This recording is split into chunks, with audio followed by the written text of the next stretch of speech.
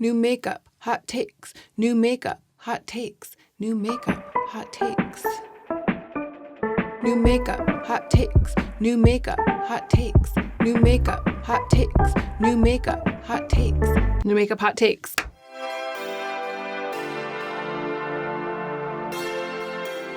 Hey y'all, hi. All right, it's actually happening. It's time for the next episode of New Makeup Hot Takes, and I'm filming it like on a bullet train, headed for the edge of a cliff. At least that's what it feels like. This is, I think, the last video. I mean, I know so. I know it is the last video that I'm going to be filming in this space. Everything is about to change. I just filmed a little get ready with me, catching you up more on that, and I don't know, this might actually go up before that, but either the video that just posted or the one that we'll post next will give you a little context about everything that's changing in my life. But for now, let's discuss some of the makeup that's new to the market, and I will give you my hot takes. There's a lot to talk about, and the editing might be a little different for this one because Joe and I have too much going on to properly handle new makeup hot takes right now. It's the hardest video to edit because of all of the pictures going in and out, but we and our wonderful editor, Lucy, will scrape it together somehow. Whatever it ends up being, I'm hoping that we will be offering you something as everything falls apart and then gets put back together again. Let's get right into the meat of the video. New makeup, hot takes.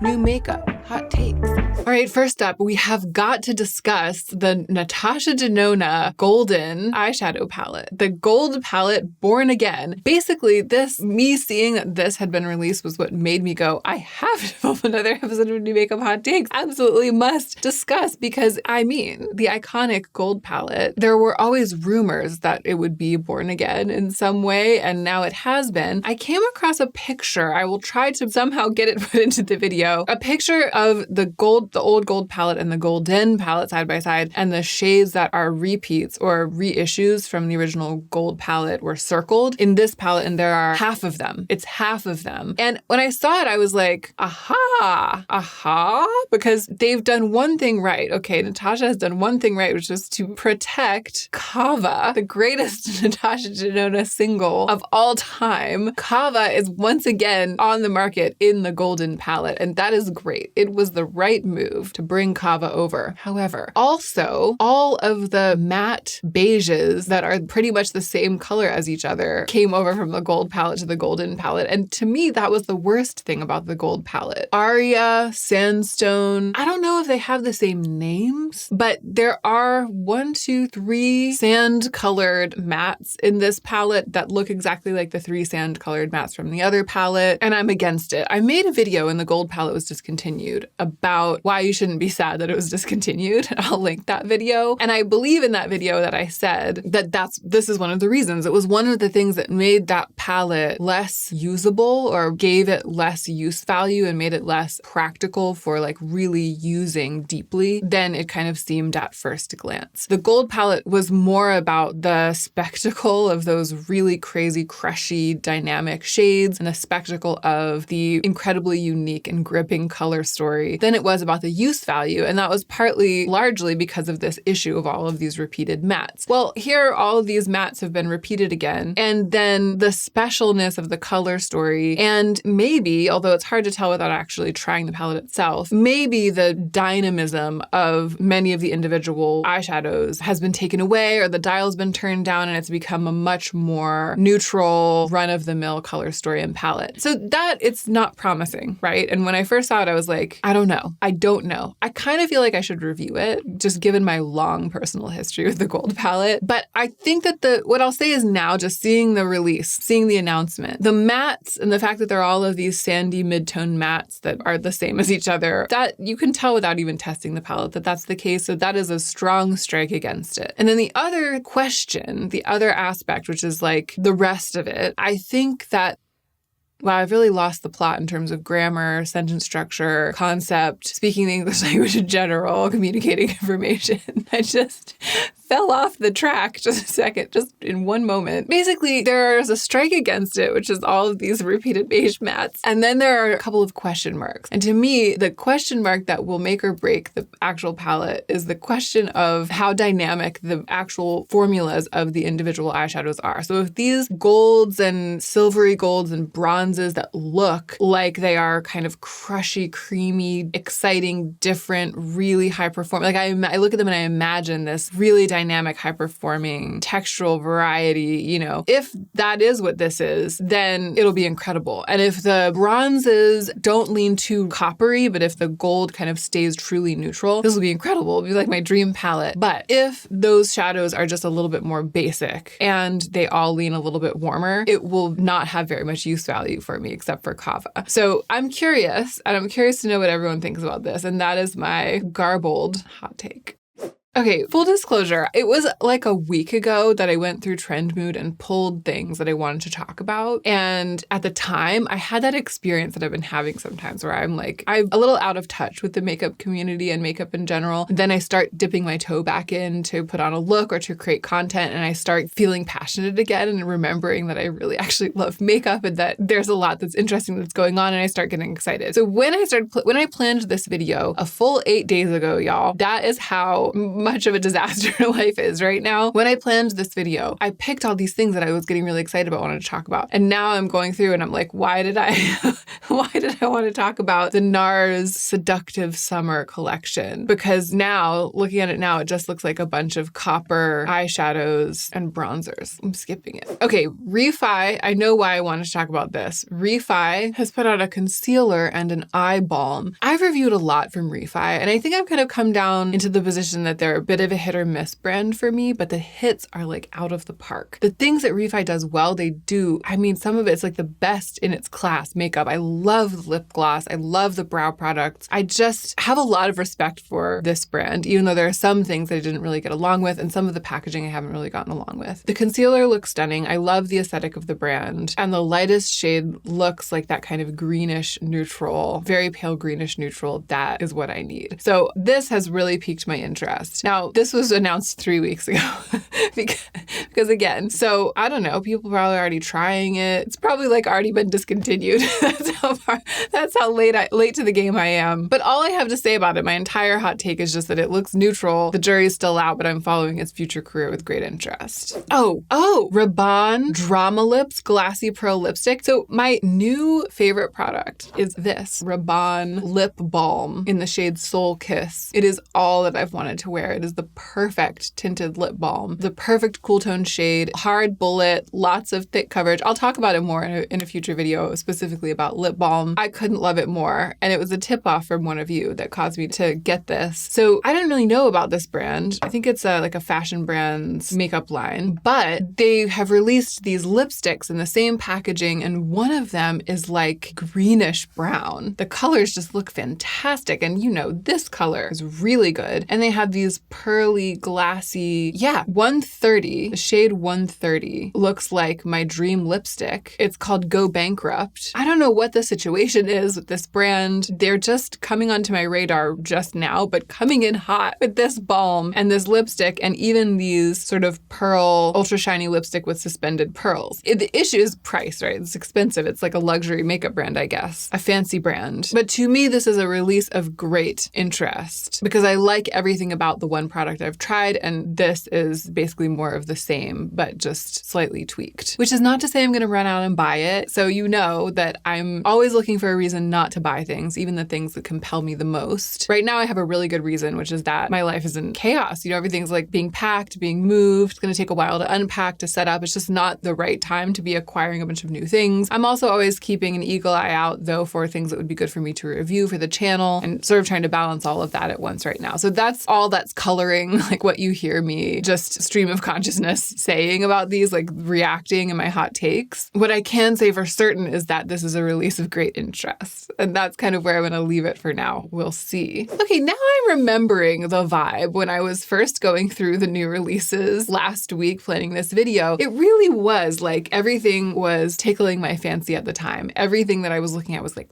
wow, this looks amazing. The marketing's amazing. The colors are amazing. Everything's amazing. And it was because I was just kind of getting back in touch with my love of makeup. This xcuse lip gloss marketing is what reminded me of what was going on at the time. Because I don't know from this lip gloss, like I don't know what this is. It also says Tutti Frutti Caramel Pretzel. That makes me think that they have strong flavors, honey-infused hydrating lip oils. It's not really on my radar. It's not really the kind of thing that I am interested in and really the kind of thing that I want to buy. And if it tastes like mocha fudge pina colada caramel pretzel, like I don't want that. So yeah, I'm not going to buy these. I'm not going to review them. I'm never going to think about them again. But the marketing's great. And it's very, I don't know, it sort of reminds me of my youth, but it's like an updated version of that, which is how I feel about a lot of, I think, currently trending things, Gen Z things. It's like a nostalgia and a freshness combined. And there's something about the way that this has been marketing the photo collages that nails that totally. And that was actually the thing that caused me to sit up and take notice and to mention in New Makeup Hot Takes, because I'm as interested in those kinds of things, like the trends in aesthetics, as I am in buying makeup to like hoard in my drawer. I would actually say I'm more interested in that. And so it's nice to be able to say, wow, look at this. They're really nailing something without it leading to a purchase, without it having to lead to a purchase.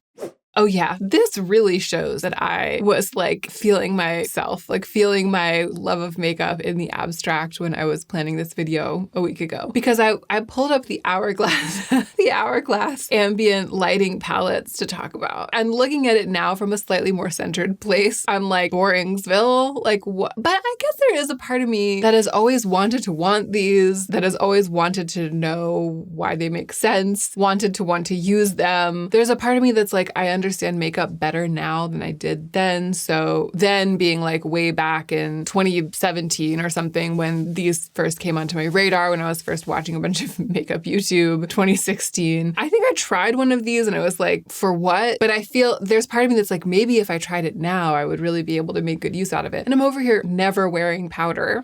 So it doesn't make any sense at all. It's just pretty. It's just pretty makeup. But that doesn't mean that I need to buy it or even need to want it. Oh, of note, definitely. Glossier. I couldn't really care less about the new shade of balm.com or the new flavor, strawberry. However, I see in this marketing imagery that they have changed the tip of the balm.com to be the Blistex tube shape instead of just a flat thing that you squeeze out. Did this happen a long time ago and I just didn't notice? Because one of the things that was always weird and distressing about the balm.com was how it just squeezed out like a paint tube and there was no applicator, so you had to use your finger. And I don't know, I prefer not to use my finger. I'm fine using my fingers for things, but it just always means you have to wash your finger if you do that or wipe it off somewhere and then you're getting like a smear of Vaseline on something and it leaves a stain. It's just way, way better to have this angled applicator tip on the balm.com. And it seems like they've finally done it at some point between when I stopped paying attention and now. They finally did it and it's a good choice and that's my hot take. Okay, Natasha Denona powder. A new addition to the High Glam family, the High Glam Hydrating Talc-Free Powder. Now, I said I'm over here never wearing powders. That's not strictly true because I do have one powder, the NARS Soft Matte Advanced Perfecting Powder in Cliff. I'm actually wearing quite a bit of it today because I put on a really glossy tint. It's great. It is great. I do know, though, it's a little cool toned for me. This lightest shade, it's a little pink. So the reason that this Natasha Denona release caught my attention is that I like the High Glam line. I like the High Glam concealer. It looks amazing on camera. Absolutely amazing. And the lightest shade of this in the imagery looks more balanced. It doesn't look cool toned. It looks like a really great neutral, pale powder that I could use in the way that I use this, but that would be more neutral, like a better match. And I bet the formula is great. I'm not going to run out and buy it because I already have a bunch of this left, but I use this a lot and it's very thin and I have hit pan on it. So I could see myself at some point. I mean, I'm definitely going to need to replace this at some point. So I'm keeping this Natasha Denona powder in the back of my mind. Maybe when I run out of this and need to replace it, I'll try this Natasha Denona one instead of repurchasing the NARS. Let me know what you think. Okay, YSL Candy Glow Tinted Butter Balm. Two things. One, YSL. Okay, which one first? One, I am on the search for the perfect lip balm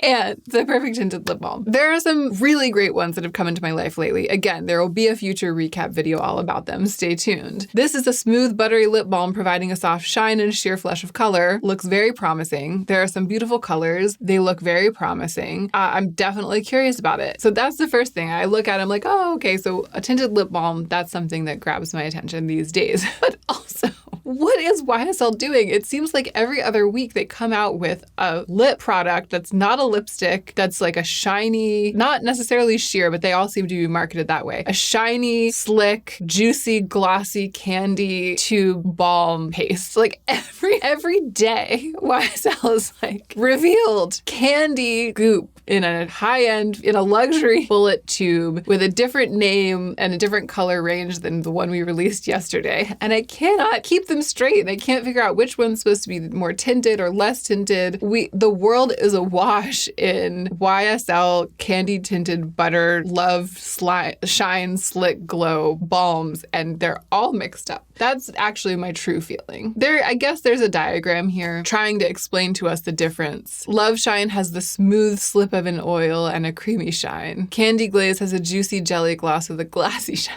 And Candy Glow is a buttery flush of color with a soft shine. Thanks, YSL, for seeing that you needed to take our hands and lead us through the forest of candy lip shine glow glazes that you have planted. Moving on. Oh, this is a Pat McGrath thing that I kind of want. I think that is why I pulled it up. Just look at the model in the picture. Look how glowy her skin is. It's the Divine Cream Blush Legendary Glow Color Balm Total 2. The first color, Alluring Nude, a beige nude. Oh, it seems like these exist already. Here's my question. Are they shiny or is it just a balm? Yeah, okay. Alluring Nude. I just got to the swatches on blank paper. That is a beautiful color. That looks like a dirty, putty, mucky, purplish dark nude. Like that, I am so into that. But I can't tell from any of this marketing imagery whether or not this is a balm that has like shiny sparkle in it. Does it have some sort of light reflecting quality or is it just balmy and so the Vaseline quality of it reflects light? The swatches really make it look like they have reflective particles in them. And that would make me more interested in it because I feel like for a balm to be shiny enough to reflect that much light, that means that it's going to be so emollient that I won't like how it wears on my skin throughout the day. But, this looks really pretty and that one color looks really pretty. Oh, here's one that I put up to talk about because I think it's ugly. We love a hot take where we think it's ugly. The Chanel Le Beige Healthy Glow Sun-Kissed Powder. It's just, does this not look like it's being released in the 1990s? Does this not look like it is ancient? Because it's both the stripes, like the striations, which is fine. I love a little texture, but it's the way it's packaged, the cream, the kind of ugly cream colored cover, and then the Neapolitan ice cream. It just looks so dusty, doesn't it? Yeah, I'm not here for it. It's nice that there are two shades. I feel like it's a step into the present. It's a step up for Chanel to have released a lighter and a darker version of this. That is good. I'm happy to see that. But both of them, it's just not what I would choose to buy. Laneige has also released a lip balm in a squeeze tube with, I assume, an angled applicator tip. I prefer a bullet format, but it is a step up for everybody who has previously released lip balms and masks in formats that required you to use your finger to formats where you can just apply them straight to your lips using the thing. It's like... Laneige, Glossier, everybody's coming around. Okay, a lot of you have pinged me about this. The Jones Road Lippy Stick, because I'm doing this tinted lip balm search, and I have really a lot of respect for Jones Road at this point. They make a lot of good products. And there are some colors that look really good in this. What I mean by that is brown. There are some browns. And I would bet that the tint is quite light, knowing Jones Road. I would bet that it's not a situation where they're like, it's a lightly tinted, and then you get it and it's actually a lipstick. I would bet that it's quite natural, wearable makeup, skincare makeup. So yes, this is on my radar. I'm really interested in it. Again, there's so much going on right now that I'm just not out here like idly shopping for makeup, thinking about I don't know. But especially I think this would be good for a review. I'll try at some point for science to get my hands on one of these. And why is one of the colors called Me? The colors are called Miami, Ruby, Plumberry, Deep Rose, Blackberry, Chocolate, Flushed. Those all make sense. And then there's just this one color called Me. That's the color I'm gonna get. Oh, I feel like I'm gonna start crying again. I really need to wrap this up. Oh, and I still don't have anything down here. I'm literally using this Farm Girl Flowers mesh bag to dry my eyes.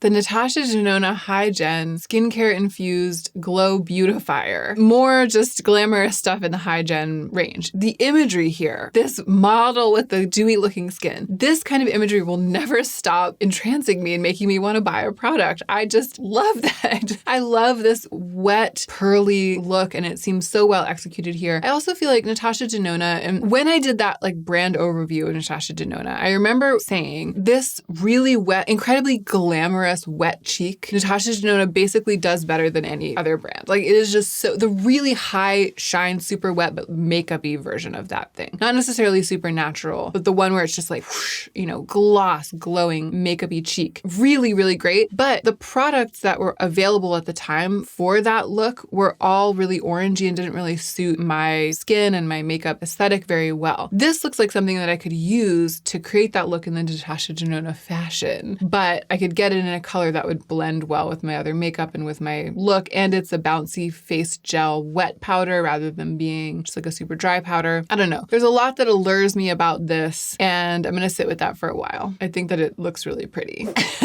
I remember why I wanted to talk about this. Anastasia, what is this? Anastasia Ethereal Eye Gloss and Lip Gloss. Not only does this eye gloss thing look just like the thing that ColourPop created like 5 years ago. I mean, the bouncy, I can't remember what it's called, ColourPop's bouncy eyeshadow gloss gel thing. But the colors, it's like the Moon Glow palette from, again, like 2016. It just seems like this release got created in 2016 or 17 and then held back for 5 years. And now they're just suddenly deciding to make it. Like it really seems like that with this. And that is my hot take. That's all I wanted to say about that. All right. That is it, y'all. I have got to go. I've got to go get myself together. I hope you enjoyed this episode of New Makeup Hot Takes. I hope it wasn't too out of date. I hope it's not too late that it's actually being published. But there are a lot of moving parts right now. A lot of moving parts, and they're all over the ground. And I am going to now cease to film, and I'm going to go and we're going to start picking them up and putting them back together. And it's going to be exciting. What's on the other side, what it is that we're building next is going to be exciting. So stay tuned. Don't forget to follow me on Instagram if you aren't already following me. I'm trying to make an effort. I'm trying to pick up with posting more about this life transition on Instagram. So there's a suggestion for you. And thank you for being here. Thank you for being here during this era of this background in this studio.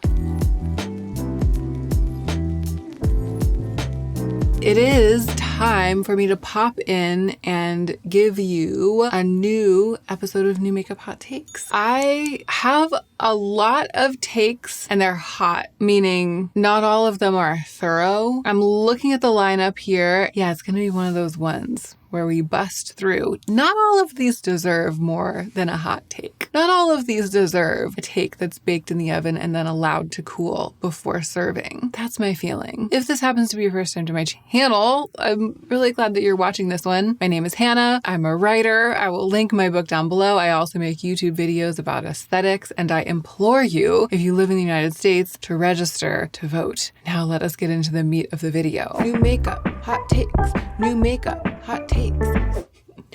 Okay, here we go. Victoria Beckham Beauty complexion product. I saw this and my first thought was Kalu Calais. It's exciting to see Victoria Beckham come out with a complexion product, kind of the moment we've all been waiting for. The lightest shade looks incredibly light, a little bit on the yellow side, but in that sort of luminous way that I might be able to work with. Historically, I've gotten along well with this type of thing. They tend to be kind of a luminous coverage in general. All good, $68 for how much product could possibly be in this little pen? I mean, maybe it's the same amount as normal concealer. I mean, how much is in a normal thing? An ounce? All I have is the Amicole lip gloss, which, can we have a moment? It just always looks impeccable. 4.5 milliliters. It seems like that's probably about how much there is in here. Isn't a usual foundation like a couple of ounces? Like a bottle? We're used to getting a bottle. Here is the thing. If it's a foundation, we get a bottle of multiple, what's the word I'm looking for? Doses, multiple doses of liquid. It's not the word I'm looking for, but I can't work it out right now. A hefty serving of liquid in a bottle, right? That's what we're used to if it's like a foundation. Some complexion products are tinier amounts, concealers, and then it's in like a little doe foot applicator thing. But then it's not $68. I think that's all I'm getting at. Cat hair right at the beginning of New Makeup Hot Takes. And a hair growing out of my chinny chin chin, but nothing with which to pluck it. Don't look too close, friends. Maybe it has nothing to do with the pen. Maybe the pen holds the same amount as a normal concealer tube. What we have here, and this is my official hot take, is Victoria Beckham giving us concealer at foundation prices, even by luxury standards.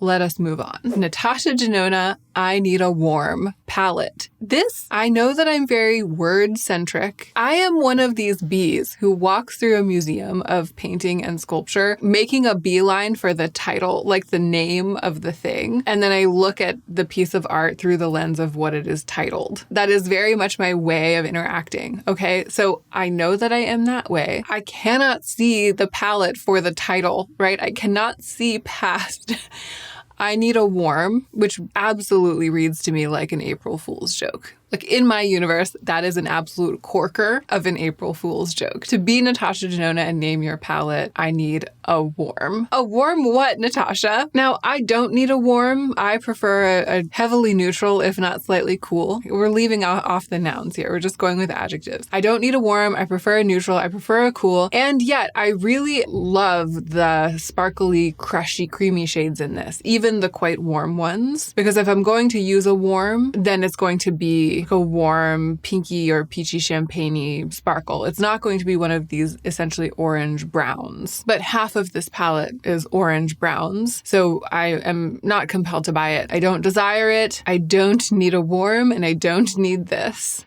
Rabanne blushes. Now here, I should have brought it up here. You know when you are living in a chaotic mess for a long time, but you kind of know where everything is, and in a weird way, everything's always right there. Everything's around you. Because here's how it's been. You know Pigpen in Charlie Brown? All of my belongings have just been swirling around me like the dirt and flies swirl around Pigpen. So a couple of days ago, at this moment in New Makeup Hot Takes, if I had been filming, I would have been able to pull the Rabanne Soul Kiss lip balm out of that miasma of swirling belongings and show it to you. And I would have been like, I have it right here. But I started cleaning up and organizing. My cousin is here. She's helping. My cousin is here. She is washing my makeup brushes. She is a tender, sweet young thing. She's like half my age, right? So it's kind of like a symbiotic relationship, right? You see her. She's living with us for a little while, and she's performing acts of service. And she has helped me begin to organize things. Consequently, the poor Rabanne Soul Kiss lip balm, which is vying for the top spot of product of the year. Product of the year, y'all. It is so good. And this is the context that you need to understand with the takedown that I'm about to do to these very small blushes. That's basically the gist. I know not where it is because my cousin has helped me clean. It's probably right where it should be, and I don't know where that is. I don't know where it should be. I think it's probably just in my makeup bag. But my makeup bag is where it should be, which is not here, but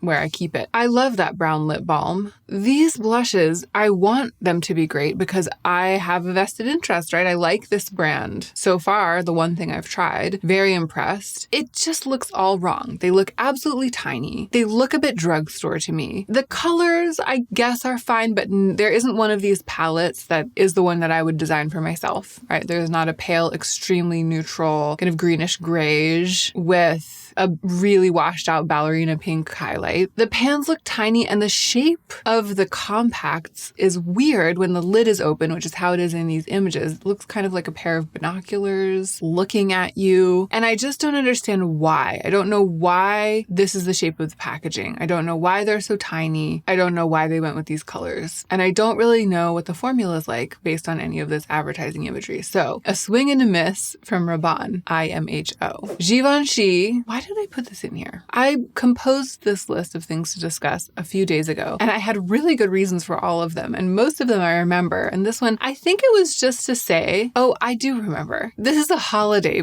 preview. I think that I wanted to say two things. One, weirdly, okay, so it's August as I sit here, probably September as you sit there. It doesn't feel too soon to me. I don't know if I've just been in this job for too long, but I'm like, oh yeah, this is hitting right. It's time to start thinking about holiday. Maybe I'm just excited, like I'm ready in a weird way for the holiday season. Maybe I'm ready for change. I don't know. Maybe that's why they do it. Maybe that's why they start publishing holiday releases so early, because then you get to be the one who generates that very first thrill of anticipation for the fall, for the winter, for the holiday season. So that's one reason that I pulled this to talk about, because I saw it and I was like, oh yeah, holiday season right around the corner, which is by all definitions an absolutely bananas thing to say and think. And then my other thought about this is, are we going down this path of neutrals with a red lip with blue eyeshadow? Is that what holiday makeup is going to be this year? I actually am completely remembering my entire thesis that I had when I saw this first and I planned to talk about it. I anticipate the holiday season with some pleasure. I anticipate finding out what the color trends are going to be. That's why I saw this and I was like, this can't be it. It can't be pop of blue. We are not doing pop of blue for holiday 2024, but what are we doing? I'm so curious. I can't wait to find out. It's probably not going to be this, Givenchy. Nice try. That's kind of how I feel. Okay,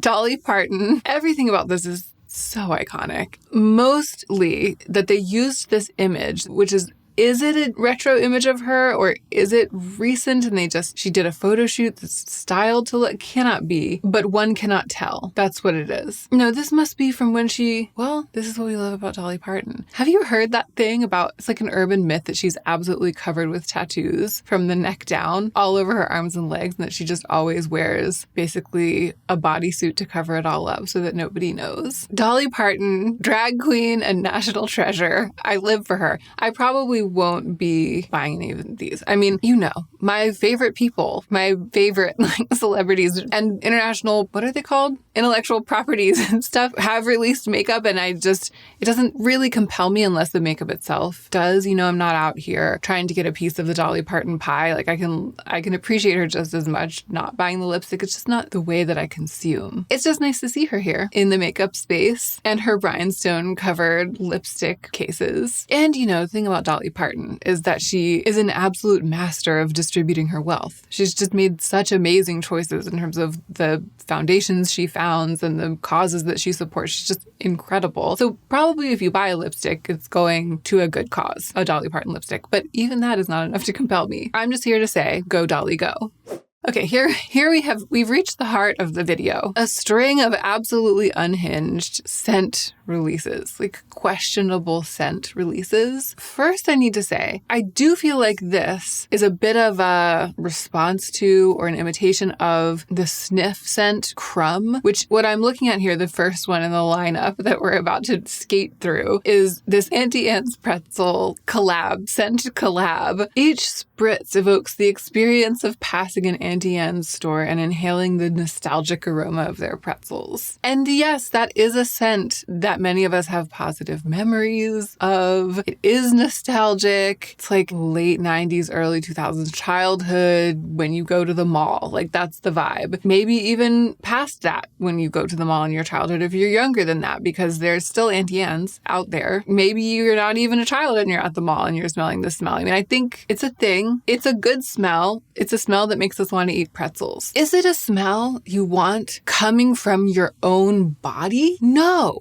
I actually think no. The description goes on to say, the new scent will make you think you're smothering yourself in a warm, freshly made pretzel. Do you want to smother yourself in a warm, freshly made pretzel? No. I think no. I mean, maybe I don't want to speak for you, but it seems like quite the novelty item to me. However, I do want to say that Crumb, which is the croissant scent by Sniff is amazing. Sniff sent it to me. It is so beautiful. The bottle's so beautiful. I showed it to my cousin, my aforementioned cousin, this morning. She immediately sprayed it upon her person, and she has smelled amazing all day. I'm a little bit still dancing around on the outskirts of scent these days because my sense of smell is still sort of recovering. My hormones are still kind of settling, but I'm starting to get it back. I'm starting to get back to like a normal relationship with scent. And oh my gosh, that stuff is amazing. So when I saw this, I was like, and then I was like, well, and then I read the description and I was like, I don't think so.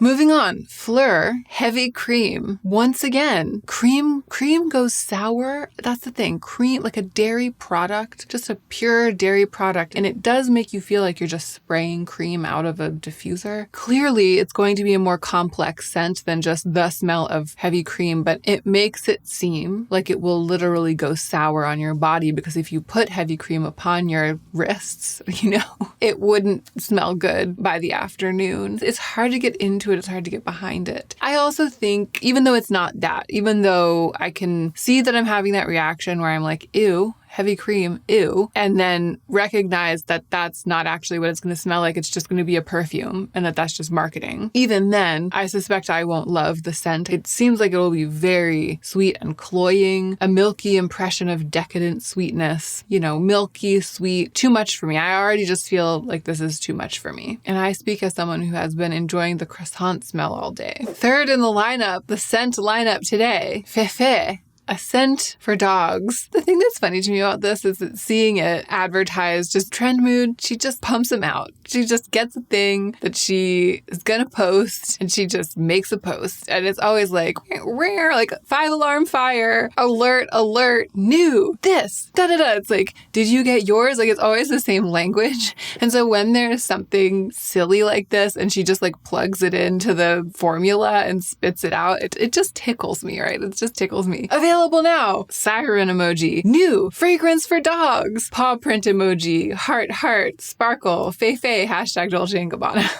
And it's just, there's no sense of irony. Like there is no sense, there is no wink, wink, nudge, nudge about the irony in which this release to me is clearly steeped. Fragrance mist for dogs, housed in a sleek green lacquered glass bottle adorned with a vibrant red metal cap and a precious 24-karat gold-plated paw print. Let's be specific.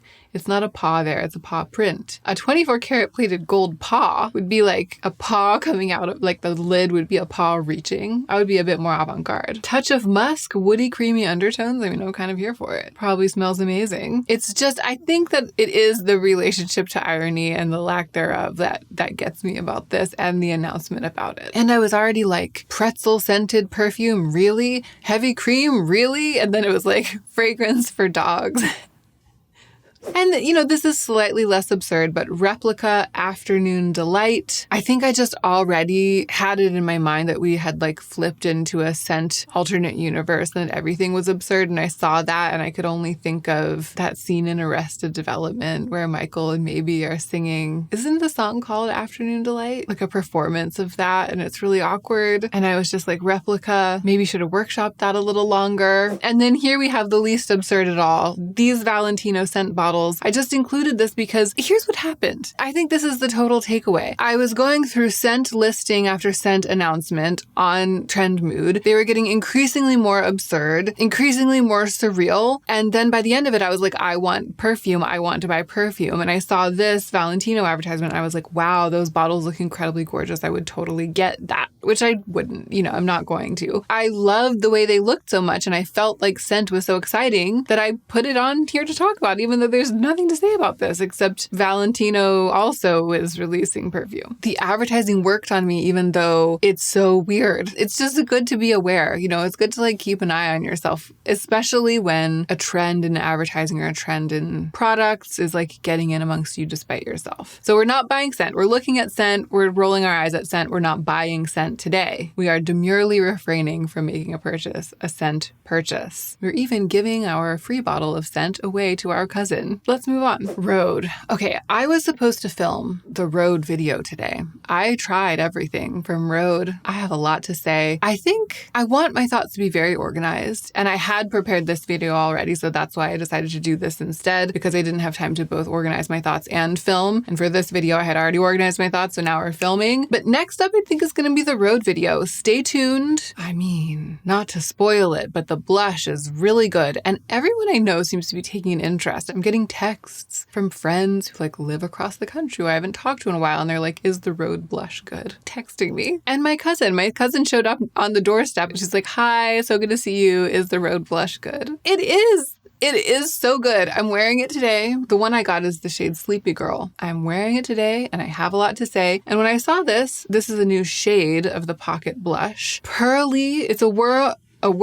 It's not a worm. The new Pocket Blush by RHODE in the shade Worm. A worm pearly pink. A worm pearly pink shade. It says it's a warm pearly pink shade that you can only pick up at our New York City pop-up. It's probably going to go online at some point. It's a worm that you can only pick up at the New York City pop-up. That's fine because I don't want a warm pink blush. I don't want worm. I do like the pearly thing, but the thing that's so amazing about the one that I have, it's not pearly, but it has this ineffable sheen. So I kind of prefer that actually. Maybe a pearly version of the RHODE blush would defeat some of what it has going for it. So I can leave this one. However, it already says available August 1st on their website. Oh my gosh, that was a month ago. I am so behind in the beauty space. Old news, my friends. I'm just intrigued. I am following RHODE with great interest now in spite of my past self. I'm following the future career of the Pocket Blush, and I'm curious to know what other shades they might consider releasing.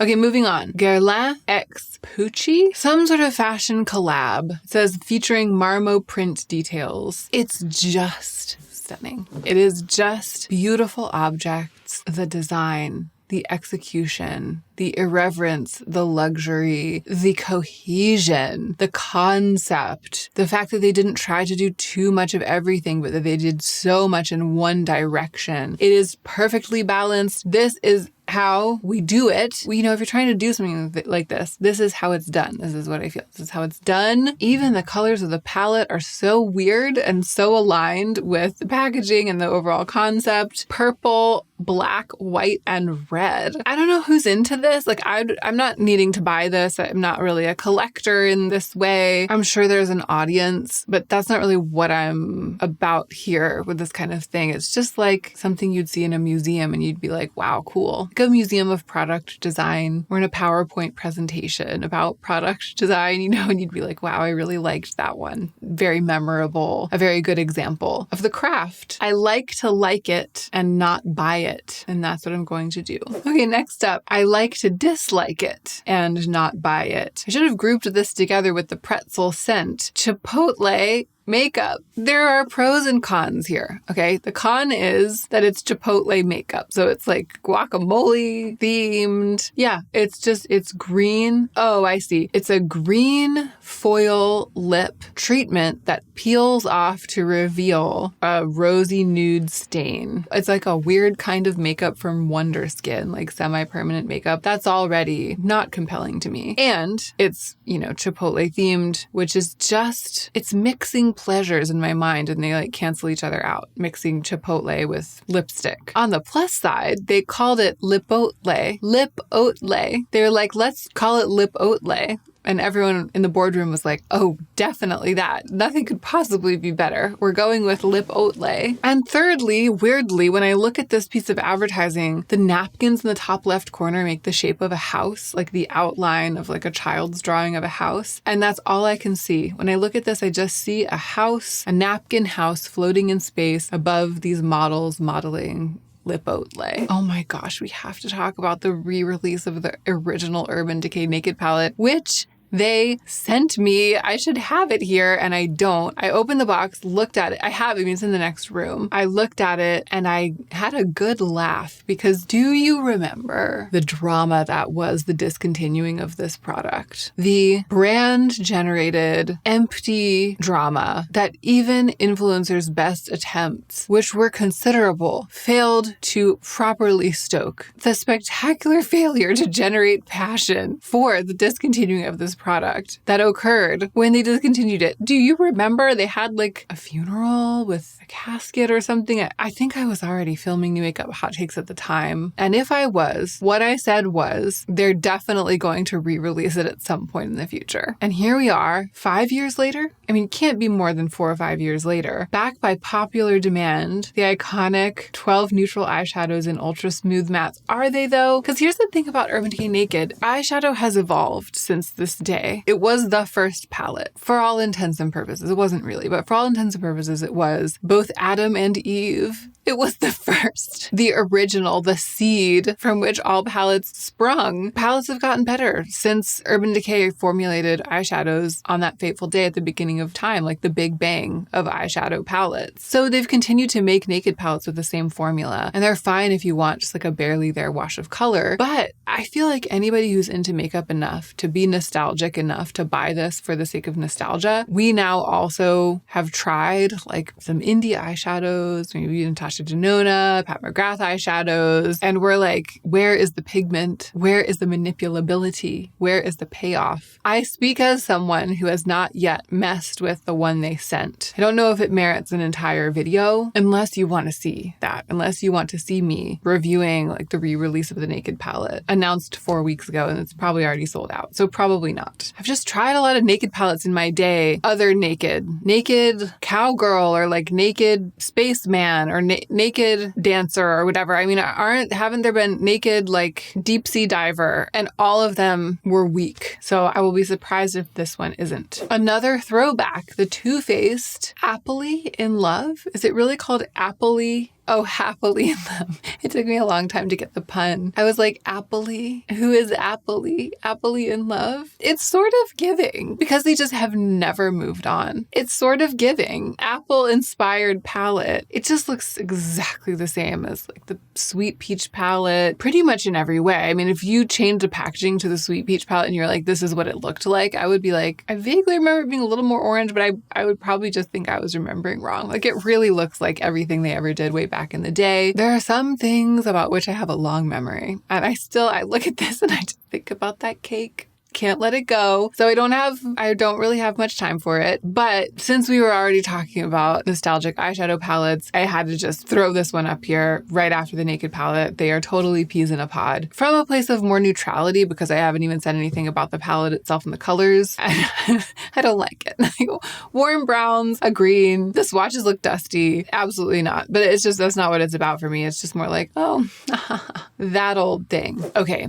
Let's get serious, friends. Prada green color corrector and Prada green powder. Is that it? Is there something else? Yeah, that's it. The setting powder is $90. It's about to be a new month. You know, I have a monthly budget for reviewing products. I don't know if I can even justify spending that much on a product like this for the sake of review. Because even if it's the greatest powder in the world, and I'm like, it's amazing, it's a game changer for people with redness, like who among you is going to go out and then buy it for $90? It's good to know that something can still make my wretched, aged, jaded little makeup loving heart double beat, right? It's good to know that the same person who mere minutes ago was like, all Naked palettes are garbage, Too Faced is garbage, these eyeshadows look dusty, nothing is good anymore, can also be like, I want this $90 green setting powder from Prada, and I'm feeling like a little bit of hyperventilation over it. You know, like it's good to feel those feelings. And I think for now, we're going to leave it at that. This is the kind of thing that I know better than to immediately act on this passion. I will probably wake up a couple of mornings from now and be like, oh, I'm absolutely not. Whoever thought she needed that? You know, it'll probably just go away. Or a week from now, I will still want it and maybe I'll get it for review. And maybe there will be a lot of you in the comments who are like, I actually am a candidate for the purchase of this product and I do need you to review it, because if anyone anyone is capable of giving a thorough, relevant, fair review of a green Prada setting powder and primer, I am she. Okay, not much needs to be said about this Real Techniques blending sponge with the fingerprints. This is my steaming hot take, strongly suspect this of being something that they made just to generate chatter. Like Real Techniques, hasn't their star kind of waned a little bit just as a brand, like as brands go? We're not talking about Real Techniques as much as we once did, but now we are because they made a sponge, a makeup sponge that's supposed to mimic the application done with your fingers. And it just... Let's all say it together. Why don't you just use your fingers? They're right there. I mean, it's so silly. I'm going to scroll down and look at the first comment, and I bet it's going to say, why don't you just use your fingers? Oh, it's the third comment down. Why not use your fingers? The other ones are just much more sour, mean, bitter Betty, angry for this. Like, just the comments on Trend Mood, they make me want to crawl back under my rock. Anyway, nobody needs this. Let's move on. Hermes makeup. So beautiful. It's just so beautiful. Look at the palette. I don't need a palette of 4 eyeshadows, one of which is peach, which I don't like wearing as an eyeshadow, another which is green, which I also don't like wearing as an eyeshadow, and a third of which is blue, which I don't like wearing. I actually don't like any of those 4 colors because the pale champagne probably not either. But I see it and I want it. I look at it. I love it the way that it looks. I love it. These just are truly works of art. Again, like the Guerlain. It's interesting to see luxury makeup brands like Guerlain, like the holiday collection that we saw earlier that just looked, compared to this, so dated. And even compared to Prada's branding, that looked honestly like 10 years old. It's cool to see some other luxury fashion houses stepping up, starting makeup brands, and then slaying the game with packaging and design. It's just cool. Again, not cool to the tune of the many, many dollars I would be spending if I bought this. Then it's just makeup. You know what I mean? You buy it, use it, and it's just makeup, and I already have makeup, but it's just cool to see. YSL, I don't need to talk about this. It's the YSL. I saw it and I was like, it's cute and also looks weirdly dated, and it looks like Little Mermaid themed, and it also looks a little bit like Anastasia Beverly Hills 2016. But I'm also proud of them for breaking their mold a little bit. But also, who wants this? I don't know, not me, not anyone I can think of. Just weird. Like what? It seems like weird, out of space, out of time, out of touch. When you're looking at these fashion house makeup brands, high fashion luxury makeup brands, some girls got it, some girls don't. All right, let's just knock out these last couple. Fenty Black Lip Luminizer, coming for my wig. I want this. I love a sheer black lip with a slightly pink sparkle. I think that's all I have to say. I was going to go on my Christmas wish list. And lastly, Gucci. Interesting. I should have grouped them all together. I think it turned out that in this video, there are a lot of luxury makeup brands, fashion-based, and half of them I feel are dropping the ball and half of them have picked up that ball. Generally, I feel like Gucci has the ball firmly in its chipped red nail polish, high shine flash photography photographed grip. This is a bit of a more run-of-the-mill release, the new Glow Powder Gel Highlighter. I usually want everything that Gucci makes, and this, I'm not as big of a fan of the compact. It just doesn't look as covetable, as retro. It doesn't look heavy. Maybe it is, but it doesn't look as dreamy as the other Gucci packaging that I've fallen for. It doesn't make me want it. And also, this is why I really put this up to talk about. Powder Gel Highlight. I think that's just a powder. And they're calling it powder gel. And this doesn't just apply to Gucci, but all the makeup brands. All these makeup brands are out here saying powder to gel, powder to cream, and then you get it and it's just a powder. And it might be a slightly, ever so slightly creamy powder, but really, this is the thing that they're doing. If you are trying to sell me a highlighter and you're like, it's a powder, I don't want it. If you are trying to sell me a highlighter and you're like, it's a gel, I might want it. It's a cream, I probably want it. And I think I speak for all of us. I know I don't. I know there's some of you out there who want it, a powder, okay? But I think I speak for many of us. I feel I am the voice of my generation when I say that.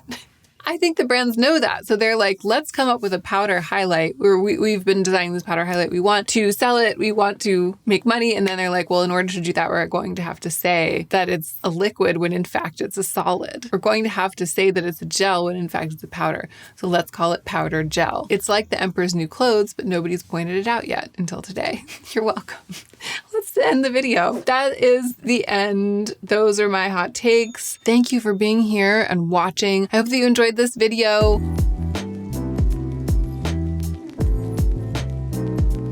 It's time for another episode of New Makeup Hot Takes. Is this too much for like the first remotely cold day of the fall? I was like, there's like a single chill in the air, like one chill floated by, and that there's one chill in the air, and I'm like full snow bunny. Actually, the truth is that I am disorganized. Well, no, I have become more organized with age. My clothing situation right now is disorganized because I still haven't managed to get it sorted since we moved. So the single chill that floated through the air, it touched me.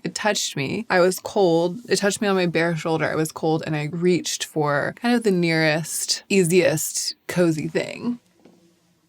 And I'm not sorry. New Makeup Hot Takes is the video in which I talk about makeup that's new to the market, and I give my hot takes, my unstudied, cutting takes. I make videos about beauty. I'm saying this in case you happen to be new. The gist is I make videos about beauty. I also make videos about other kinds of aesthetic concerns. I'm also a writer. I'll link my book at the top of the description box down below. I'm always looking for a reason not to buy things. I do really love beauty products, but I try only to buy things that are going to be of lasting value in my life. So I'm always looking at new releases through a critical eye. Let's go ahead and get into the meat of the video. New makeup, hot takes.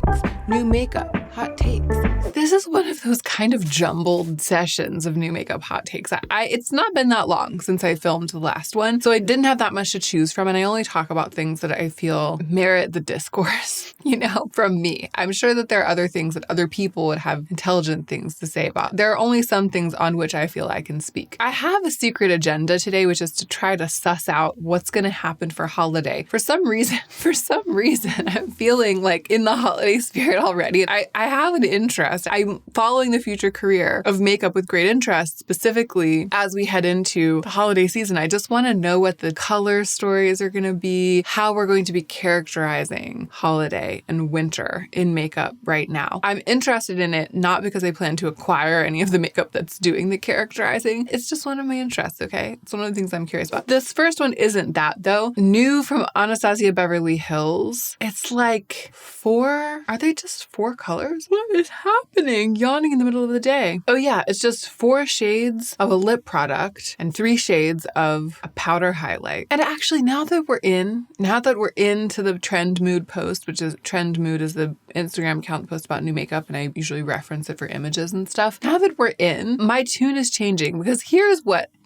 happened. I saw it. I did something ill-advised, which is that I scrolled down to see the first comment. The first comment is, it's giving 2016 drop. A hot take if I ever saw one. I feel like that is literally what I said about the last ABH release that I talked about on New Makeup Hot Takes. I'm constantly accusing things of seeming like they're being released in 2016. When you look at the first picture here, 4 grayish mauve shades, 4 iterations of like Maybelline Gone Greige in a liquid lip. It is kind of giving 2016, but color-wise, I really love that. Like, I look at all 4 of these and I'm like, I don't even wear liquid lipstick and I want them because the colors look so amazing. I just like this color category, and the fact that there are 4 iterations of it, it looks amazing. Powder highlight, no. But I wanted to comment on it just based on how Gone Greige, Anastasia Beverly Hills has Gone Greige. I'm so here for that. Scrolling through, no. Blackberry is pink. Hush Rose is light pink, pomegranate is fuchsia pink, and cool brown is the only shade of these 4 that looks anywhere close to that Gone Greige shade that they all appear to be. And then the arm swatches couldn't be more different from that imagery on the front. I feel like it's very misleading. I actually feel like it's not even worth talking about. All I have to say about this is I like what it looked like it was, but actually isn't. Moving on.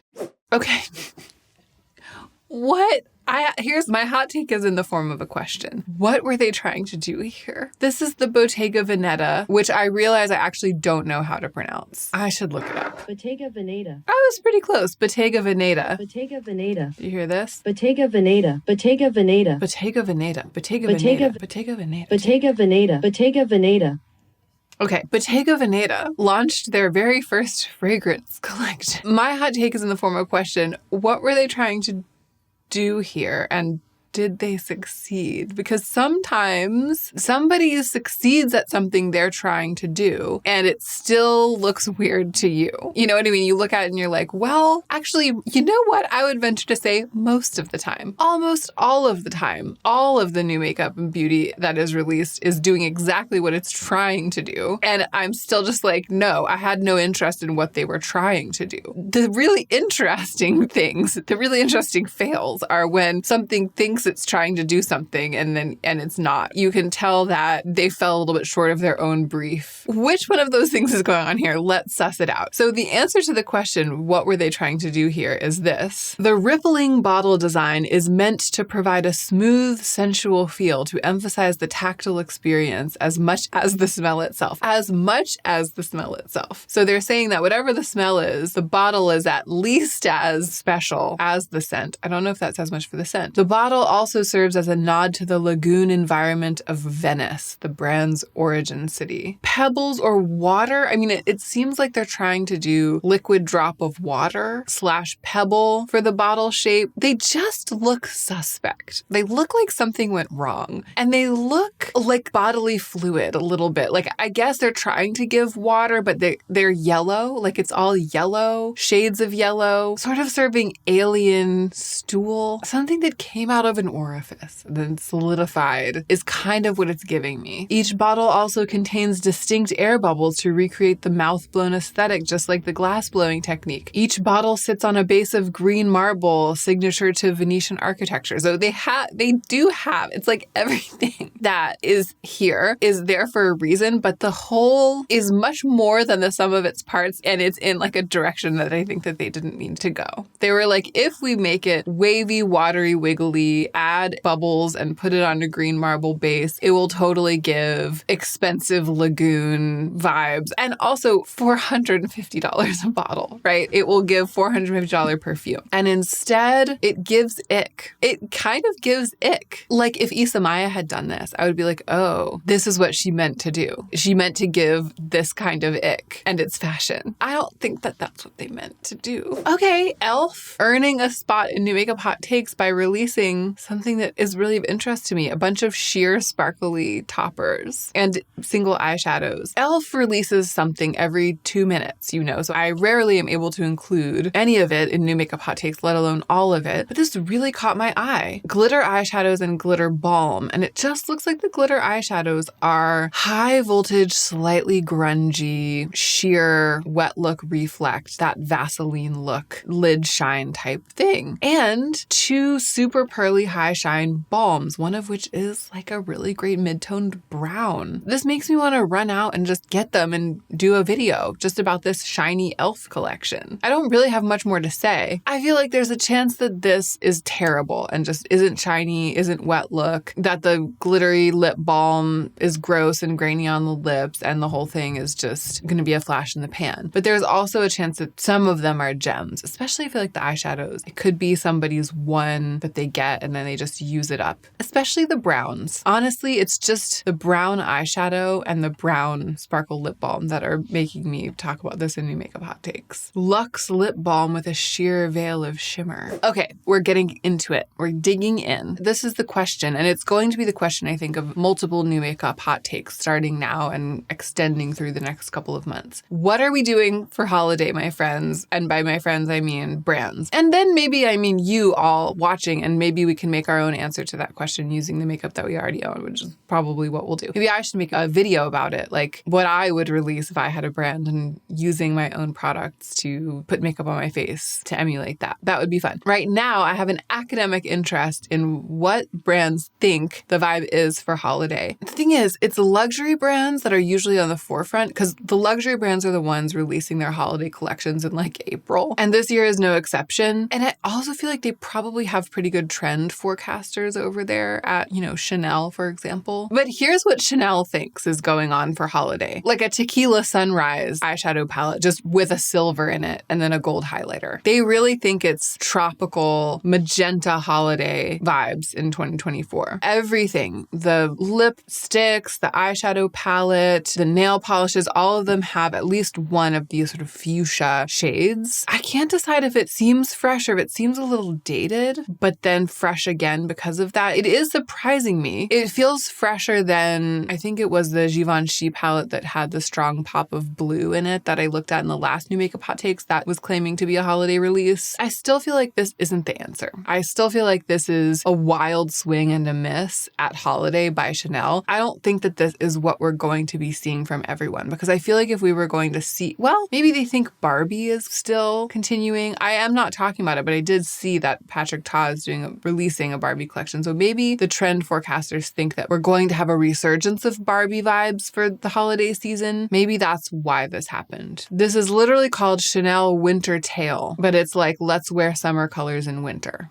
Gucci, however, previewing a holiday collection, limited edition blush, lipsticks, and glosses. I think it's limited edition packaging for some of those things, and then an eyeshadow quad. This is beautiful. And this is very winter, very limited edition feeling, very luxe, very Gucci feeling, very covetable, very demure, very mindful. I really like it. This is my favorite thing that I've seen so far for holiday. This makes me excited for holiday. I hope that this is what everybody does. Burgundy. Burgundy is my favorite. Here's how I feel. I feel like I'm an exec. I'm a beauty exec. All of the brands are pitching. Each brand is like an employee who's coming to me to pitch an idea for what the color scheme and the vibe of holiday 2024 should be in beauty at large. And because I'm the exec of beauty at large, right? And I feel like Givenchy pitched last week this like silver and blue palette, and I was like, absolutely not, you're being demoted. Chanel pitched this tequila sunrise, beachy, Christmas in July kind of collection, and I was like, Chanel, I know you can do better than that. Go home, think about what you've done over the weekend, and come back on Monday with a new proposal. Gucci has pitched this burgundy and gold, kind of muted gold, rich color, traditional but still feeling fresh. And I'm like, Gucci, you have the top spot right now. If nobody comes up with anything better than this, you will be the winner. However, it's a little bit traditional, right? It feels like something we can all get into, but it's a little bit airing too hard on like the vintage side. And I would like to see something with a little bit more of an edge. And that's where we stand. To be continued. I feel like we have to talk about the new Glossier perfumes, which I don't have. I always loved Glossier U because of that ambrox and ambrette undertone, like the base notes that make it really sit on the skin and make you smell really good. Those are the notes I feel that made Glossier U so popular and so iconic. What they've done is that they've taken that same base and they've built 2 other scent profiles on top of it, so it will continue to have that addictive, smells like you, smells like your skin, but better performance, but with different kind of scent genres. Actually, the original scent genre of the original Glossier U didn't work as well for me because it was fresher. Both of these sound like they would. So one is a real gourmand, buttercream, plum butter, toasted almond, iris, sandalwood on top of ambrox and ambrette. That sounds really good. Maybe a little too sweet for me now that I'm an old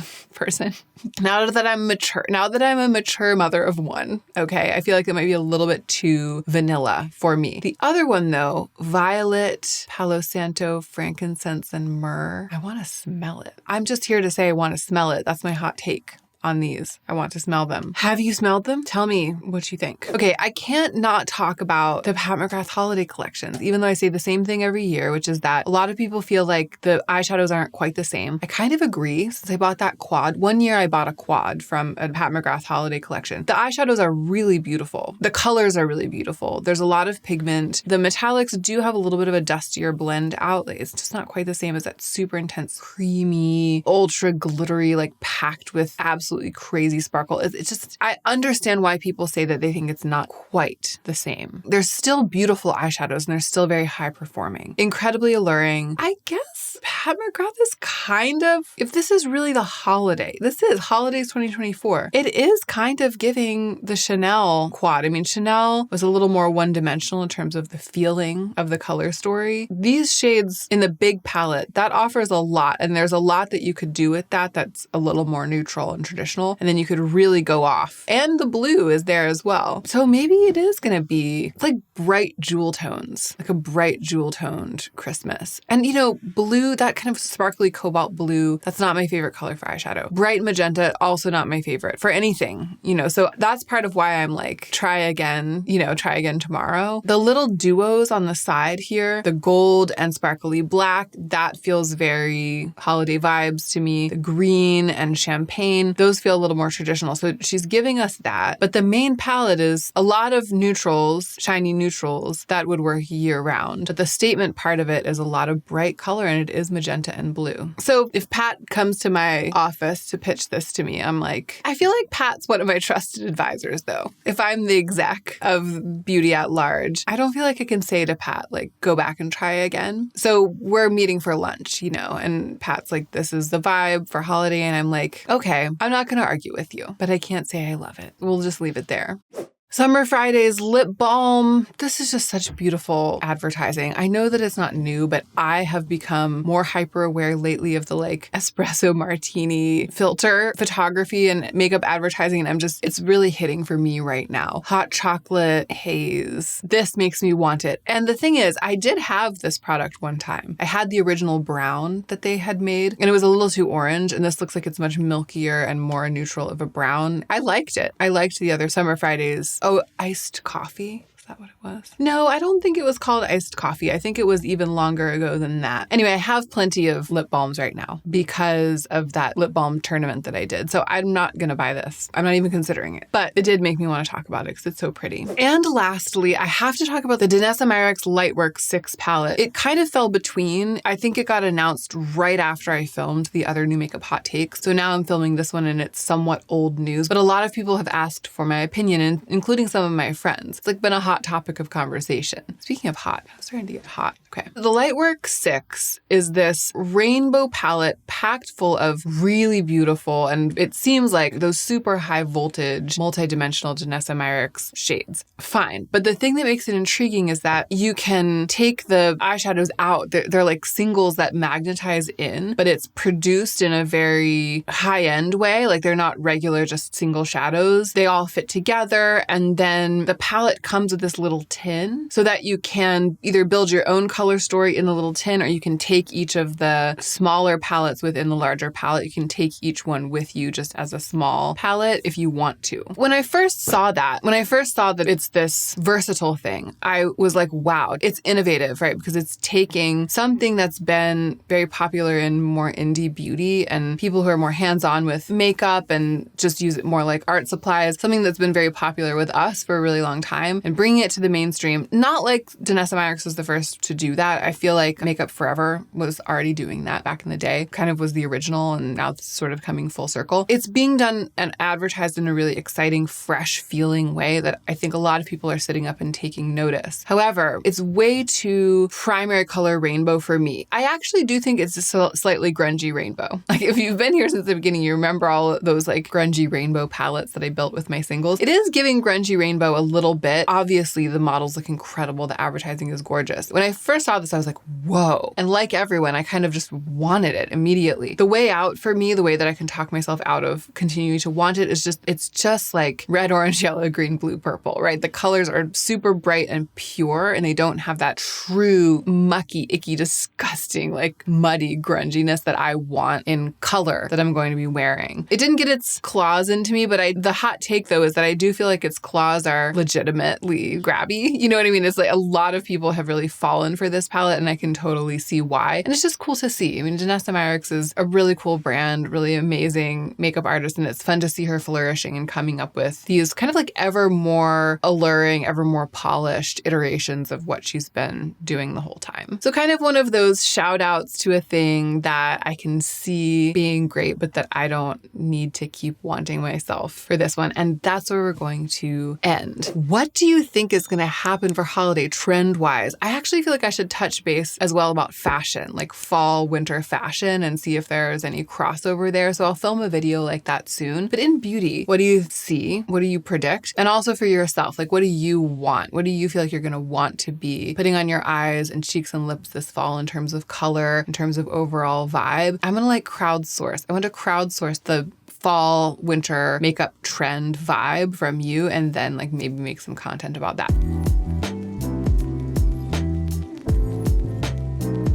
Hey y'all, hi. It's time for another episode of New Makeup Hot Takes, the video in which I react to products that are new to the makeup market, not new to the makeup, beauty products that are new to the market. I'm trying to do this more frequently as the holiday releases roll out, and I'm kind of on a mission to find out what kind of color story and beauty vibe we are feeling is festive this year. There's a surprisingly large number of things to talk about, given that I feel like I just filmed one, but maybe it was like 3 weeks ago. Anyway, if you're new, I'm Hannah. Welcome to my channel. This is a beauty channel, but I also make videos about fashion and other aesthetic concerns. And if you like it, I hope you'll subscribe. Now let's go ahead and get into the meat of the video. New makeup, hot takes. New makeup, hot takes.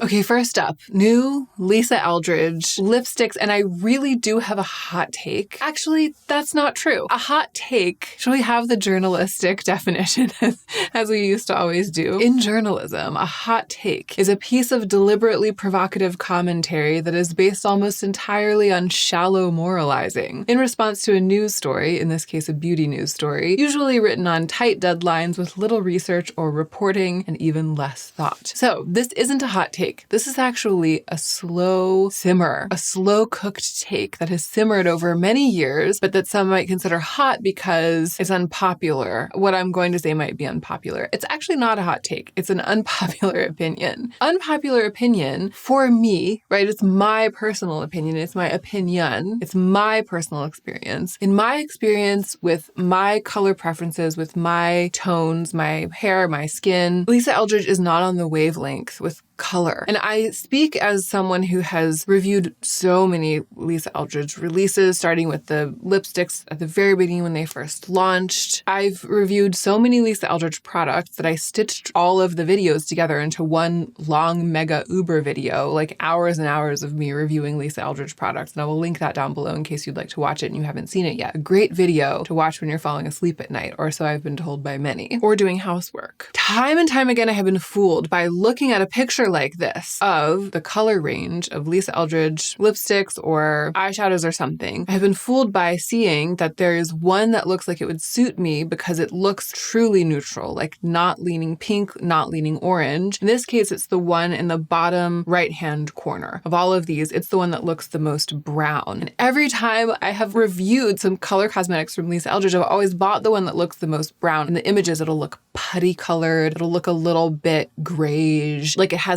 a drop of green mixed into it. And then it will arrive and I will put it on my lips and it will be, my friends, pink. And it will be pink and sometimes like a pinky orange. I think that all of these colors are just closer to primary, closer to the middle of the spectrum of color, closer to pure. They're closer to pure than maybe they look. I wonder if as a makeup artist, Lisa Eldridge is always kind of playing to a common denominator. So she's trying to find that middle ground. She's trying to find that balance. In my experience, she rarely takes a color and kind of pushes it quite far in a direction of muckiness or a certain undertone or drama unless it's like a really rich red. And indeed, the one Lisa Eldridge lipstick that endures in my collection, and I've reviewed many, is Velvet Dragon, a really incredible red for someone with my coloring. But all of the others I've ended up giving away because when I look at the imagery, I think that they're going to be subtle on me in some way, and then they just end up being kind of ham-fisted. Like the color ends up being a bit ham-fisted on me. I know better now than to be enticed by this launch because I can tell that every single color in this launch would be like that on me, just would not sing in that way. But that's me, right? I have, I think, a fairly, well, maybe it's not that unusual because I hear from a lot of pale olives in my comments. So I was going to say a fairly unusual complexion because very, very pale and super neutral olive. But I think more than that, maybe just a like historically uncatered to complexion in beauty. So there just maybe isn't as much resource in labs or as much thought put into the kinds of of colors that I know that I end up getting along with when color ranges are being developed. So there's that. And also I have specific color desires. I think that there are plenty of people who maybe have my complexion, but they like wearing pink, maybe just in terms of what colors they vibe with. Because I know that there are some colors that look good on me, but I just don't like wearing them because they don't feel like me. It's like a niche inside of a niche. What I'm looking for is basically Maybelline Gone Greige.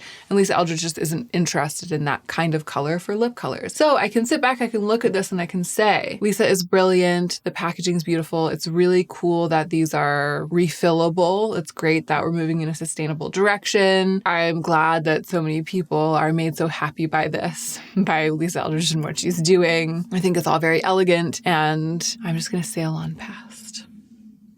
Just waiting out this plane, whatever that is.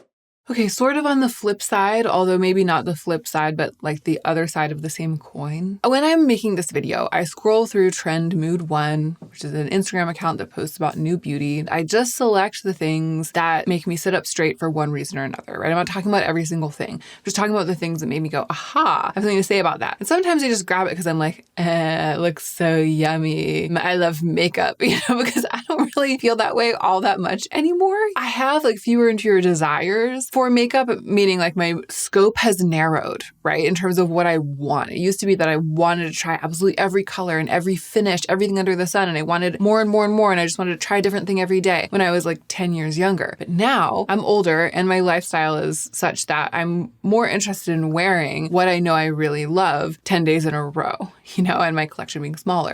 And at the same time, because I now work in this industry, I have an abundance of things to try. So I've really flipped into having more than what I specifically want, whereas before I wanted way more than what I could afford to have. So when I see something that's new in beauty and I'm like stars in my eyes, then I want to talk about why is it giving me that feeling, because there must be something there. So this Tarte Maracuja Juicy Lip Balm Gloss and Juicy Lip Plump. I've talked about the glossy balm before, and I know I like a glossy balm. The thing that makes this stand out is that it looks like a new formula, which is really a lip oil in a clicky tube where it comes out a little sponge tip, kind of like the old Maybelline concealer under. I like sort of weird packaging, but that implies a viscous liquid that makes me want it. And the imagery is great. These glossy lips. This is still, even going into winter, it's like, this is what I want my lips to look like. I'm into products that are thickly shiny like this. I'm really into this right now. If they're lip treatment products instead of being just straight up lip glosses. And that seems to be what Tarte is promising here. However, kind of like the Lisa Eldridge, the shades are a little bit middle of the road. Everything's a little bit too saturated, right? There isn't anything with that touch of gray that really makes my heart go pitter patter. I mean, the way that some of these colors look like dragon fruit and currant, the way that they look on the models with mid-toned and dark skin is subtler, and I find that really beautiful. So I'm looking at these and I'm seeing those swatches, like that imagery, and I'm like, wow, that color is so beautiful. That lip looks so beautiful. But then I look at the way that it looks on the lightest skin model and I'm like, oh, that's not a look that I want for myself. So I do think these colors are really beautiful. The range is beautiful and has the potential to be subtle in that way, but not for me. I'm excited by the formula. I hope that we continue in this vein of juicy lip treatment products. But this particular release from Tarte specifically,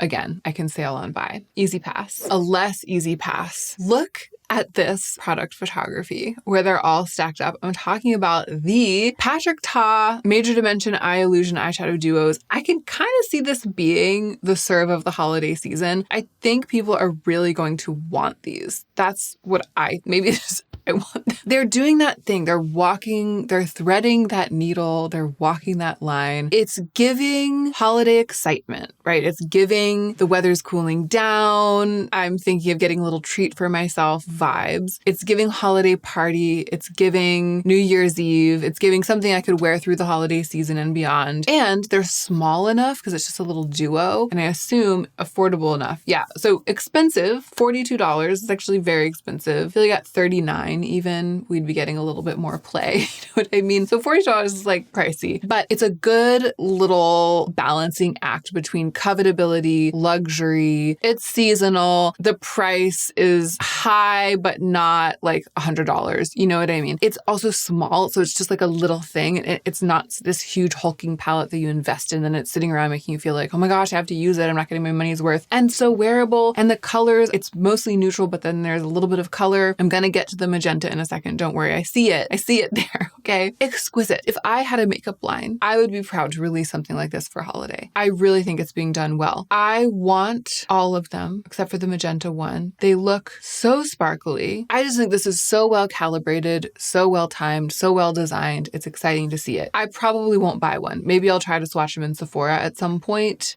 The reason I probably won't buy them is that I have sparkly eyeshadow. I arguably today look like I'm wearing this, right? I'm wearing one of the Armani eye tints with the topper from Auric Defiance on top of it. I have plenty of like a bronze paired with a sparkly gold in my life. I can do what I would do with whichever one of these I would buy with what I already have. So that makes it something that I can just take a deep breath and move on from, because I know that the excitement is about the newness, the novelty, the imagery, all of that. If I were to buy one, it would just be because it would be exciting to have a new little treat and to play around with the formula. It would be for all the reasons that I've kind of described. And if I felt like I had $42 to spend, it was like the right place and the right time, maybe I would buy one. All of that I think is just great. I just think it's great. I love seeing a little bite-sized thing like this, bite-sized perfection. And I just love these neutrals, that plummy brown one, the shades of bronze. It's good. Last thing of note before we move on from this. In recent New Makeup Hot Takes past, the last one and the one before, I was starting to tiptoe into holiday releases, holiday eyeshadow palettes. I was seeing like magenta in them and saying, is this what we're going to be seeing? Like, is this what holiday is going to be about? Is this a color story? Are we going to have pop of fuchsia in all the eyeshadow palettes and on all the makeup? I felt it was a little bit too soon to tell. And I still feel like it might be a little bit too soon to tell, but it's interesting to note that that is the color, the pop of color that Patrick Ta included here. This didn't have to be pink. It could have been these 4 neutral duos and then one with like a strong emerald green and a light green. It could have been a strong jewel-toned blue, like a Prussian blue or an azure and a light blue topper. It didn't have to be pink. It would have still worked with any of those other jewel tones, essentially. It could even have been more of a red than a magenta, and I feel like it would have still worked. So it's just interesting to note that, yet again, we're seeing this fuchsia color pop up in holiday makeup. Oh, and I was going to try to remember to continue to be the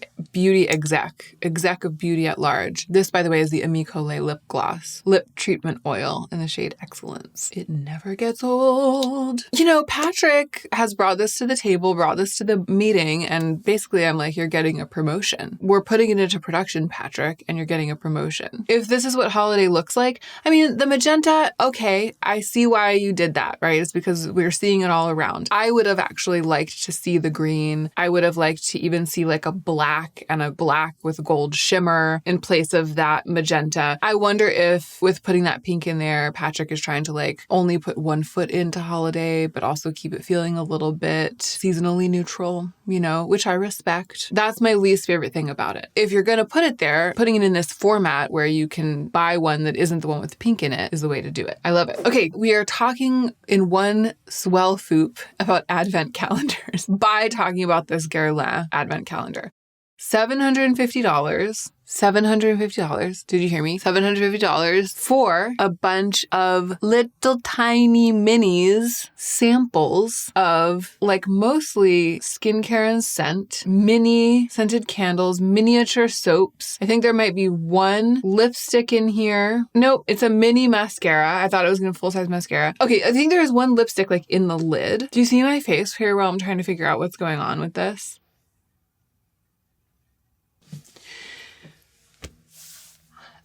I don't even know where to start. I don't even know what angle to take with this. But I think for me, the best angle is like the practical experience angle. Just think about all of these things taken out of the packaging and sitting in your bathroom, on your bathroom vanity, on the sink, or whatever. Little tiny bottles and vials, little tiny bits of perfume, little tiny bits of eye cream, like 5 milliliters of eye cream, a tiny scented candle, which I'm not saying that it's not nice to burn a little scented candle or something, but it's so much packaging compared to how much substance is in it. And all those little things, like they're dinky, they're hard to use. It's hard to like spray a teeny tiny spray bottle. It's hard to get a satisfying spray. A little tiny candle, it's like, how long does it really burn? How much wax is in there? You end up with just all of this like half-used packaging, eye cream. How much can you get out at a time? A tiny little bullet lipstick. It's like rattling around in there and it gets squashed down.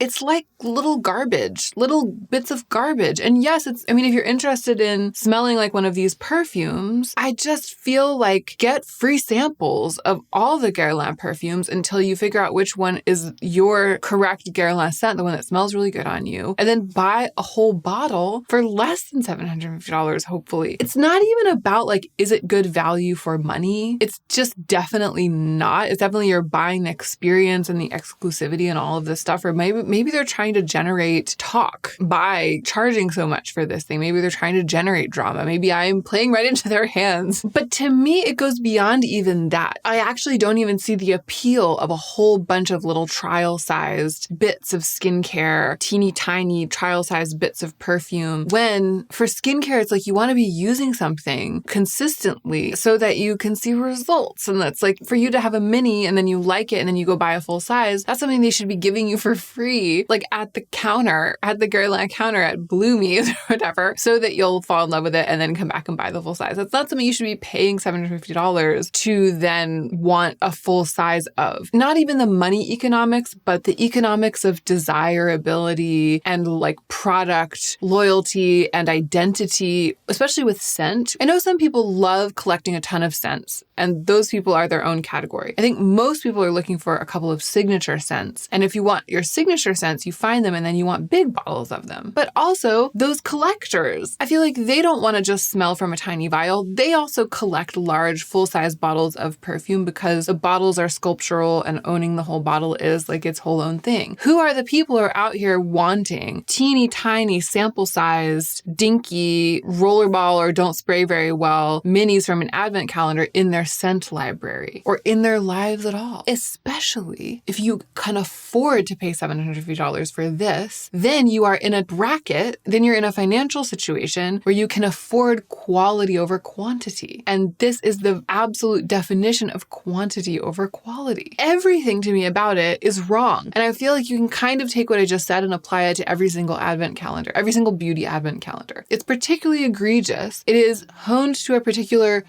crystalline point with this one from Guerlain, but it applies to all of them, I feel. Moving on. Oh, an absurd thing that I kind of love. Rabanne 1969 Makeup Clutch Highlighter. All right, the reason that I love this is not the reason that you might think. It is a makeup compact styled to look like a gold clutch that is apparently an iconic piece of Rabanne design. And I don't know if you have to buy the charms separately or if it comes with the charms and you just clip them on wherever you want. It's a makeup compact that has this long chain, so it looks like it could be worn as a clutch. I don't think people are going to be carrying it around as a clutch. It's kitschy, whatever. That's fine. That's not the kind of thing that usually makes me want to buy something, and it doesn't make me want to buy this. But the thing that interests me about this is it says it's a highlighter, but it's just this gold powder, and the close-up image of somebody wearing it that's showing like what it looks like, it's on the model's eye as eyeshadow and cheek. And you can see it's just this gold powder just like on the face. It's just, I got this product and I'm like just sticking it all over like with your fingers. That's what this looks like. I just like that it's a throwback to an iconic piece of Rabanne design from the past, but it also feels like a sort of return to basics with how one might interact with one's makeup. It's like buy this expensive gold powder that's more about the delivery mechanism than it is about the powder itself, and then just put it all over your face. Have it be like your makeup, like this is my makeup and I just like put it here and put it there and put it all over everywhere. I just like the way this product's like teaching us a new way of thinking about how one would interact with makeup, and it's kind of bohemian and it's kind of messy and casual. It's clearly, you know, expensive designer fancy stuff, but then you just kind of go wild with that and relax into it, and it's about the way your face looks with just sparkle on it rather than being about meticulously transforming the shape of your face with product. And I'm into that. It just gives me a vibe that I like. Not only the gold powder, because there are plenty of gold highlighters in the market, not only the kitschy packaging, because I'm not even that into that, but the combination of the two, all of it together, it gives me a vibe that I like.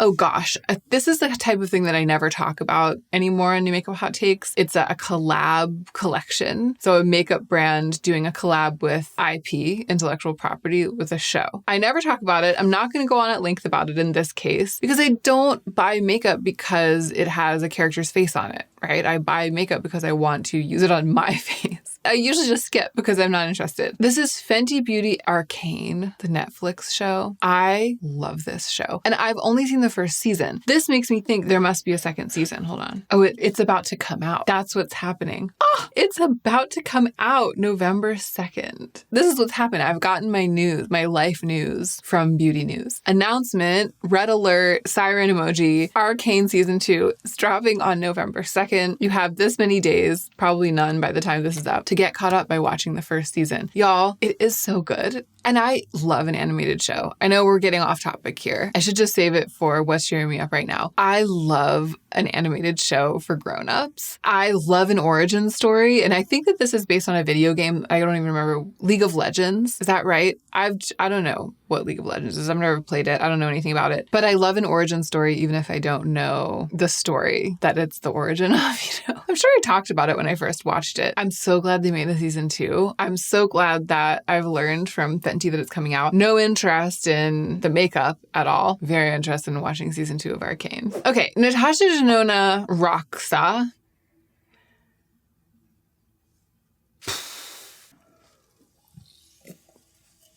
I don't even need more lip gloss. I need to get myself together. I need to get my thoughts together. Natasha Denona Roxa. Right off the bat, I looked at it, I was like, I don't like it. And I think that's because it has that swirled pan in there. That was kind of cool when I think Huda Beauty started doing it years ago. Now it always looks a little gimmicky to me because it's like, what are we getting out of that? Not either of the colors you see, but some swirled thing. I'm sure it's fine. Okay, it's actually kind of cool. I don't know. There's something about my makeup instinct. I look at that and I'm like, oh, they had to put one of those swirled pans in there based on nothing. I don't even have one. I don't know. It cheapens it to me for some reason that I'm leaving sort of semi-unexamined and it probably isn't valid. So that was my first instinct. Then I read the description, inspired by the Lila palette, which was a great eyeshadow palette because it had those beautiful, dusky, taupey, mucky, greigey, dirty plum, like a dirty, sheeny plum, super velvety, matte, taupey, ashes of roses colors. You know, it had also some brilliant purples, but it leaned on those wildly perfect purple toned neutrals, which are totally absent from this palette. This is like if the Lila palette had a less refined younger sister. That's how I feel. If the Lila palette turned into a cartoon version of itself. It's like if the Lila palette was kids makeup, this is what it would look like. And I just have no interest in it at all. And this is quite apart from the fact that I don't particularly love purple eyeshadow on myself. Or maybe it's not apart from that. Maybe if I did love purple eyeshadow, probably if I did love purple eyeshadow, I would think that there was a lot that was good about this. What I will say is Natasha Denona has been releasing a lot of neutral palettes, like the bronze version of this, the sort of silvery version of this, the nude version of this, the worm version of this, you know? So for people who love Natasha Denona's formulas and love color, it's great that they're getting thrown a bone. A purple, glittery bone. Glossier with the brown lip glosses. What is it that they released? Oh, I haven't reviewed Glossier stuff in a long time. They released, I think it was like a foundation and then recently a scent that I'm kind of curious about. And a lot of you are like, please review it. And so I've kind of had it in the back of my mind to maybe at some point in one of these months, sometime in the next 6 months, buy a couple things from Glossier and do a review, an update, checking back in with Glossier, etc. This really makes me want to do it. Espresso. Although I wouldn't want the espresso flavor in the balm.com. I just want this dark brown color, but you can't have one without the other. The biscotti one also looks really beautiful, even though it's kind of warm. Maybe it would be cookie butter for me or hot cocoa. I'm so into lip balm right now, and all of these brown fall lip balms are tugging on my heartstrings. But is there a chance that any one of them is better than the Amicole lip treatment oil in the shade Excellence? No. There's not a chance. Okay, continuing to talk about lip glosses. Isamaya Lip Lac 2.0 Maximizing Lip Serum. So is it 2.0 because it's a new formula? I think so. Well, bee stung lips without the needles. Lips are left plumped with a vinyl-like finish. Supreme shine without the stick. I'm gonna look at the Isamaya website. Oh yeah, it's the same product, but with 3 new shades. So the original Black Veil, I wanted to talk about this because I recently tried it on again in that video in which I tried on 45 of my lip products, which is pretty much my whole collection of lip products, almost my entire collection, and kind of checked back in, did some decluttering, got back in touch with the way things looked on me. Isamaya Black Veil, when I first put it on, I was like, I prefer these subtler browns these days. But the longer I had it on when I was filming that video, and then also when I watched back the footage, the more I was like, it's still such a serve. It's such a good product. It's so special. That sheer black and the way that it lights up the face, transforms the features, is a little bit grungy without being too overwhelming, too vampy. I love it so much. For some reason, it's sold out on the Isamaya website. It's like a burgundy. If you look at the imagery, like the product imagery, it's like a burgundy black. Beetle, which is a new release, it looks much more pigmented. And then Metal is like a silvery gray, which looks a little bit more like the level of pigment that Black Veil had. They're all kind of interesting. I mean, this is the thing that kind of sold me on the brand, even though I didn't like the eyeshadow palette when I tried it. I'm still a big fan of Isamaya Lip Lac, honestly. So I'm glad that it's doing well enough, that people like it enough that they're continuing to release new shades. I hope that Black Veil is just sold out because people are buying it and not because it's like not been continuing to be in production. Okay, FML, as the kids say. FML, RHODE Barrier Butter. I still haven't filmed my RHODE review. I'm going to do it soon. I love all of the products, especially the cleanser and the makeup. But I like the moisturizer too. And this barrier butter for $22, the exact kind of thing. Oh no, the big one is $38. Small one's $22. The exact kind of thing that I like in the winter. I immediately want it. Very unlike me. When I was preparing for this video, I saw that this was released today as I sit here filming, October 28th. I went to the RHODE website and it was already sold out. Oh no, it probably just hadn't launched yet. It's available now. Okay, now I'm going to sit with it for a little while and decide if I really do want to do that. Preview of my RHODE review. After having unfairly panned this brand in multiple New Makeup Hot Takes videos, once I tried it, I became so converted that I'm in this zone where I would like pretty much buy anything that RHODE releases. Not the phone case though. I'm tempted. I'm not going to say I'm not tempted because it would be so great to have my favorite lip balm with me on my phone at all times. Maybe I should get the phone case. And just to be clear, I probably wouldn't know who Hailey Bieber was if I saw her walking down the street. It's not about that for me. I try a lot of makeup and skincare and I really got into this gig, okay? Lastly, I pulled up this Dolce & Gabbana holiday collection to talk about because I'm trying to peep trends in holiday makeup, color trends. So I'm especially paying attention to what the luxury brands are doing. And this, it's like, I guess it makes sense to look at this because they clearly agree that the concept of jewel tones is trending. They're calling it the gemstone collection. And there's like a purple gem. There's a little gemstone on the lid of each one of the 4 lipsticks that's in the collection. One is a ruby red, one is an amethyst purple, one's an emerald green, and one is a sapphire blue. But the lipsticks themselves are just pink and red. The eyeshadow compact has this like ruby red gem looking cover, but the eyeshadows themselves are just shades of neutral, like pinkish, silvery. It's all just very, very neutral. It's like they knew that gemstones and jewel tones would be what's cool, but they were like, no one's going to wear those colors on their eyes and lips. So we're not going to make the makeup itself that color, but we're still going to capitalize on the trend. And I just feel like it's a bit weak sauce. It's a bit uncreative, unappealing, honestly. There's no grit. And it kind of also doesn't look like a luxury brand choice. I would maybe believe it if I saw it from brands at different tiers tiers, like in different spheres of makeup. The whole thing looks a little bit, it looks like an intern's presentation at the boardroom of the beauty exec. I was like, I'll give you one chance. You're an intern, but I'll give you one chance. And then this was the AI generated imagery PowerPoint presentation that the intern came to give. And I was like, I'm glad that you're passionate about your field, but you're going to have to stay as an intern for a while and then like slowly work your way up and learn some things along the way. Like that's how I feel about this. As a suggestion for a holiday makeup release. And that's it for new makeup hot takes for today. I really am keeping my finger on the pulse by checking back in a mere 3 weeks after filming new makeup hot takes before. I will be back again soon because you know, the makeup brands, they start pumping it out at the end of October. Everything's going to be coming thick and fast over the next couple of weeks, and you know I will have something to say about it. Hey y'all, hi. It's time for another episode of New Makeup Hot Takes. Theoretically, a very special holiday season episode because we're right in the thick of it now. I thought that I was going to be continuing the investigation into like what we are doing, we as a beauty community, in terms of color, because that's my main interest, but also kind of formula, I guess finish as well. Like what is going to allure us for the holidays this year collectively? I'm always interested in trends in beauty, trends in aesthetics. I love spotting trends. And at this time of year, usually something emerges and we can kind of talk about it. And I'm starting to think that we might be doing nothing. Like the entire beauty industry, I'm like, go on girl, give us nothing for holiday. And then I am spotting trends, but they have nothing to do with that. There's a lot to get into. If you're new here, welcome. I'm Hannah. I'm a writer. I'll link my book down below as I always do. And I love making YouTube videos about aesthetics and trends in fashion and beauty. Let's go ahead and get into the meat of this video. New makeup, hot takes. New makeup, hot takes. Okay, getting into the makeup now. I was hoping to find multiple eyeshadow palettes in the same general color story.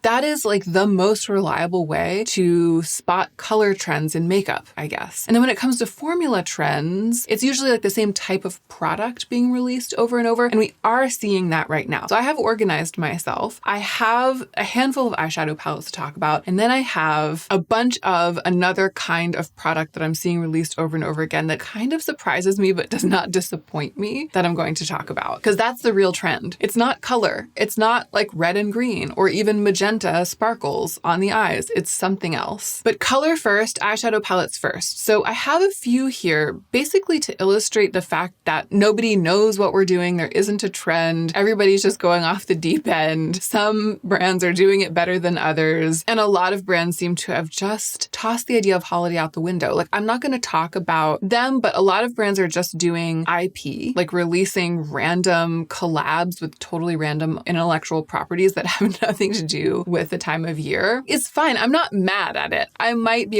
you might be sensing a little bit of disappointment because I've come in hot to find out what we're doing this year for holiday. But it's not like I myself am super attached to holiday makeup. In fact, it's sort of the opposite. I would rather just find the one sparkly eyeshadow in my collection or maybe colorful eyeshadow in my collection that can work for a holiday look and use it. I'm not going to go buy something new just because it's holiday. So I'm actually not for it. I'm sort of against it. But as somebody who is trying to assess what's going on, this all left me a bit confused.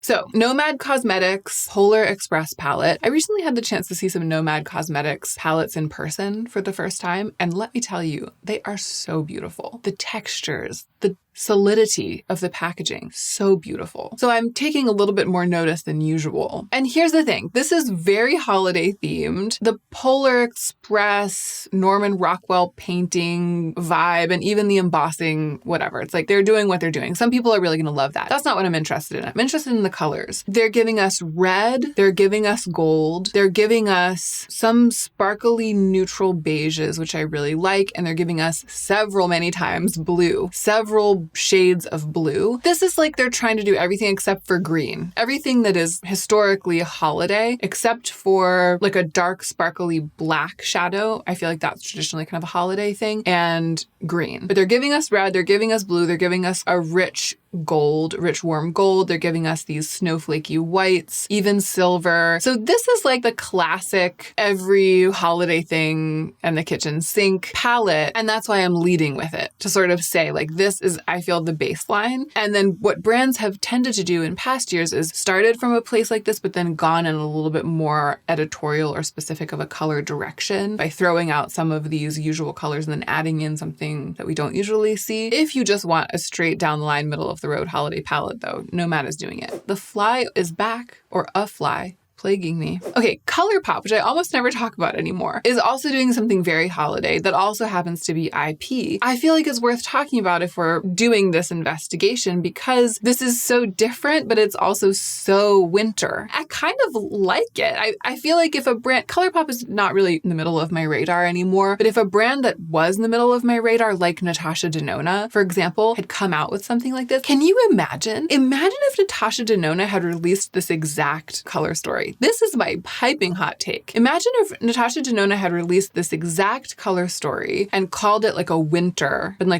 palette, maybe with one or two richer shades, although there is that purple. The thing that's intriguing about this Frosty the Snowman palette is that it's got all of these pastels, including some, are they pressed glitters? Pearlescent glitters, yeah, including some really intense texture, but then there's a black and a really dark gray and kind of a dark mauve and a sparkly dark purple. So it's not like a just pastel limp offering. I feel like you get a lot of dimension with this, and using the black and the gray, you could really make an impactful look. And then a lot of these are iridescent washes of shimmer that would work on top of that black shadow and really make something exciting. So at first glance, it looks like just a pastel palette. Practically, interactively, I think that there's a lot of potential here. Imagine if Natasha Denona had released her version of this and called it something like the winter palette or snow, like something snow themed. We would all be peeing our pants. We would be like, Natasha is back. I feel like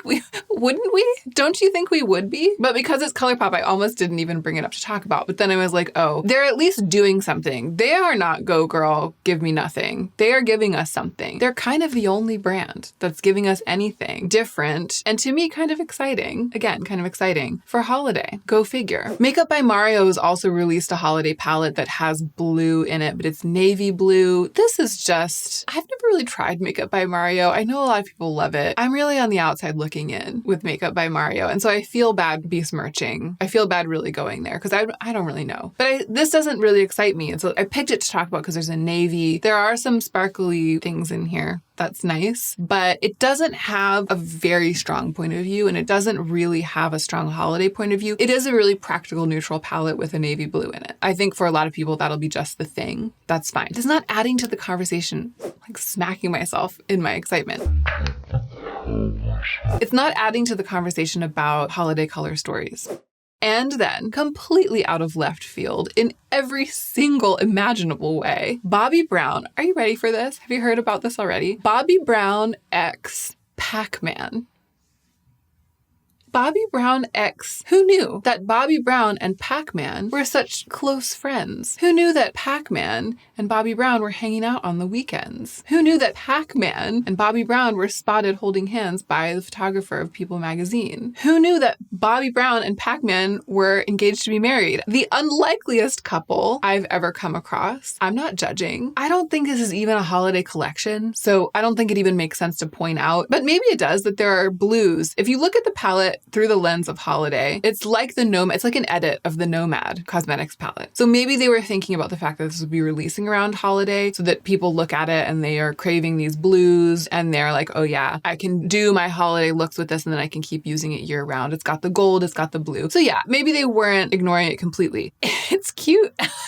I actually hadn't really looked at the palette close up. I saw Bobbi Brown x Pac-Man. I selected it to discuss and I didn't look. But look at it. Look at the palette and look at the cover with the little Pac-Man on it. It's cute. I don't particularly care for the color story. Wait, is it engraved? Okay, I'm obsessed with this. I don't particularly care for the color story. I do like Bobbi Brown makeup. I don't need any of these things. I don't want the lip products. The highlighter looks really beautiful, but I don't need it. it, not in a consumer way, right? Not in the way of a consumer, but simply in the way of an appreciator of design. I have gone from laughing in its face to being fully obsessed with this. Ugh, I don't even feel like talking about this anymore. I selected the NYX Home Alone collab to talk about because I was trying to find anything that actually had a holiday direction, conspicuously a holiday direction, because so many brands aren't doing anything. They're doing like Natasha Denona, sort of the bellwether and kind of a good example, just like a random purple palette at this time of year. And a lot of brands are doing their own version of something like that. This is very holiday and it's IP. It's so overwhelming though. I can't even look at it. And I don't think that there was any strategy involved in terms of trend. I don't think that they were trying to make anything. When they made this, I think they were just making it for the Home Alone mega fans among us. The nexus of like Home Alone mega fans with makeup wearers among us. Nostalgia, I guess they're like pushing on that nostalgia button. The palette, it's pretty. It has some chartreuses in it. It has some glittery gold. It's definitely a holiday palette. But I think that they were just totally in a vacuum being like, let's make a holiday collection with holiday colors that's Home Alone themed. And they're not thinking at all about what's in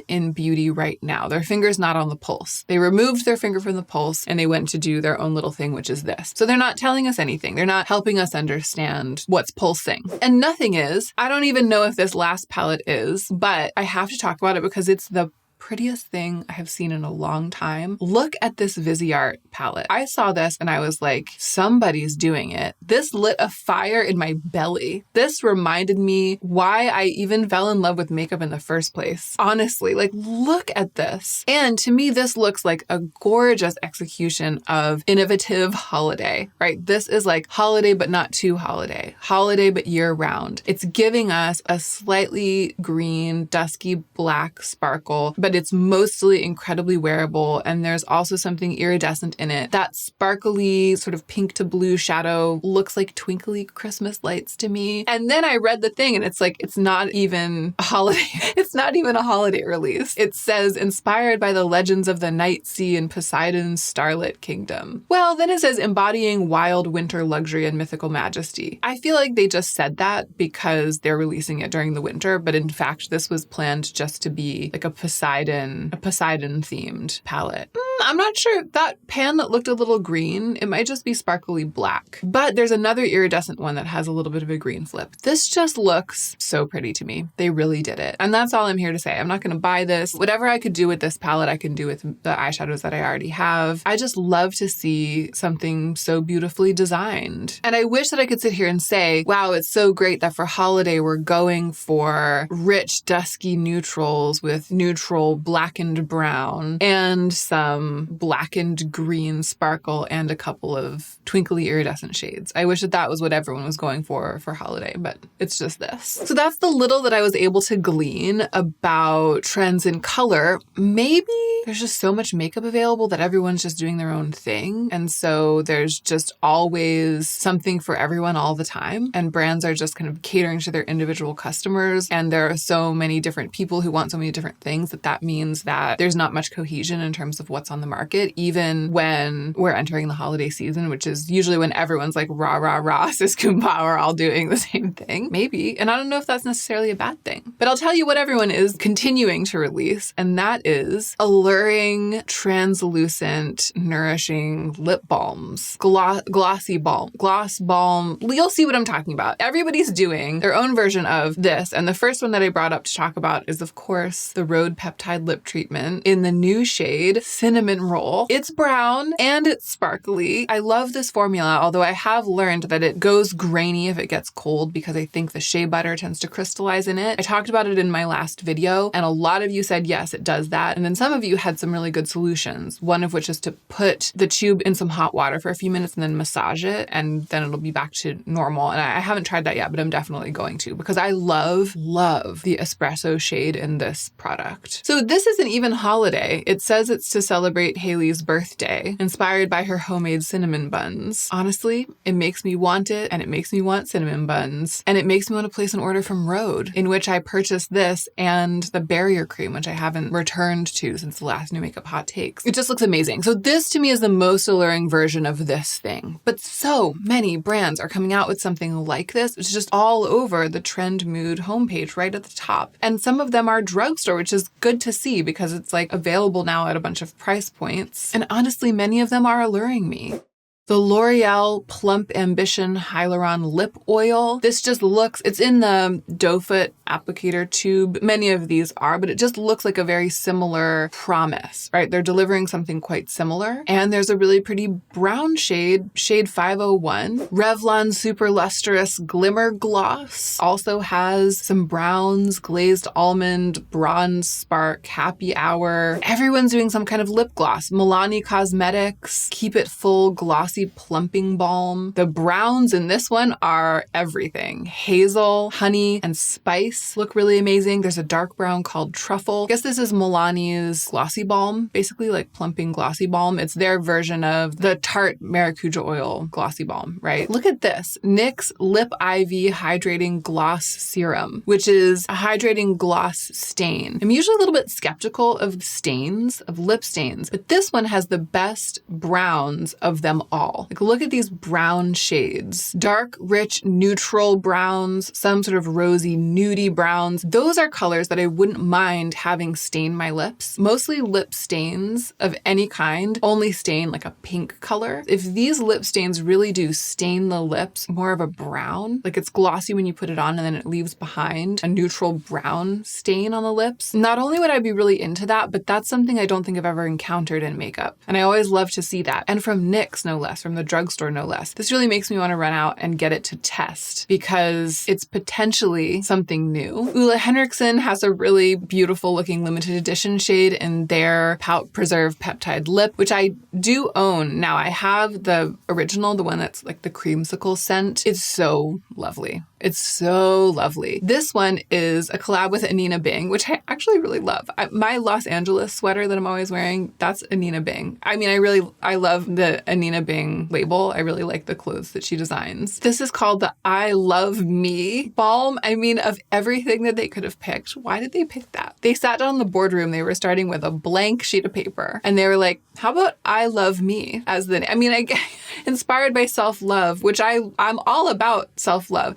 Actually, a self-love, truly self-love promoting self-love inspired product. It's the most important message one could give. I feel like it's great, but it reads in kind of a funny way that it's called I Love Me. But that's not what really matters to me about this. What matters is the color. It's just a really pretty neutral beigey rose with gold glitter. It says it's strawberry sorbet flavor. If I were to get another one of these Pout Preserves, I would probably try not the brown one, but the dark red one, like the dark reddish brown one. But this one, this Anina Bing collab, it looks like it would be the most effortless to wear, right? You could just slather it on. It looks like the Ole Henriksen version of Cinnamon Roll from RHODE. This is my favorite kind of thing in makeup right now. All of the stuff that was kind of like this caught my eye. And it's exciting to talk about, which is my criteria for talking about something in New Makeup Hot Takes, but it also sort of surprises me. It's like glossy balms like this. I tend to think of those as more of a spring-summer release. We tend to go glossy lips in the summer and then matte, dark, vampy lips for the fall and winter. I know that matte lips are not really in anymore. This is the kind of thing that we are into, I feel, because it's what I'm into. But where are like the vampy fall lips? Where are even the fall lip colors? I guess that each one of these has some browns and I love to see that, but they're not really being billed as fall lip colors or winter lips. They're being billed as just glossy skincare for the lips that has a robust shade range, including a bunch of browns. And I see them and I'm like, oh, that's a really pretty fall lip. That's a lens that I'm applying myself. So this is the trend that I spotted. Unusually, I feel, for this time of year, but I'm not mad at it, I guess. And that's all I've got for you today. Maybe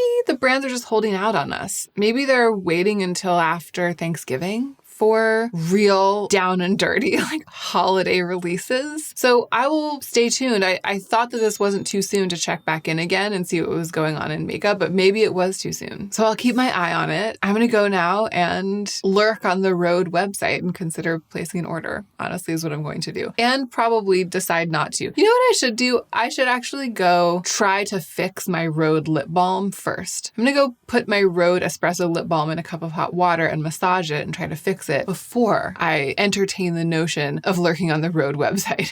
So that is what I'm going to do.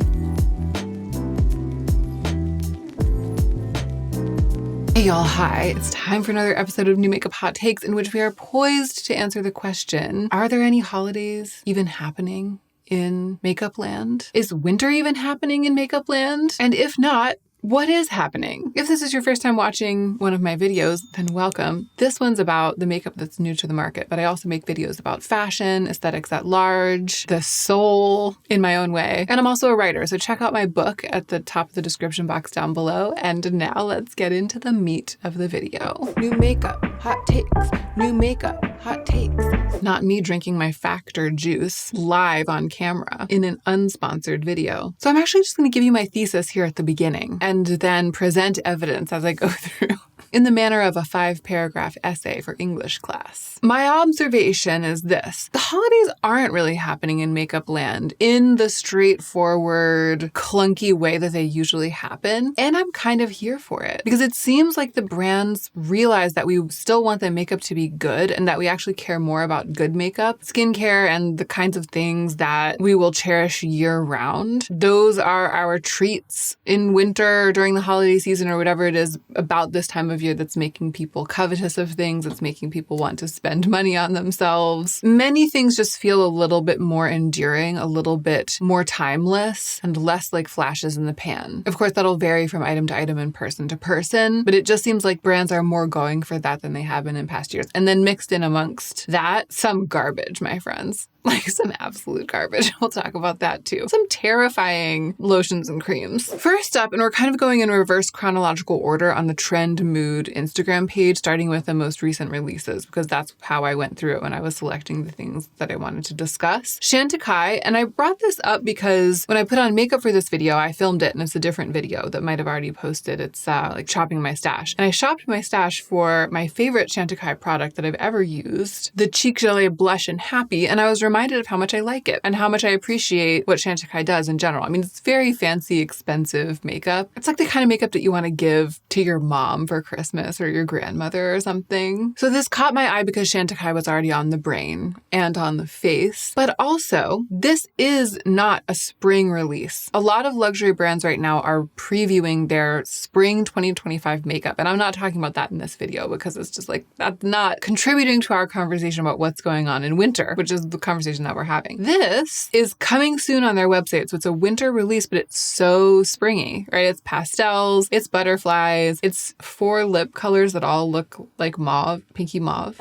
These are supposed to be 4 different colors. The Lip Sheer, a moisture-packed lip tint that imparts a sheer wash of color in shades Gossamer, Pale Rose, Swallowtail, Dusty Mauve, Monarch, Sheer Raspberry, and Ringlet, Plummy Pink. They all look the same, my friends. They all look the same. And they're probably a little different, but they all look the same. This is just classic now. It's classic December 2024. We don't care that it's winter. We don't care about seasonal appropriateness in our makeup releases because we think people are going to like it if they like it, no matter what time of year it is. And with that, we kick off the video. Topicals, Slick Salve, Acai Lip Balm. I saw this and I was like, I will buy it. This is so what I'm into right now. And somehow it is managing to be a little bit festive. I think just because of context, just by virtue of being black cherry. I think this is just a one color thing, and there's definitely enough brown in the cherry, like it's a blackened enough raspberry color for me to really get behind it. The photography is gorgeous. The simplicity of it is gorgeous. I guess it's at Sephora. Just because I have spent the majority of my life this year doing a search for the best lip balm, and this is the kind of thing I really like, and it does look like it's tinted, but only just. just, it looks like it has that level of tint that I covet. I had to mention it. I had to mention it. And I had to mention the feeling that I have that says like, oh yeah, it's holiday, even though it has no holiday marketing at all. I feel like brands are kind of depending on that right now. Like anything that releases now, it feels festive and they don't even have to try to make it play into that. Perfectly executed in my opinion. You know, in these videos, I'm usually looking for a reason not to buy something or helping us all hold our horses. You know what I mean? I'm trying to see things in the light of reason. Actually, my more reasonable self would be like, I don't need it. And I don't. It's funny. I'm talking a big game about how I'm going to go buy it, but the chances that I'll actually do that are pretty slim. Because what'll happen is I'll put it in my cart and then I'll be like, oh, spending money at Sephora. I don't know. Like I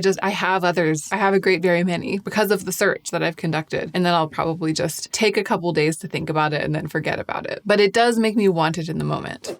Natasha Denona Holiday. This is a good faith effort at traditional holiday thrill. It's got this shiny pinky red ribbon color packaging. It is this face palette that Natasha Denona has been releasing year after year in different iterations every holiday season. So it does kind of call back to the makeup holiday frenzy of yore, the holiday beauty frenzies of yore. You know, I do kind of like that. I just feel like, oh, like here we are again. And those were the days. And she's leaning into it more than most brands are right now. I'm always tempted by this kind of thing, and this one is an obvious no for me because the colors are just magenta, actually. It says berry. Berry is the theme, berry pop cheek. My issue always with these Natasha Denona cheek palette, the colors are too saturated and too middle of the road for me. Like, I need this, but in basically gray. What I've been saying I want lately in a lip color, gray milk chocolate. That's what I need, this exact product, but in the gray milk chocolate shade. I don't know if Natasha's ever going to do that. Why did I put this in here? Tatcha, I think I was just picking release after release just to say like, this isn't holiday. Like these are brands that I feel like historically have done something holiday specific, but instead they're just doing what they want. It's feeling a little festive because it's cute, but it's just not about the season at all. Tatcha, I mean, I guess they haven't historically done like holly berry, jingle bells,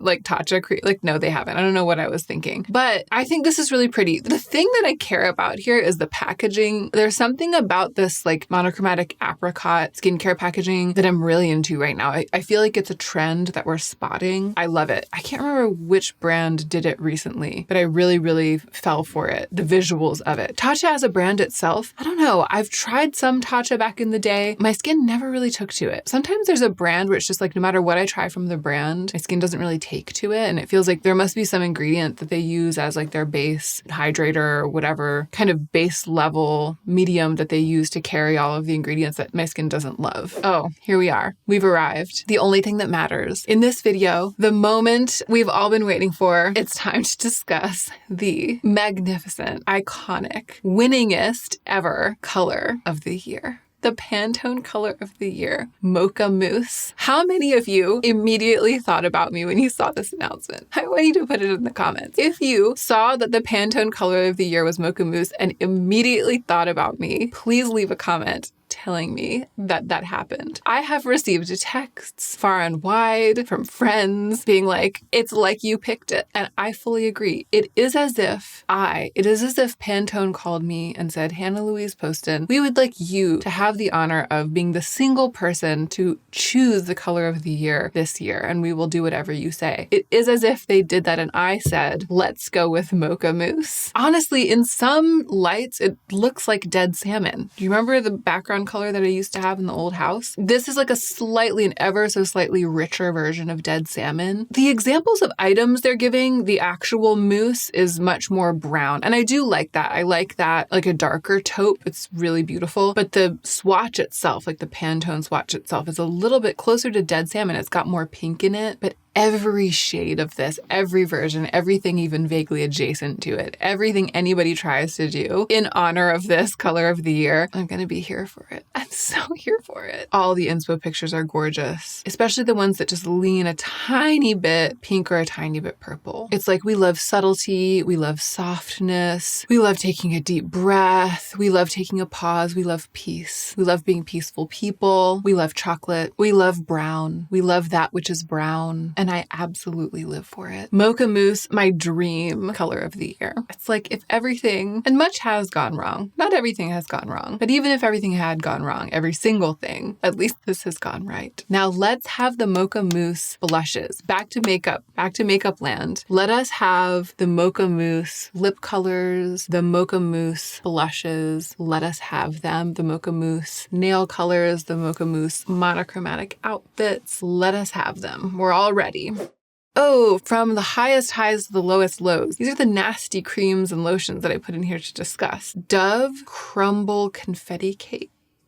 Like Dove. It's like very, very sweet cookie scented lotion and body wash. And I already feel like that Dove cream body wash, it has like this cream quality that you feel like you never quite can rinse it off your skin. You just never quite feel clean when you use it. At least I remember that from my youth. So to combine that with the scent of like you're rubbing a lemon cookie milkshake on your body, or you're rubbing like a cream icing on your body. It says it's viral. Oh my gosh, the lemon glaze lotion. And the thing is, almost the next thing, if not the next thing on the Trend Mood grill, Dunkin' Donuts X Native, which I think is like a deodorant brand. Strawberry frosted, listen to the words I'm about to say to you, my friends, here at the end of 2024. Strawberry frosted donut deodorant. Would you like some strawberry frosted donut deodorant? Because if you would, you can buy it. It's like Mocha Mousse's color of the year, but also strawberry frosted donut deodorant exists. So feels a little bit 2 steps forward, 1 step back. Boston cream lotion. Oh my gosh. Boston cream donut deodorant. All of the scents deodorant comes in all of the scents. Should I try it?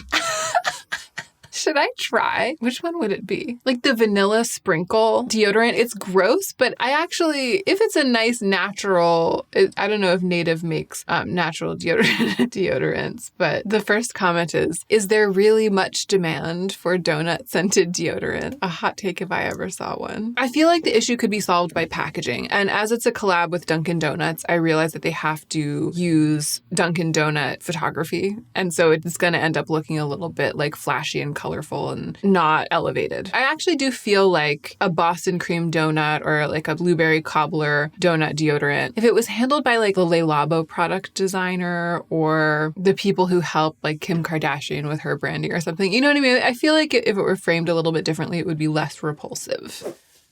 My friends, I am not here for this exclusivity of Hailey Bieber with her limited edition lip treatments. I'm unavailable. I'm not equipped to buy these things that sell out instantly, and I want them. This is the issue that I'm having. So the last time we met, which wasn't that long ago, there was like a cinnamon roll limited edition. I love this peptide lip treatment from RHODE, even though it gets grainy. I love it. There was a limited edition cinnamon roll one, and I went to the website. It wasn't there yet. Then it launched. During New Makeup Hot Takes, I was checking it and I was like, oh, now it has launched. And then later I went to kind of probably decide to buy it and it was sold out and then it disappeared. It was truly limited. Actually, I do appreciate that when she says limited edition, she does mean it. I don't have my finger on the pulse enough. This is the first I'm hearing of the peppermint one. And it's like shiny This would be perfect because it has a white cast and so it would give me a little bit of a pale look on my lips and I like that. A little bit of shimmer, a little bit of peppermint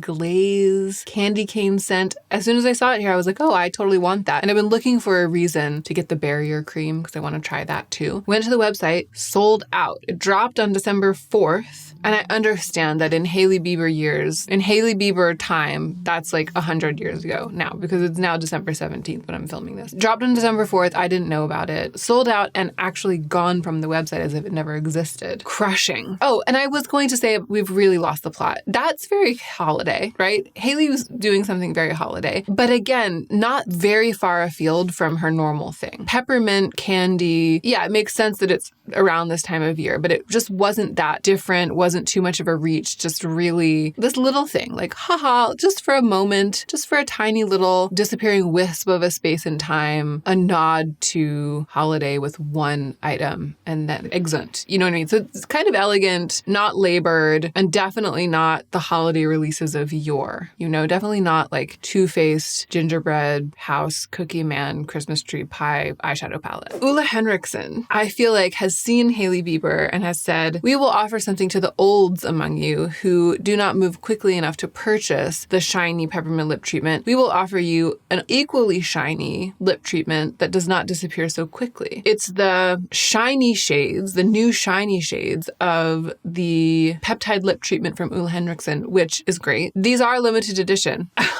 Hold on a second. I have some things I need to look up. Okay, yes, they are still in stock. So I was speaking true when I said these are for the olds among you, those of you who cannot make it to Hailey Bieber's website fast enough to buy her limited edition items. So the Creme Brulee Glimmer limited edition Palette Preserve Hydrating Peptide Lip Treatment is so tempting. I love a little bit of shine. I love that it's basically a gray milk chocolate color. And Joe has co-opted my other one. I have the original, the orange creamsicle one, and he has taken it. So I would feel justified in getting something like this. I'm gonna look up the topicals one. Another option would just be to steal it back from Joe, which may be what I do. Oh, the acai one, is still coming soon. So it looks like topicals already had a mint salve, like a mint lip salve that was clear. And the acai, oh cute. They have done a marketing image that looks like girl with the pearl earring. She's like looking over her shoulder. That's really cute. The acai one is coming soon. Okay, probably we'll just forget about it. And lastly, isn't that interesting? Lastly, I mean, we haven't been here for that long. It hasn't been that long since we were here talking about new makeup. But lastly, this I feel encapsulates everything that brands are doing for winter, for holiday this year. And it's a drugstore brand. It's Maybelline, the Lash Sensational Sky High Glitter Mascara in Space Diamond. Really cool, interesting release from a drugstore brand. I've seen this, I think, in K-Beauty for a while, like a glitter mascara. It's just a glitter gel that brushes really, really fine shimmer particles into your lashes. It's cool to see Maybelline doing this. And I just feel like this is the epitome of something that's like, if you look at it through the lens of holiday, it's holiday. If you look at it through the lens of the time of year, it feels festive and that's exciting. But it could also be summer. It could also be festival season. It could also be just random stuff that everybody likes to look glittery at any time of year. It doesn't need to be. And I also like that it's snow, so it's a little bit more leaning into winter than it is to any specific holiday. And this has been the vibe lately. I feel like that's elegant. I feel like it's elegant to do that and then to be like, okay, now back to our normal work, which is trying to design makeup that will work well, that people will really like. It feels less cash grabby. Interestingly, the brands at large, at least at this moment, halfway through December, and I wonder what that says about what their market research is turning up. Like, what is it that we are telling them through our habits, our shopping habits, our browsing habits? What is it that we are telling them that we want and we don't want? Curiouser and curiouser. And that's it for today, my friends. I'll try to be back soon with another episode of New Makeup Hot Takes. It's actually been fun to check in more regularly and kind of with an agenda. And I think I can continue to do that even in the new year.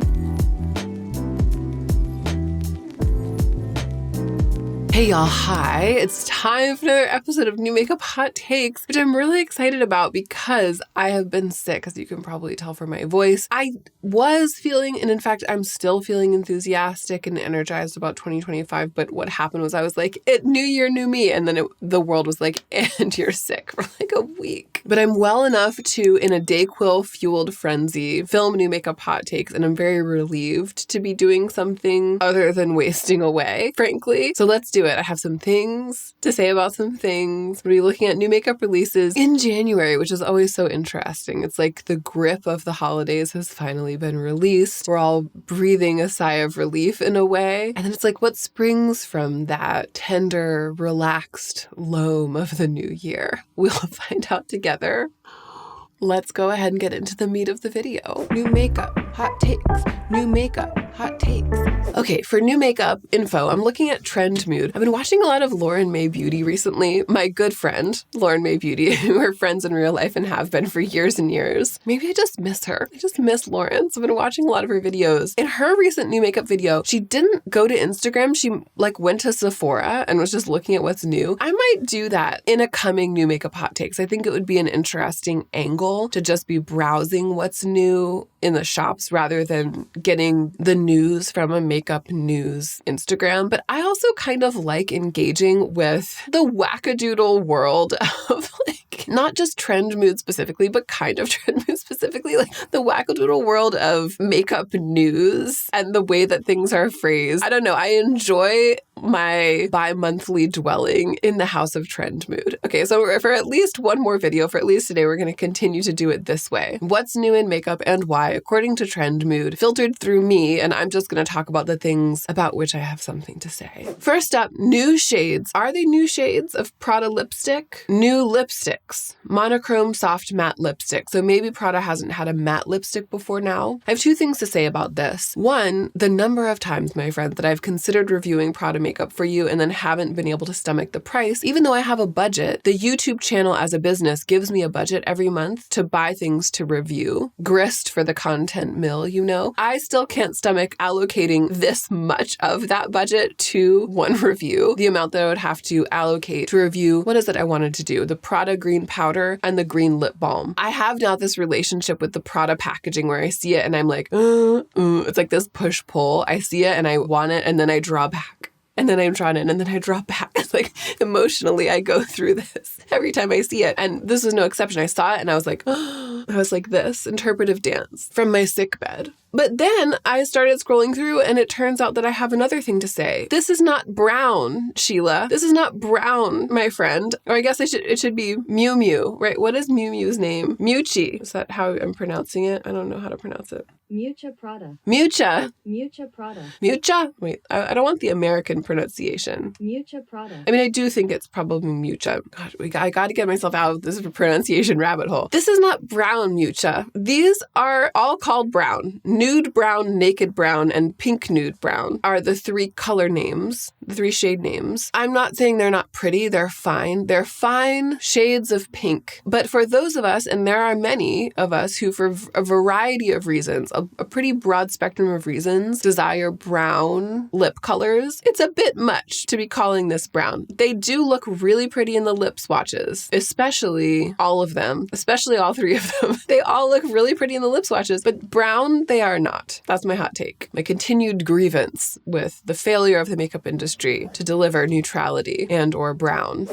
Okay, we have to have a moment for these true monochrome products. Truly, no, not monochrome. Getting multichromes and monochromes mixed up. I think maybe I'm too sick to film. Wet n Wild Chameleon Chrome Collection looks like, and we have seen multichromes at the drugstore before, but I don't remember seeing anything this high voltage. Like this truly looks like, well, clearly one of them is a dupe for the Danessa Myricks multichrome jelly pot thing that I had kind of a love-hate relationship with. And we've seen multichrome liquid eyeshadows and multichrome stick eyeshadows from multiple brands, like multiple indie brands. So I don't know if this is duping like a specific one or if it's just, one of them's a lip product? I thought it was a liquid eyeshadow. Yeah, I don't know if these are good. I'm not as obsessed with multichromes as I once was. However, if I happened to be in a drugstore where they happened to have specifically the pot product, the one that's clearly a Danessa Myricks dupe, I'd be hard pressed not to grab it just to review on camera. Maybe I'll keep an eye out for that, but this isn't making me want to like run to the store and buy it because there are other things that I would rather be doing with my makeup time and with my makeup money. But I had to mention it as somebody who periodically sifts through the makeup news. I feel like it's noteworthy to see such an intense multichrome collection at the drugstore and apparently done pretty well. Okay, Makeup Forever. Look at this packaging. What is this? Super Boost. Makeup Forever Super Boost. I have a couple things to say. One, is this a rebrand or something? It's the only thing I've seen from Makeup Forever that's like this. It's different from their usual packaging. I really like it. I like how simple it is. It's both contemporarily minimalist and retro. And I really like that. I actually feel like Makeup Forever makes enduringly good makeup. And they haven't gone anywhere, I think, for that reason. Like, it's very, very high quality, really dependable. I see, for example, I watch Trixie Mattel's YouTube channel and I see Trixie using some Makeup Forever products year after year. I think makeup artists, people who wear a lot of makeup for their work, like drag queens, depend on some of these products. And they're kind of, I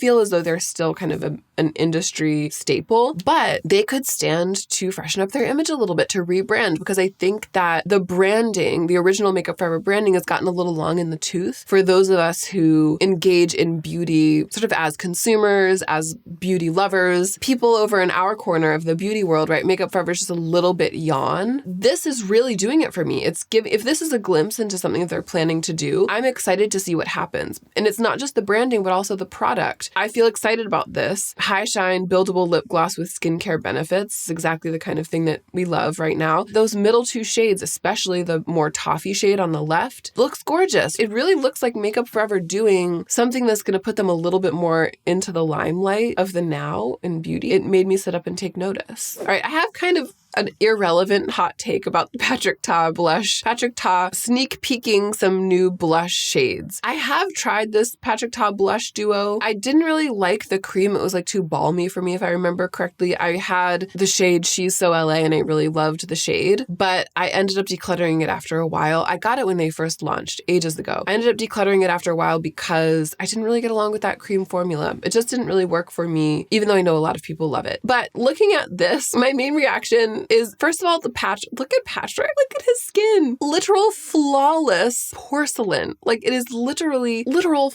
flawless, seamless, poreless, sealed, glazed perfection. I mean, I just need to know everything about what Patrick Ta is doing. What is he doing? You know? So that was my main reaction to this, even though some of the colors look pretty. But the other thing, the shade names. I mean, I know this is the blueprint for naming these colors, right? She knows who she is. She left me on red. That's fine. But then one of the colors is called She Goes to the Gym. And I just feel like it doesn't hit the way the other ones do. It feels just more like a sentence, like it's a little bit more pedestrian. It's like, oh, she goes to the gym. It feels like I don't know, like there's a children's book about her and that's like the text on one of the pages. It's like, she goes to the gym. And the next page, she lifts weights. She walks on the treadmill. It's like just narrating a day in her life rather than being a sentence about her. I feel like it would have worked better if it was like, she lifts. She's a gym rat. I guess it wouldn't. She's a gym rat. She's a gym. What's a nicer name? Is the gym bunny a thing? She's a gym. There's a thing that gym people call themselves. That would have been better. She goes to the gym. It's like, I've got the new Patrick Ta blush in the shade. She goes to the gym.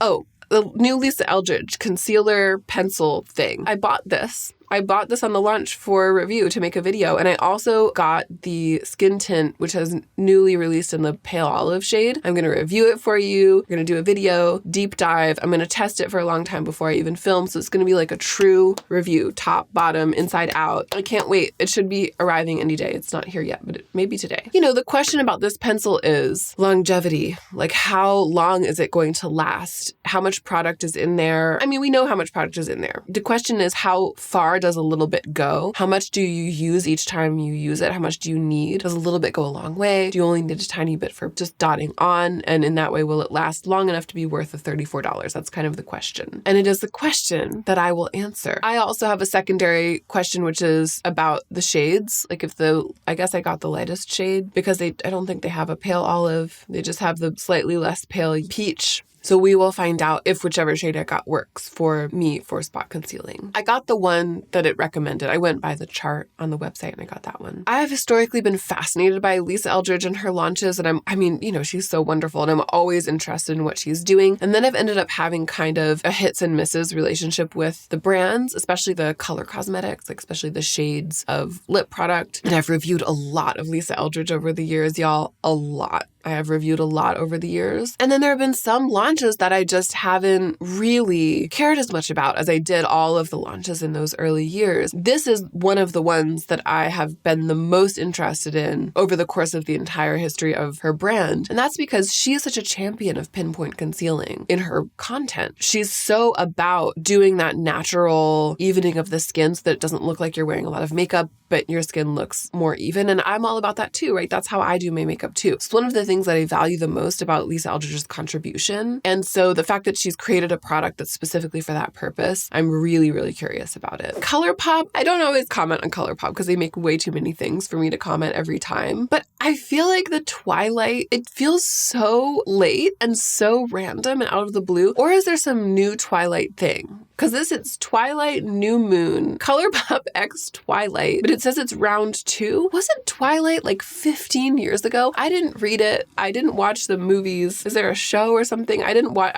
I have know nothing. All I know about Twilight is that there's Team Edward and Team Jacob. Is that right? The vampire and the werewolf? And I'm on Team Edward. I feel like it's kind of like Team Spock and Team Kirk. Right? You're either like into the Spocks of the world or into the Kirks of the world, right? And I'm on Team Spock / Edward. I guess like the lanky, dramatic withholding character, right? Again, I don't know anything about Twilight. Just 15 years ago when it was happening, I tuned in long enough to be like, oh, Team Edward, okay, bye. And now we see this and what? Why? However, I did scroll through these modeled Super Shocks, this picture of modeled Super Shock shadows, one of which is like red and black and one is gold and black. I scrolled through to see what the swatches look like because I was like, well, that's unusual. And wow, they're beautiful. Like these are 2 really beautiful eyeshadows, really lovely colors. The black and red turns into this kind of sparkly, nuanced burgundy. The gold and red turns into this kind of old gold, crushy. That is some really beautiful makeup that I'm not going to bother myself about, not going to buy, and I'll probably forget about it tomorrow. But I had those hot takes, many hot takes about Twilight X ColourPop New Moon round 2. Look at this MAC launch. Look at these lipsticks. This is my dream. This is my actual dream. I think I might just be dreaming. I fell asleep. This is all a dream. I'm not actually sitting here before you filming New Makeup Hot Takes in a state of mild illness. I'm just sleeping it off and dreaming about a lipstick launch of nudes that are truly neutral. Shades of brown all the way from brown beige to a dark brown that are actually brown and not pink, my friends. Because I feel like a lot of brands have done what, it must be said, Jaclyn Hill originally did when she launched her ill-fated lipsticks, like way back in the day, that original lipstick launch. Wasn't it true at that time, or am I misremembering, that it was a bit of a new idea to release all neutral lipsticks like this? Like a nude for everyone kind of, all the way from the palest to the deepest. But a lot of brands have done that since then. I mean, I guess Kim Kardashian and others. But I feel like every time a brand does it, there are all these pinks mixed in. There are all these pinks, and only a few of them are more neutral, kind of grungy gray toned, if any, or brown. And so the chance that you're going to find one that has those grungy gray brown undertones that's at your correct value level, like that's dark enough for you or light enough for you or whatever in between, those chances are slim because you might find something that's the right level of darkness or lightness for your skin, but then it's going to be potentially pink, right? And there might be one brown among them, but it might not be the one you want. This, they all look brown to me. Oh, I absolutely live. Look at the, look. Multiple shades of actual genuine brown. This makes me want to buy MAC makeup more than anything ever has. And over here in the Glossier world, Black Cherry Balm.com kind of makes me want to buy the Balm.com more than anything ever has. I almost did. I can't remember when it was. I almost did buy this because I bet it's so beautiful. I bet it's so great. A really lovely, just basic lip balm, basically petroleum jelly, basically Vaseline, but in this kind of blackened cherry. I bet it's so beautiful. It's just the use value for me of something that's essentially a red lip, because that would be what this would be on me. It would be like a light red lipstick, not light in color, but the intensity of the pigment and the formula, you know, it'd be like a lightweight version of a red lip, but I would look like I was wearing a red lip. And that gave me pause because I don't need more of that kind of thing. I need more Balm.com style items that are easier to wear just with almost no makeup. That's the kind of thing that I get a lot of use out of these days. So I didn't buy it, but I do think this is a really good move. I think it's really, really pretty. I just feel that it's nailing it, you know? Does it taste or smell like cherry as well? I bet it's great. I just bet it's great. It's like an in another lifetime thing. You know, past Hannah might have been really into this, might have bought it. I'm sure that there are some of you who are on that wavelength right now who are going to be really excited about it. And so it's nice to acknowledge when a brand does something well. And it's also nice to be able to recognize, for me to be able to recognize that it's like a past version of myself that's drawn to this. It's not that I need it.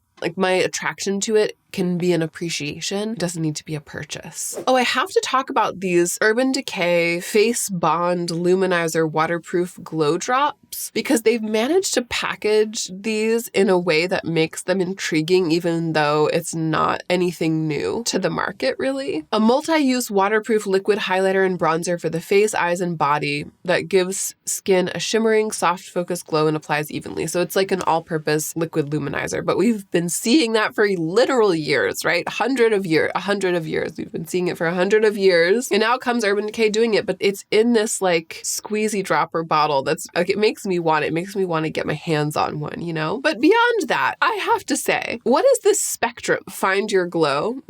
Urban Decay is like, find your glow on this spectrum from soft glow to warm glow to glitter glow. They say there's a spectrum. The one end is soft glow and the other end is glitter glow, which that makes sense to me, right? Because soft to glitter, it's like a hard glittery shine or a soft shine. But then there's this middle section, which is warm glow. But something can be warm and soft and glowy, and something can also be glittery and warm and glowy. And so that doesn't make sense, right? You can't have a spectrum with like a third thing in between that could be on either side. You know, like I think that what they wanted was a Venn diagram or like a T-shaped chart with multiple, like they needed something more complex for all three of these qualities to be triangulated in relationship to each other. This seems, at a glance, it's like, oh, and then you look into it and it's like, I don't know. I don't know if you're giving the information you thought you were giving. It gives some information though. Actually, to be fair, it maybe does give all of the information they need to give because it's not that complex, the information, but there's also just something a little bit wrong about the way that it's being presented from an infographic standpoint, from a science, from the standpoint of a full-on mathematician, which is what I clearly am. They did make one of these in the shade Space Cowboy, which interests me.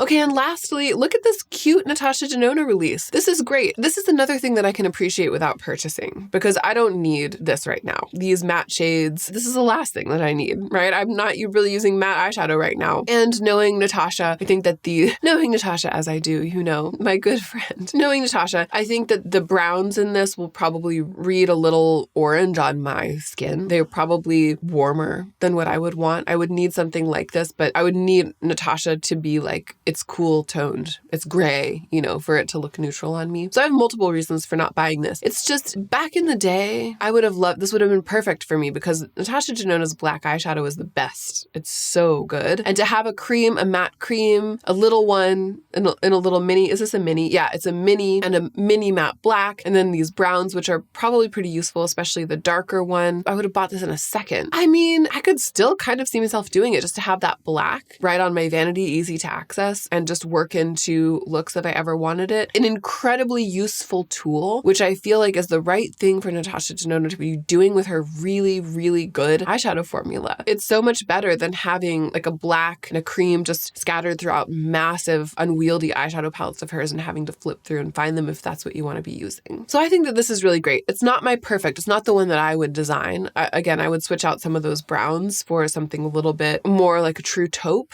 I think it's a beautiful piece of makeup. That is it. This concludes today's episode of New Makeup Hot Takes. Brands are kind of on fire in January. Very few brands were releasing like sleigh bells jingling, ring ting tingling makeup in December. So it can't be that they're like, finally we no longer have to cater to the constraints of holiday. Now we can release whatever we want because they were releasing whatever they wanted in December. Maybe the brands are just on fire in general. But I have enjoyed this. We're continuing on. I like to see it. And I'm also glad that I'm not left salivating over anything after this. Well, the MAC lipsticks, it makes me want to kind of look into that and understand what it might take for me to sample some of those browns. But even that, I could kind of take it or leave it because they have a couple pretty brown lipsticks that are serving me quite well already.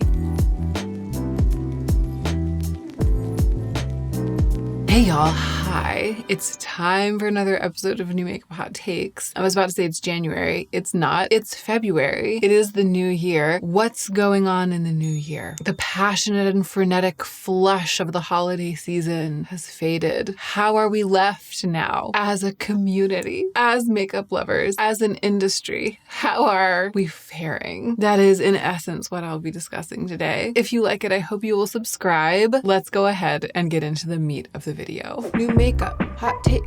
New makeup, hot takes. And now, let us discuss some makeup in which I might not feel good or myself, or maybe it's good. I don't know. We'll find out together. What is this? Is it cookies? So the first thing, we're going in reverse chronological order, as I always do, as I usually do on the Trend Mood Instagram account. Trend Mood posts about new makeup releases. The thing at the very top right now, so the most recently announced, the freshest piece of beauty news. First of all, this is fall 2025, which is just unacceptable. We just had fall. To be announcing, sneak peeking, a piece of makeup for fall 2025, it's beyond, it's too much, it's extraordinarily bizarre. We do not have capacity to be planning that far, okay? I mean, on the other hand, if these colors, if everyone's looking to Chanel to see what they're going to be releasing and then they're following in the footsteps of this, I endorse, okay? I support that because the colors is all I have to say that's good about this. I mean, it's just weird. The prints, maybe they're trying to be like embossing on a Chanel bag, at least the one in the bottom left-hand corner is. To me, they very much look like cookies, and it's because they're brown. It's because of the colors. But the colors, this is what I'm all over the place. The colors and textures, I actually kind of want it. Let me tell you something that's true. By the time that fall 2025 rolls around, am I going to remember this? No, I will have forgotten about it by next week.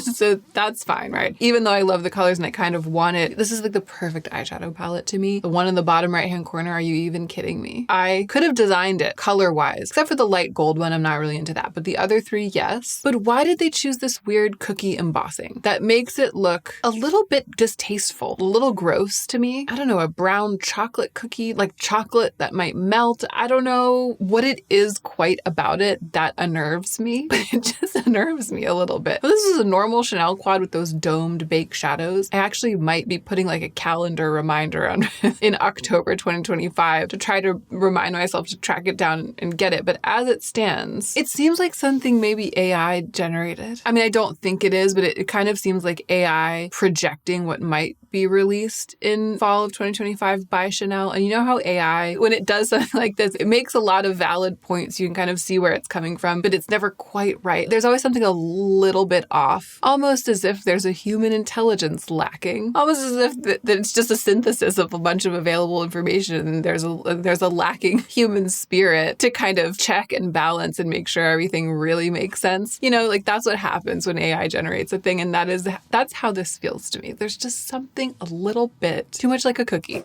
Okay, Isamaya in Sephora. I have for you only one question. Are those penis lipsticks going to be there? Am I going to be able to go into Sephora and handle one? I kind of think not. I think maybe it was a problem for Sephora. They were like, we want to carry Isamaya, but we don't want that. Unfortunately, like it looks like what they've done is created a new line of Isamaya products, or Isamaya, even after all these years. I don't know. Oh, Trend Mood. Isamaya Beauty also coming to Sephora. Googly eyes, praise hands, goodbye money emoji. I don't know. I feel like what it is that's always compelled me about this brand, it's always been the luxury camp execution. Those lip balms and lipsticks are amazing. You know, very high-end feeling. They're very expensive. It's like luxury makeup, fully embracing this shocking artistic campiness and celebration of fetish. It looks from this imagery as though there's had to be some kind of compromise between the creator and Sephora to retain that a little bit based on it seems like they're leaning into the like cosmetic surgery of it all. So retaining that edginess, exhuming some of the more risque aspects of it, and also probably cheapening things like the packaging. Yeah, like the quality. And you would probably think then also the formulas, because it's kind of an indicator, right? So sadly, it's like everything that made the brand so interesting and compelling, which was the twinning of that extreme luxury quality packaging and carefully considered formulas with deep exploration of fetish through a camp lens. Both of those things have been sort of taken from a 10 down to a 3 in order to put the brand in Sephora. I'm just guessing based on the announcement, right? That is what has happened. And that, like, it just kills it to me. Maybe, though, the formulas will be really good and none of that packaging packaging will matter, because all of what I've been discussing, it doesn't have anything to do actually with the execution of the formulas themselves. And my personal experience with this brand is that there was one product that I really, really loved, which is the Black Veil lip gloss or whatever. So formula-wise, that sold itself to me. And then the eyeshadow palette I really, really disliked. Ultimately, whether I end up liking and using something, it's almost entirely about the formulas. So maybe all of that stuff that I was talking about won't end up mattering because some of the formulas will be really good of what ends up in Sephora. But overall, it's a little bit like, oh, Isamaya and Sephora. Oh, but they've just swept everything off the table and built something much less exciting from scratch in order to launch it there. And that's my hot take. Fenty, I had to talk about this. You know, Fenty was so compelling and truly had gripped my heart back at the beginning when the brand launched. And then it's just gone on and on and on and on and slowly kind of fallen off of my radar. Fenty is releasing like the exact thing that is the thing that I have been reviewing from every brand I could get my hands on over the past year and maybe even more than a year. It's a gloss stick. It's a gloss stick version of the Gloss Bomb, that iconic product that I loved so much back in the day. There's a brown one. It's the hot chocolate, the version of hot chocolate. And honestly, even the rose nude. Oh, I think it's Fenty Glow. Both Fenty Glow and hot chocolate in this formula look amazing. They look really sparkly. As a reviewer, with my context of having reviewed so many of this type of thing and having a long history with the original formula of this thing, the lip gloss version, the Gloss Bomb, I can't help but feel like it would behoove us all for me to try one of these and talk about it. If I didn't have this work and I was just me in the world with my history of relationship with the Gloss Bomb, etc., I would wait for reviews of this. I would actually probably wait until I could swatch it in store, try it on my lips in store, like really try it before jumping in and getting one. Because the level of sparkle that these images indicate, it's intense. It's intense and it could kind of go either way, I feel. Rhode coming to Sephora, Hailey Bieber's brand. My only thought about this is that hopefully it means that things will be in stock and you can get them. Because I tried to go get the lip liners. Actually, I had this pulled up to talk about later, but I'll scoot it over and talk about it now. They are in stock. So maybe Hailey made a better plan this time. They are in stock. They're beautiful. I really want to try one or two. I've loved everything I've tried from this brand, frankly. And if I'm going to place an order from Rhode, like a whole own order from Rhode, just with 2 lip liners in it, then I'm also going to get the other thing I want, which is the Barrier Butter, but it's sold out. Probably because everybody had my same feeling. When the Barrier Butter launched, they were like, oh, I want to try that, but I'll wait until the next time I place an order from Rhode. Then when these launched, they were like, okay, I'm ready to place my order and get my Barrier Butter. And then it sold out, even though these hadn't. Maybe when it's in Sephora, you can just go to Sephora and place the order. And it won't be like this. It won't be this dancing negotiation. It won't be this dramatic scarf dance between Hailey Bieber and me.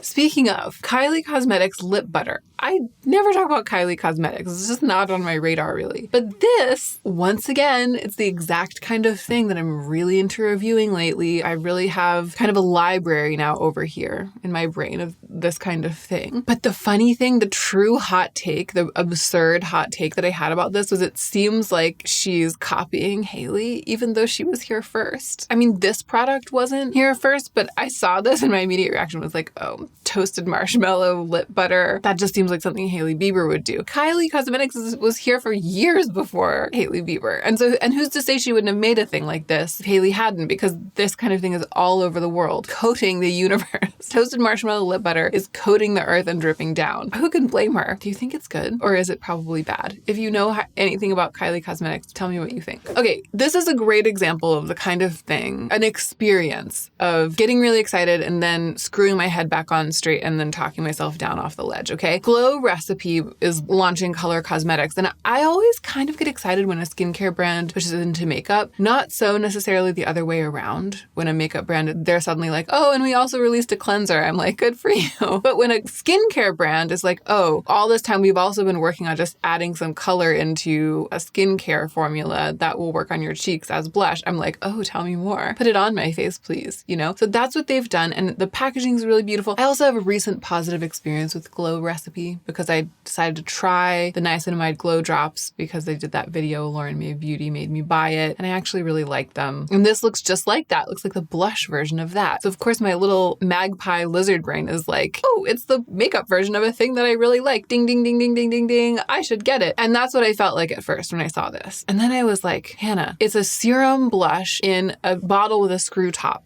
practically, that isn't what I like. I like to be able to take a lid off and put it right on. Like, this is the kind of thing that I like. This is the kind of color, right? These browns. Here we have pink, pink, pink, and more pink, it appears to be. Oh, it's just 2 shades, just 2 pinks. Everything about it is wrong for me. Everything about it would be bad to me. I can already tell without reviewing it. Even the serum-y formula is just not what I like. I tricked myself. At the very beginning, it tricked me, or I tricked myself. I was like, oh, ooh, yes, yes, yes. And then I was like, wait a second. No, no, no. Lawless, Forget the Filler, Plumping Line Smoothing Foundation. I don't know, right? I can't tell from these fuzzy images if the lightest shade will be anywhere close to light enough for me, if it'll truly be neutral. What it actually looks like is that the lightest shade is kind of pink and dark on the model. The swatch looks okay, but on the model, I don't know. All I have to say, my singular hot take, is that to go from having a plumping line smoothing lip gloss called Forget the Filler, to go from that into foundation and also call it Forget the Filler Plumping Line Smoothing, that is a brilliant marketing move. It's so correct that it makes me laugh. And it's also because it's just a little bit silly. Like, forget the filler, our foundation will plump your face up. It feels strangely old school to me. Like, it just has,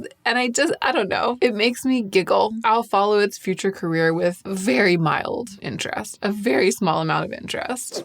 Okay, scandal, red alert. Charlotte Tilbury Plastic Eyeshadow Compact. Now, we're getting into the part of the video. I perhaps unwisely watched Haute Mess Tom's most recent episode of Critical Sass, an hour-long version of New Makeup Hot Takes. Basically, it's their version of New Makeup Hot Takes. It was unwise, perhaps, for a couple of reasons. One, Tom's Critical Sass outshines this measly video, like what I am doing here, what I am attempting to deliver to you here. What I am doing is like a puff of stale air compared to the glory that is Critical Sass with Haute Mess Tom. If you are enjoying this, even in the slightest, this video that you see here now, you are not living your life if you are not also watching Critical Sass from Haute Mess Tom every time they release one, especially this most recent one. Just at large, watching it made me feel like weak and small and like a worm. Okay, so just for your sake, after this video is over, go and watch that one, which I will of course link in the description box below. And the other reason it was possibly a mistake is that Tom has some really well-informed,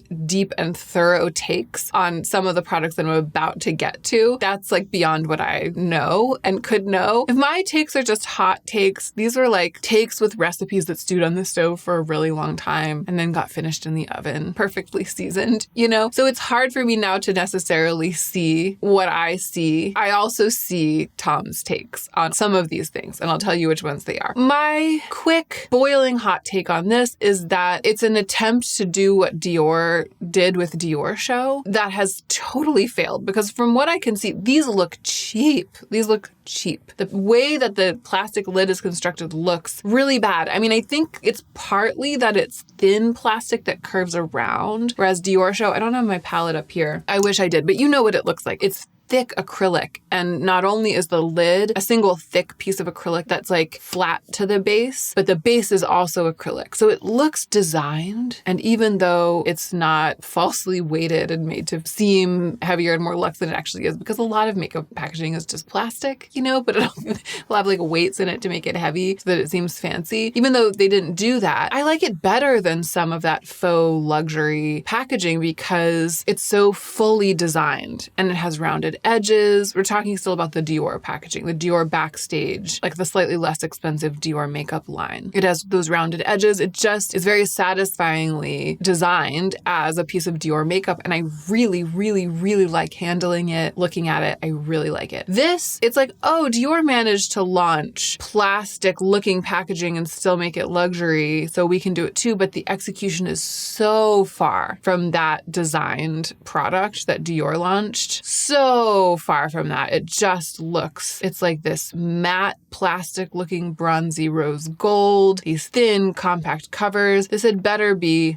way less expensive than regular Charlotte Tilbury makeup. But even then, that sort of cheapens it too. Whereas I feel like the Dior, it's like more affordable than the most high-end, the classic, the original Dior line, but it's still expensive. That's still like an expensive eyeshadow palette. So it still feels luxury in every single way, just slightly more accessible, attainable luxury for some people. Whereas if these are like cheap, if they're as inexpensive as they look like they should be, I don't know. It just, the whole thing seems like a flop to me. And even the color stories are bad. Dior, speaking of Dior Skin Forever Glow Luminizer Gel-Based Powder Highlighter. This looks so much like Anastasia Moon, what was it called? Moon Glow? The original luminous, iridescent, shifting, multicolored highlighter from like 2016, y'all. 2015 or 2016. Basically 10 years later, Dior's like, we think they'd buy it? If they want it? Think they'd like that? Okay, Tom's take on the Pat McGrath thing, this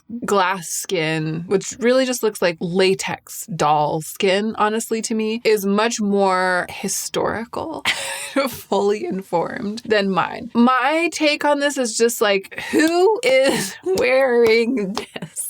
It's a peel-off mask. Is it skincare? Yes. But if you're going to mask for the reason of skincare, is this going to be the most nourishing, the healthiest thing you can put on your skin for $38? No, absolutely not. Because a lot of what has been put into this, a lot of what there is about it that is part of the design of it is to make it look like this latex face, right? There are so many skincare masks that have only one goal, which is to nourish your skin, that are therefore way more effective at that than I think this probably is. Less expensive, frankly, than the $38. If you just need a face mask for your skin to give it a boost, this is out, right? If that's all you're looking for. It's only in if you want to look like this. And who wants to look like this? Except for a photo shoot or something. But that just seems like a very specific demographic of people. I kind of want to try it. I'm probably not going to. It makes me want to try it. Like I say, for a small demographic of people, that includes people who make YouTube videos or like, WTF,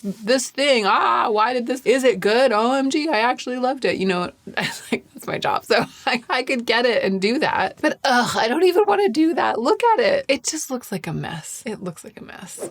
Okay, Natasha Denona blushes, a cream blush and a highlighter. I really love Natasha Denona formulas. The last time I tried out a bunch of her products seriously in a video for review, my takeaway was, wow, the cheek, the really glossy cheek. Nobody does it like her, kind of like a really glossed up cheek and a cream with a powder over it. The voltage of that, you know it's going to be amazing. And you know it's going to be amazing in Natasha Denona's formulas. So I really want there to be a color here that works for me. There's this one picture of all the compacts closed. One of them looks gray and one of them looks really, really pale. And one of them looks really dirty mauve. You know, if these were the actual colors, then I would buy half of them. I fear that they're all that kind of pinky, either like light, strong pink or dark, strong pink or kind of reddish magenta. And then the reddish magenta ones have a gold. The highlighter would be dark gold. I just fear that none of them, not a one of them would work for me. They're all too similar in color. Natasha Denona has never released a blush or a blush palette or a blush compact or a cheek makeup of any kind, really, that I can happily use color-wise. I'm still waiting. And yeah, Tom's take on that was they're all pink as well. I think we have similar blush needs. I agree. I don't object as much as Tom did to this funky, squeezy accordion spurt tube of the Makeup Forever packaging, because here's why. Because these kinds of dropper bottom things, the Surratt one, the Rituel de Fille one, they're so difficult to use because usually it's hard packaging that goes up the sides and then there's this little rubber bump on the top that you have to push down into the tube of the hard packaging. And if you have a nail, it's really hard to do that because usually the surface area isn't big enough. I've struggled so much with the one from Surratt and the one from Rituel de Fille. This wouldn't have that problem because the whole butt end of it depresses like a little round accordion and your thumbnail can just be free floating in space as you press it down. So I actually feel like this is something with which I could work. The lightest shades look frightfully peach. Frightfully peach. Maybe it's just the imagery. That's off-putting to me. Yeah, even the models, shade 1, shade 2, shade 3, no ma'am. It's starting in the middle of the shade range as far as I'm concerned. This is aligned with what I perceived to be maybe a Makeup Forever rebrand. In the last New Makeup Hot Takes, I feel like this is more evidence that they're going this direction. I personally kind of like it. I kind of like this styling, this Makeup Forever styling. That's it. That's all I have to say. Those are all of my hot takes. There's nothing that I really want right now, right? There's nothing that really compelled me. Maybe these are the doldrums. I feel like New Makeup Hot Takes at the very beginning of the year, there was still a spark of excitement. There were a bunch of things that were sort of calling to me in early January. Now here I'm like, I'm all right. Honestly, the thing that elicited the strongest reaction from me was that weird Chanel quad that's not launching until the fall of this year. So I think we're gonna be all right. We're gonna be all right for another month or two. Thank you so much for spending this time with me.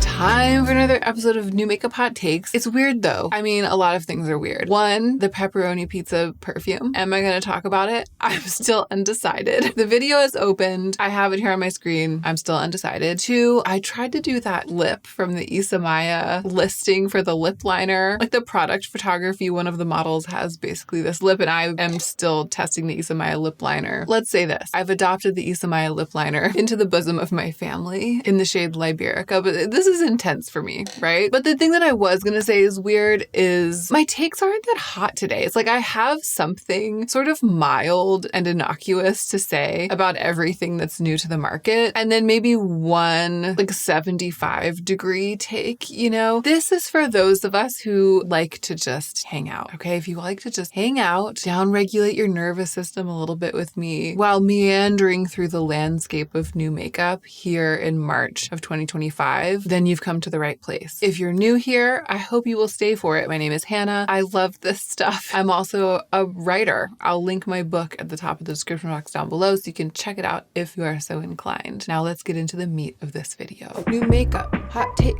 New makeup, hot takes. I honestly have nothing to say about the pepperoni pizza perfume, except that it seems like it would smell good. Not based on the fact that it's based on pepperoni pizza. Well, just pepperoni, I guess. But the notes, a unisex, spicy, smoky fragrance with notes of pepper and spice with a warm, woody base. I mean, that is what I'm into. If it wasn't that it was made by Domino's, I feel like if, I don't know, Replica came out with a pepperoni-inspired perfume and it wasn't associated with Domino's and it certainly wasn't produced by Domino's, everyone would be losing their minds, okay? Everyone would be losing their minds over that. I think people lost their minds over this too, though. Let's get into what we really care about. Big Lip by Harry Styles. I saw this and I was like, here's what happened. I went to Trend Mood, the Instagram account that posts about new makeup releases, and I use it to prep for this video and decide what I'm going to talk about. And the first thing that I saw was this Big Lip. And I was like, I'm going to buy that right now because it's the exact type of product that I'm the most interested in, that I did that huge conglomerate review, multi-video series searching for the best tinted lip balm. This is like a big, juicy, lightly tinted lip balm that I guess can also be used on the cheeks, but they're just saying that. We all know what it is. The swatches, it looks so grungy in color, so lightly tinted. The color is there, the color is neutral, but it's not too much, not too overwhelming. It looks like the perfect hybrid of skincare and makeup, and it's gigantic, which is so great. I love that. I was like, I am a fool. I am going here to select new makeup to talk about on YouTube, and you know, my angle is often finding a reason not to buy the thing, checking yourself before you wreck yourself, digging deep into the consumerist impulse and trying to kind of untangle it and therefore diffuse its power. Like, that's what we're doing here. I, Hannah Louise Boson, went to Trend Mood to prep the video, and I was like clicking through to pleasing.com or whatever Harry Styles' website is, gonna go buy it. But then I saw the listing for it and the colors are like fuchsia, cherry. The swatches on the listing did not look subtle and delightful and high-end like they do in these dark, smoky photographs on Trend Mood. And I was just like, no, I don't want this anymore, which is good.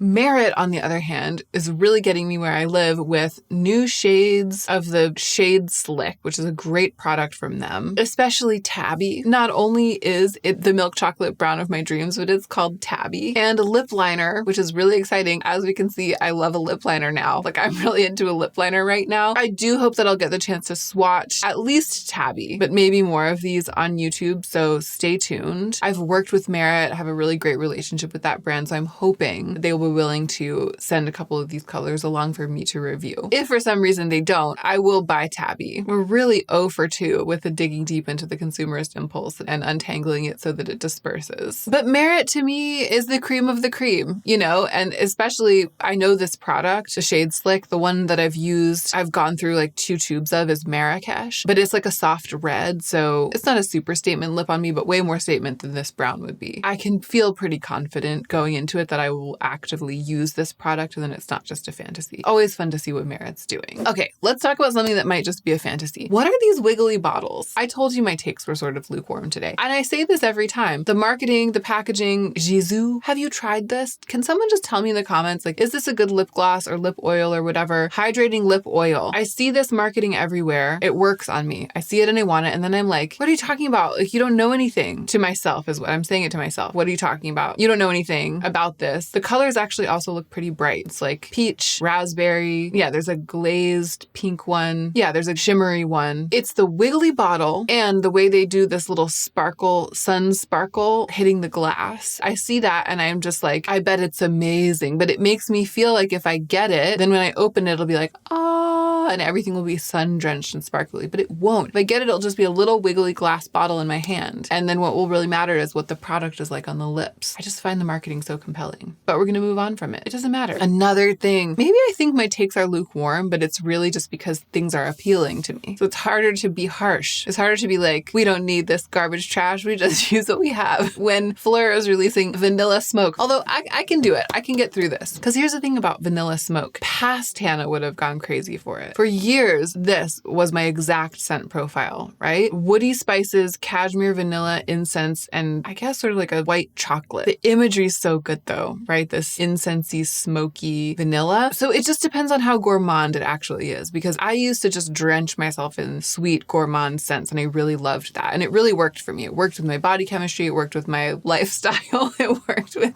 my personality, right? It worked. As I've gotten older and my life has changed and my identity has kind of evolved and morphed, I've moved away from that drenched sweetness. It was never very sweet though. It was a smoky sweet. That was what I wanted, like a smoked, burnt wood vanilla. But I've moved away from the vanilla at all. And now I'm more interested in herbal, like maybe a bit of woodiness, but it's more like basil. That's kind of what it smells like I've been making pesto in my kitchen. So I have a narrow escape from this, from feeling like I really need to get it, because I just can remind myself that even if it is the absolute dream that I've ever had for most of my life of wearing scent, it's no longer the dream. It would remind me of my past self. And it really is just my past self that hungers for it. So I can let it go. But I do appreciate what they're doing. I can't say I don't appreciate what they're doing here. And I am still wearing the Fleur Vanilla Skin deodorant every day. And it is still one of the best things that I've come across in 2025, if not the best thing, the literal best. Maybe they'll make a vanilla smoke deodorant. I feel like that would be weird to everyone except me. So House Labs Bio Radiant Glassy Highlighter Balm. Doesn't this look just like the Merit Day Glow highlighting stick? Again, sort of a boring take. Like that's everybody, these takes that are like, this looks like a dupe for that. This looks just like that. Like that to me is like the most basic take. That's not a hot take. You've barely even taken anything. It's like you just took a nibble. I just feel like it's a bit undeniable. Maybe in person, the packaging is a lot skinnier and longer, but it's also the shades. Like the shades look exactly the same. Not like the Merit Day Glow shades are that innovative. It's not like they copied it. Just, I could see them having come up with these exact shades just of their own accord and them happening to look the same. It makes me wonder if the formula is the same. I don't want this. That's all I had to say about it was looks like the Merit Day Glow. Moving on.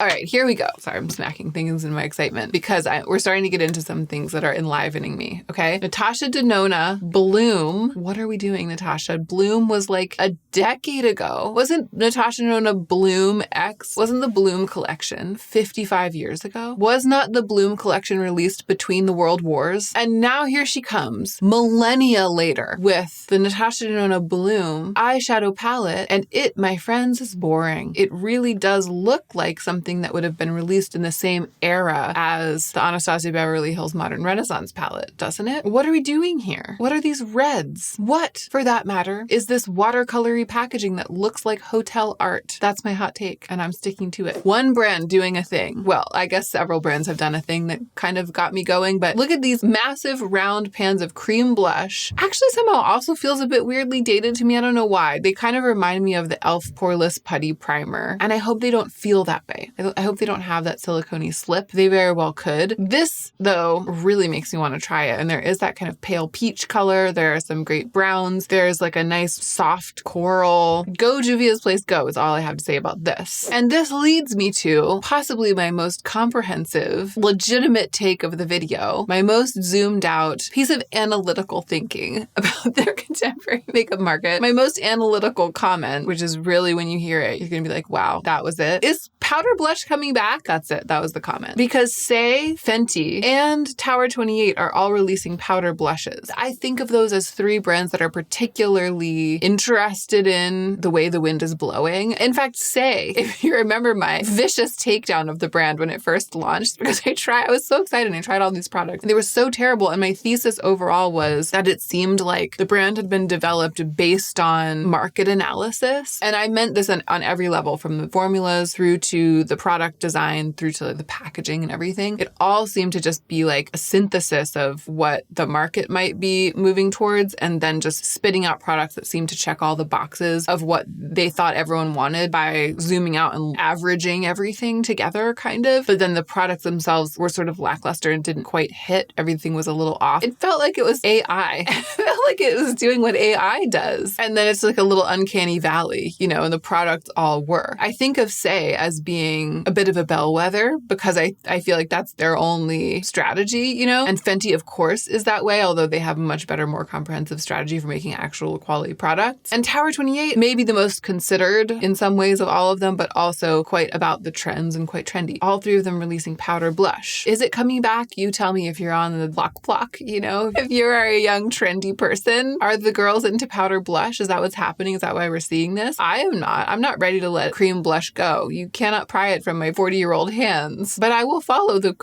future career of blush, as I always do, with great interest. Okay, we're back to my uninspired takes. The Ordinary is re-releasing the Serum Foundation. And I saw that and I was like, huh. That's how I feel about it. I had this back in the day because it was this purportedly fabulous foundation for only $7.50 and in all of these colors. And I think that the colors that I had, it wasn't the like neutral pale olive renaissance. It wasn't the moment that I was like, oh, this truly matches my skin. It was fine. I think I probably had one that was way too yellow and one that was way too pink, and they were like both a little bit, I don't know, maybe just light enough, but just not quite right. I remember sometimes using them, sometimes mixing them with other things, thinking they were fine, but not being obsessed with them. Didn't really notice when they dribbled off of the market. And now that they're dribbling back onto the market, my only reaction is, huh. I'm glad you're here watching this video, learning things, getting inspired. Okay, finally, a release from RHODE that I can thumb my nose at. That's what it is, right? Yeah, but I guess what I mean is turn my nose up. I think thumbing my nose is a little bit aggressive. I don't want this pink sugar cookie inspired gloss, which is good because it's probably already sold out. I probably would be too late to the game, just like I've been with all of the other limited edition RHODE glosses that I did want. Bring back Cinnamon Bun, Haley. We don't want this pink business. Oh, some beauty news that does intrigue me. Olive Young, which is like the legendary, I don't know that much about it. It's legendary, but all I know is that it's a beauty retailer in Korea. And you can order online from it, which I have almost done on a couple of occasions for sunscreen for Joe, because there was this like one sunscreen he really loved that you can't get in the United States and they didn't have it on Yes Style, et cetera, et cetera. But then I remember the shipping was really high from Olive Young. They are opening a store in Los Angeles. I don't live in LA anymore, but But the next time I go visit, you better believe that I'll be going in person to Olive Young because it's like a chance to shop brands and products that aren't available in the United States. It's so exciting. The Post says their mission is to support small and medium-sized K-beauty brands in the global market. So basically, their mission is to make available to us the things that were not formerly available to us. The question on everybody's lips is, will they be shipping from the United States? If they're moving into Los Angeles, moving into the US market, does that mean they'll have warehouses here? Does that mean we'll be able to buy online and have them shipped from those warehouses instead of from further away and having shipping cost a lot? My excitement is double-pronged because I'm excited about going in person to Olive Young at some point. The first store will be in LA, maybe all over the country. I'm following the future career of Olive Young with great interest, you'd better believe. And lastly, Westman Atelier releasing a liquid bronzer, which I don't know. Ordinarily, I wouldn't maybe necessarily talk about this, okay? The color is kind of interesting. They've moved away from their super neutral packaging and they're releasing these like really bright summery colors, which makes it seem like it might be limited edition because that's usually what they do for limited edition stuff. But it doesn't seem like it's being called limited edition. Liquid bronzer isn't usually my thing, but I'm interested in Westman Atelier. So I scrolled through the slides and I saw the before and after picture of the palest model. And I had this moment where I was like, should I be using bronzer all over my face? Because look, the before picture, that's exactly what I look like. Here she is. She's a model, but she's like 20 years younger than me. In the first one, I feel like in the before, that's basically exactly the color of my skin. When I put on makeup is what I'm trying to say. I get out of bed, lots of things happen, and then I go to put on makeup. I end up looking exactly like this, not flawless and young, but like my skin, the color of it, the way that I'm sort of like, okay, and now I'm made up and now I'm done is the before picture in this piece of advertising. And then the after picture, yeah, she looks really healthy and bronze and glowy and good. And I would like to look like that, I think. I mean, it also looks like they've added freckles. A lot has happened potentially between picture 1 and picture 2. Here's what I'm trying to say. I don't think it's bad for me to suddenly be like, oh, I'm interested in wearing bronzer again because I have that really great Phytosurgence bronzer that I've been wanting to use more. And this makes me want to go dig it out and like really bronze and see how I feel. It's sort of like a paradigm shift. Like I can feel the tectonic plates shifting in my head. But then the other thing that's going on is I'm like a victim of advertising. Like I'm looking at this and it's making me feel bad about myself because it's like the before is how you look. And I just reject that completely. I look fine. She looked fine before. Everything's fine. I'll probably forget about this sometime in the next 24 hours. But it did strike me and I thought it was worth bringing up. Either way, I'm not going to buy the Westman Atelier bronzer. And that has brought us to the end, the conclusion of New Makeup Hot Takes today. It's kind of nice to sit back and be like, we're just talking about it. We're just reacting. It's not serious. No need for a thesis. It all worked out and I really hope that you enjoyed it. Time for another episode of New Makeup Hot Takes. I'm trying something new today. It's called wearing stripes. You might have heard of it. I've always felt I don't look good in stripes like this, but I'm just trying it. A little New Makeup Hot Takes experiment. This is the video in which I review what is currently like an overwhelming number of surreal and off-putting offerings in the beauty world. Just like what's new, only as curated by Trend Mood, which is like my one source, the Instagram account that posts about new beauty. It's just all I can take, okay? I can't talk about everything, but I talk about everything about which I feel like I have something to say. And as always, I'm looking for reasons not to buy things, ways of thinking critically about the advertising and launch information around new releases that helps us pop that bubble of intense desire to buy a thing right away. That's what we'll be doing today. If you are not subscribed, consider subscribing. Let's go ahead and get into the meat of the video. New makeup, hot takes.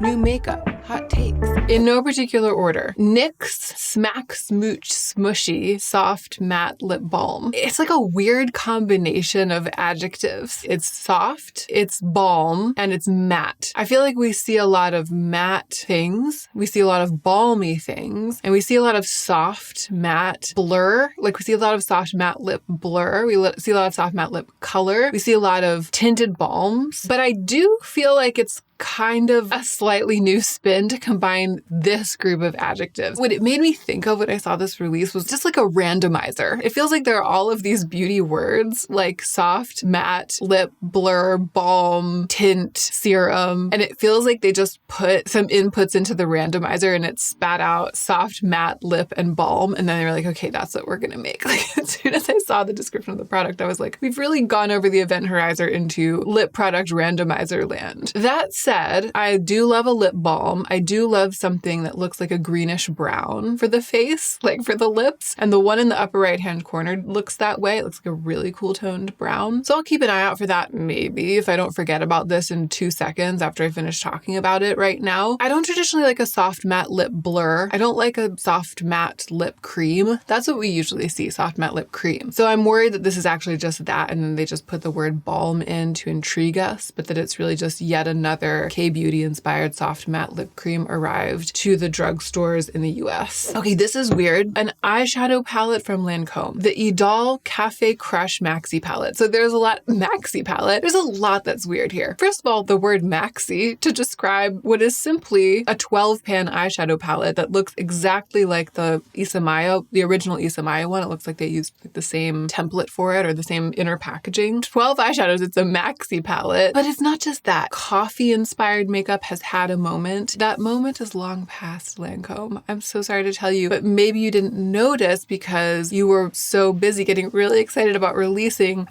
what is to you a gigantic eyeshadow palette. It's like Lancome is the type of makeup that just has those little tiny quads, great mascara, expensive perfumes and random little things. Like it's little small things. Seeing a palette this size from Lancome, it seemed like a big deal to me. Maybe they've made palettes like this before and I'm just unaware, but to me it seems like they've crossed the Rubicon into the rest of the makeup world land, whereas before they were sort of on this rarefied island. However, most of all of the rest of us have been over here the whole time, creating, consuming, using, reviewing, and discussing maxi eyeshadow palettes, bigger even than this one, literally for decades. And so it just seems like Lancome was like, not only are we going to join the party, but it's going to be coffee themed, and also kind of missed the fact that coffee themed makeup had a moment and that over here on the mainland, that moment is also long past. So it's just kind of like, yay, how exciting for you. That's kind of how I feel. Oh my gosh, I feel like that's the most condescending thing I've ever said on my channel. It's the most condescending tone I've ever used, but I'm just using it to address a faceless corporation. So I hope that they'll be okay with everyone.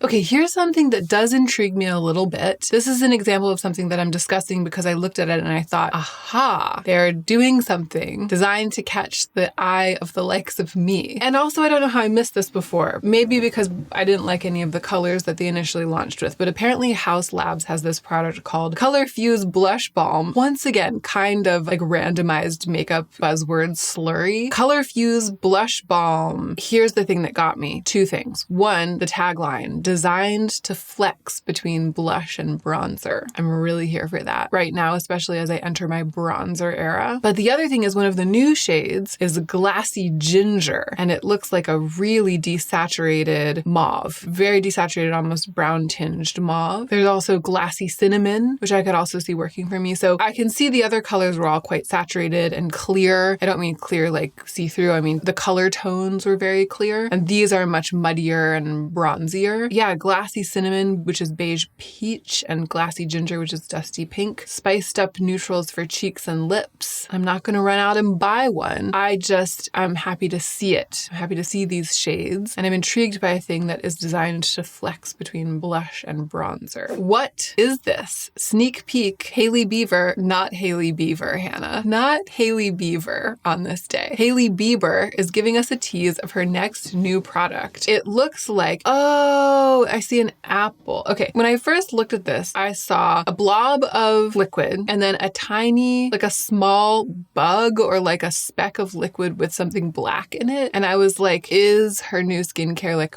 beetle themed? Does it have beetles in it? Like to me, this was so obscure. Now I see maybe it's the reflection of something in a computer, and I see there are other slides. Nope, can't tell anything from the other slides. Hailey Bieber giving us a tease of her next new product. You just can't tell anything from it. I mean, I guess you can see the bottle. What's in the bottle? I didn't have anything to say about this except for that it looked really weird. And now that I see that it's a reflection in the apple of like maybe a computer, a Mac, it's not as weird. It's just still very obscure. Okay, this is so beautiful and interesting. So Dominique Cosmetics is a brand that I associate with, 2016, 17 makeup era. Christian Dominique, I guess, was an influencer at that time. I never really followed, but I was aware when she launched her brand because everyone was talking about it. Everyone was really excited about it. Never tried anything from Dominique Cosmetics, but it seems like one of those influencer brands that launched at that time that has stayed kind of a small independent brand, but done well enough to keep going, that people really like the products. And it hasn't just really been that much on my radar. So this feels kind of like a throwback to me because like, oh, Dominique Cosmetics releasing something new.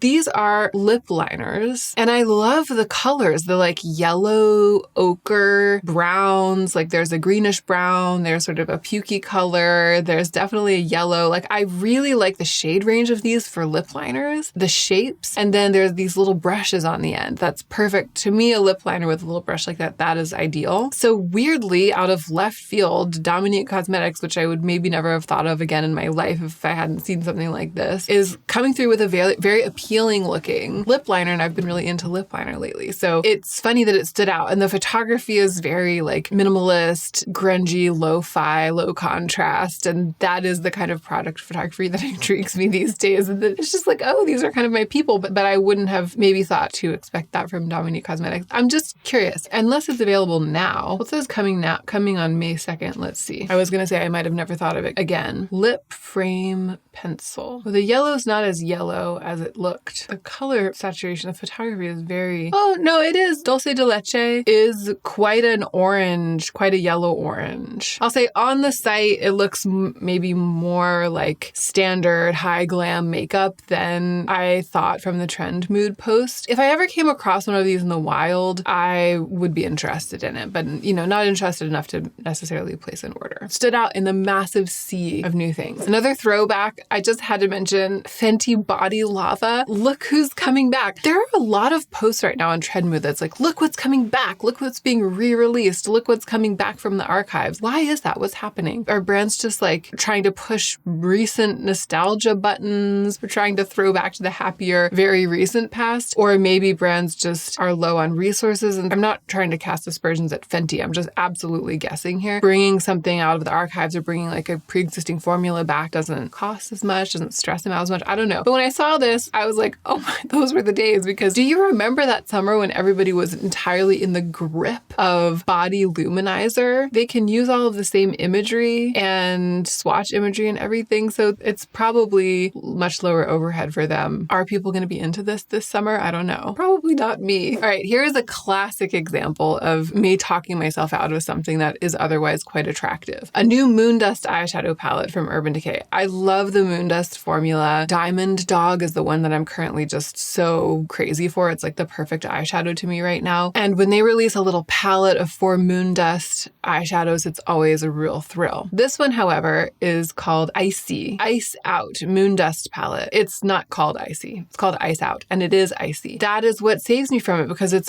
got these like purple and blue undertones. All 4 of the shades, even though they're different from each other, are all sort of purpley and blue shifting, and those aren't my undertones. It's great that it wasn't like taupe themed or like brown beige themed. It's great that it's blue and that I'm like saved from myself. Pretty though. Givenchy bronzer. So I am in the market for a really great, very pale, neutral bronzer with a nice skin finish. And I've seen some of your recommendations in the comments already. Please keep them coming. I'm like continuing to shop around, trying to narrow it down. It's like if I'm gonna just get one, if I'm just gonna get one of something, I like the idea of it being Givenchy. The Gucci one is on the short list. A lot of you mentioned that. The lightest shade of the Gucci bronzer totally could be the one. The lightest shade maybe could also be the one. It really looks neutral. It looks kind of grayish. I do like this powder. I like this formula. I've gotten along well with it in the past. Looks like it might be a little matte. It says ultralight texture, non-drying, natural, blurring. I just don't know. If you've tried this, is it kind of matte? It looks kind of matte actually in the pictures of the models. It looks like it might give me that overly made up porcelain doll look and I don't want that. So maybe not. Glossier Lip Glaze Creamy Lip Oil. Once again, they went through the randomizer. The randomizer spat out creamy glaze oil. And they were like, okay. So it is a slightly different thing than we see most of the time. We don't often see a lip oil with like a creamy finish, right? A lip oil usually has a clear finish. So it's like ever so slightly creamier than everything else that's exactly like this. I try not to read the comments on Trend Mood because it causes me to lose my will to produce content, because it's just the worst of humanity most of the time. Like the first or second comment you scroll down and it's just bitter vitriol. Like people, I'm like, how can I speak into this world if this is how it is, if I read the comments? So when I'm sourcing imagery for these videos, I try to stay away. But I happened to catch sight of the first comment on this post, and the person wrote, the way these are all just clear. And then when you scroll through and look at the way that they look on people's lips, clear, clear, clear across the board. It's so funny. It's like 18 pictures of lips in which every single lip just has a clear semi-shine on it, and they all look the same. It's so funny. Okay, are you ready for this? The world's first 100% blush and bronze glow balm. That is pretty much the only reason that I'm talking about this. Naked Sundays, which I haven't heard from. I mean, I haven't heard of. It's not Sunday mornings, and it's not summer Fridays. It's Naked Sundays. I think what they're trying to say is the world's first SPF 50 bronze and glow balms. What about Ciel? Maybe they're SPF 30. Yeah, so Ciel's Sculpt and Protect is SPF 30, but it's essentially the same thing. I love that the marketing for this is introducing the world's first 100% blush and bronze glow balm. Literally 1,000 blush and bronze glow balms are on the market. And then the next line down, it says SPF 50 mineral peptide sticks. It's the first 100% blush and bronze glow balms SPF 50 mineral peptide sticks, or so they say. That just really cracked me up. It doesn't look not pretty. It doesn't look bad. The bronze looks really golden. The blush looks really pink. The models look really pretty. It's probably not going to be for me. Makeup Forever, everybody's just chomping at the bit. They've rebranded once again. The new packaging looks pretty, and now they're releasing these very delicious looking crayons. It's the art supplies lover in us that wants a thing like this. You see it and you're like, I want to get my grubby little finger on that crayon and make marks with it, especially in these browns. It's coming out in Wherever Walnut, Anywhere Caffeine. There's a shiny one. The imagery just makes me, it's like does something to my insides. It's making me want it. Here's my question. Are we using a thing like this though? I feel like the original was the NARS Multiple. Do you remember that stick? That was one of the first makeup products that I ever bought back in the day, and it was supposed to be a multi-use thing for cheeks, eyes, lips, etc., etc. And I only ever used it on my cheeks. And I feel like with products like this, you only ever use it in one place. I think that this one, I would maybe be tempted to mostly use it on my cheeks as well. When I had the NARS Multiple back in the day, I had like a shiny, shimmery peach. Maybe in a brown, I would be more likely to use it. Because I do want the same sort of dirty, pukey taupe. I do want that same color in all of my eyeshadow, blush, and lipstick. So if I could find the perfect one, maybe I would use it for everything. Is this timely? Are you all into a thing like this? Like one stick to rule them all over your face? I'd like to take the temperature. Edam Softening Peptide Lip Balm in a new color. And I just had to shout them out because I have one of these. I have the Boba Bounce, I think, the brown one, and it's really great. It's really, really great. It arrived at a weird time. It was just not a good time. It was in between videos about makeup. I never actually ended up showcasing it, I don't think. And I'll try to remember to do that in the future. This is a really good product. I'm not going to buy another one in another color. I only need one, and I have a really nice one. They did a really good job with the product photography too. It's just lovely. Really, really balanced. I'm running out of steam. This is what happens with new makeup hot takes these days. I go along until suddenly I can't, and I just hit that wall. So I don't know if I'm going to talk about the new shades of Benetint. They all just look so strawberry to me. That was the problem with the original Benetint, and it looks like they all have that problem. And I'm also not going to talk about the Build Your Own Ambient Lighting Edit customizable quad that Hourglass has launched. I looked at it and I was like, oh, no interest, because I just have no interest in these powders. But then I clicked through to the Hourglass website and built my own, and I was like, wow, the one I just built is way better than anything that they've ever released. It just made me realize that a face quad like this,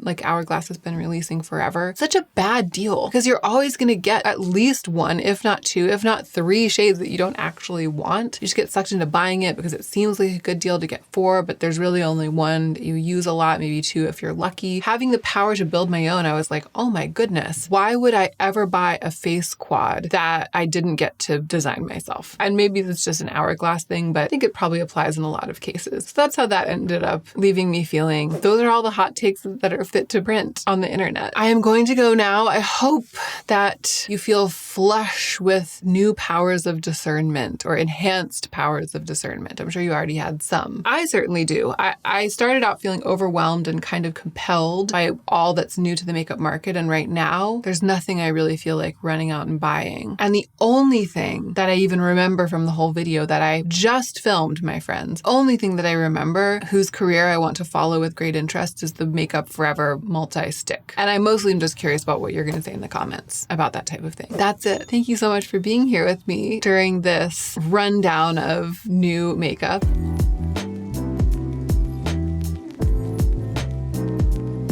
Time for another episode of New Makeup Hot Takes. This is the YouTube television international internet production show in which I select like a small handful of new makeup releases, things that are new to the market about which I have something to say. So I'm not talking about everything because most of it's boring and or other people maybe have more light to shed on it than I do. There are some things about which I have some sizzling hot takes, and that's what I'm going to be discussing today. If you're new to my channel, welcome. I'm Hannah. I make makeup and fashion videos. And I also am the published author of a prize-winning book of poetry, which I will link below. I hope you will subscribe, and let's get into the meat of the video. New makeup, hot takes, new makeup, hot takes.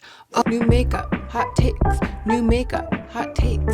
Oh, before I forget, I'm so glad I didn't forget this. My brilliant friend, Julia Frodal, who I've mentioned so many times, and many of you have started working with her, taken one of her incredible group courses. So Julia's teaching a course that's new to her about communication. And I think it's such a brilliant application of her skill set. The really life-changing classes that I've taken from her are the one about compassion, like a deep compassion that starts with compassion for the self and then extends out to others. And her meditation course, Become Ocean, which is for the first, I think, 2 months of every year. As I've said before many times, working with her has completely changed my life. She's just an incredible guide to the inner life. She helps people grow. So this course, I'm reading directly from her website, a course in communication skills that builds compassion and connection, skills that minimize defensiveness and other blockades to understanding. The teachings in this course will benefit all of your relationships, including personal, work, and general societal relationships. It just makes so much sense, having worked with Julia before, that she would be offering something like this. And I can't wait. I'm taking it. It starts on the 13th. If this video isn't edited in time and you're watching this and the course has already started, you can probably join retroactively. I'll put details about that in the description box down below. I always try to let you know when something new is coming from Julia because I just value what she does so much and I have benefited from it personally so much. Okay, new makeup hot takes. There are so many things that made me laugh this time. I was looking through trying to decide what to talk about and it was giving me the giggles. Just ridiculous things. Trend mood is a ridiculous place. The world of new makeup is a ridiculous world. That's like kind of how I'm feeling today. I am actually starting with this. This is not ridiculous. We'll get to the silliness in a minute, but I actually reviewed everything yesterday and picked the things I was going to talk about. And then when I checked back today, there was a new thing, which is this launch from MAC. I have never shopped at MAC. I just missed the MAC train. And so when I see things from MAC, it's almost like I'm looking in a museum. I don't identify as a MAC shopper. I don't know anything about the formulas. So I see this, and actually this is the best thing I've seen from any brand like in a long time, especially cohesively. So look at these lip colors. This is the Nocturna collection. There's a brownish gray lip that looks absolutely perfect, but the other 2 lip colors also look perfect, like a pretty pale peach that looks very milky and a terracotta, which is a color that I like for lips. There's a cool toned palette, a set of sheer plummy lip colors that are a little too bright in color for me, and then a burgundy mascara. The thing that's really making this collection stand out to me is the combination of the burgundy mascara with these unusual lip colors. And that center lip color, it looks just like a Royal Scandal, the discontinued Gucci color that I love. It's like my favorite lipstick of all time. I just had to give them some props, right? My hot take is, wow, MAC is stepping off the beaten path, giving the girls what they secretly all want. I mean, it's not such a secret.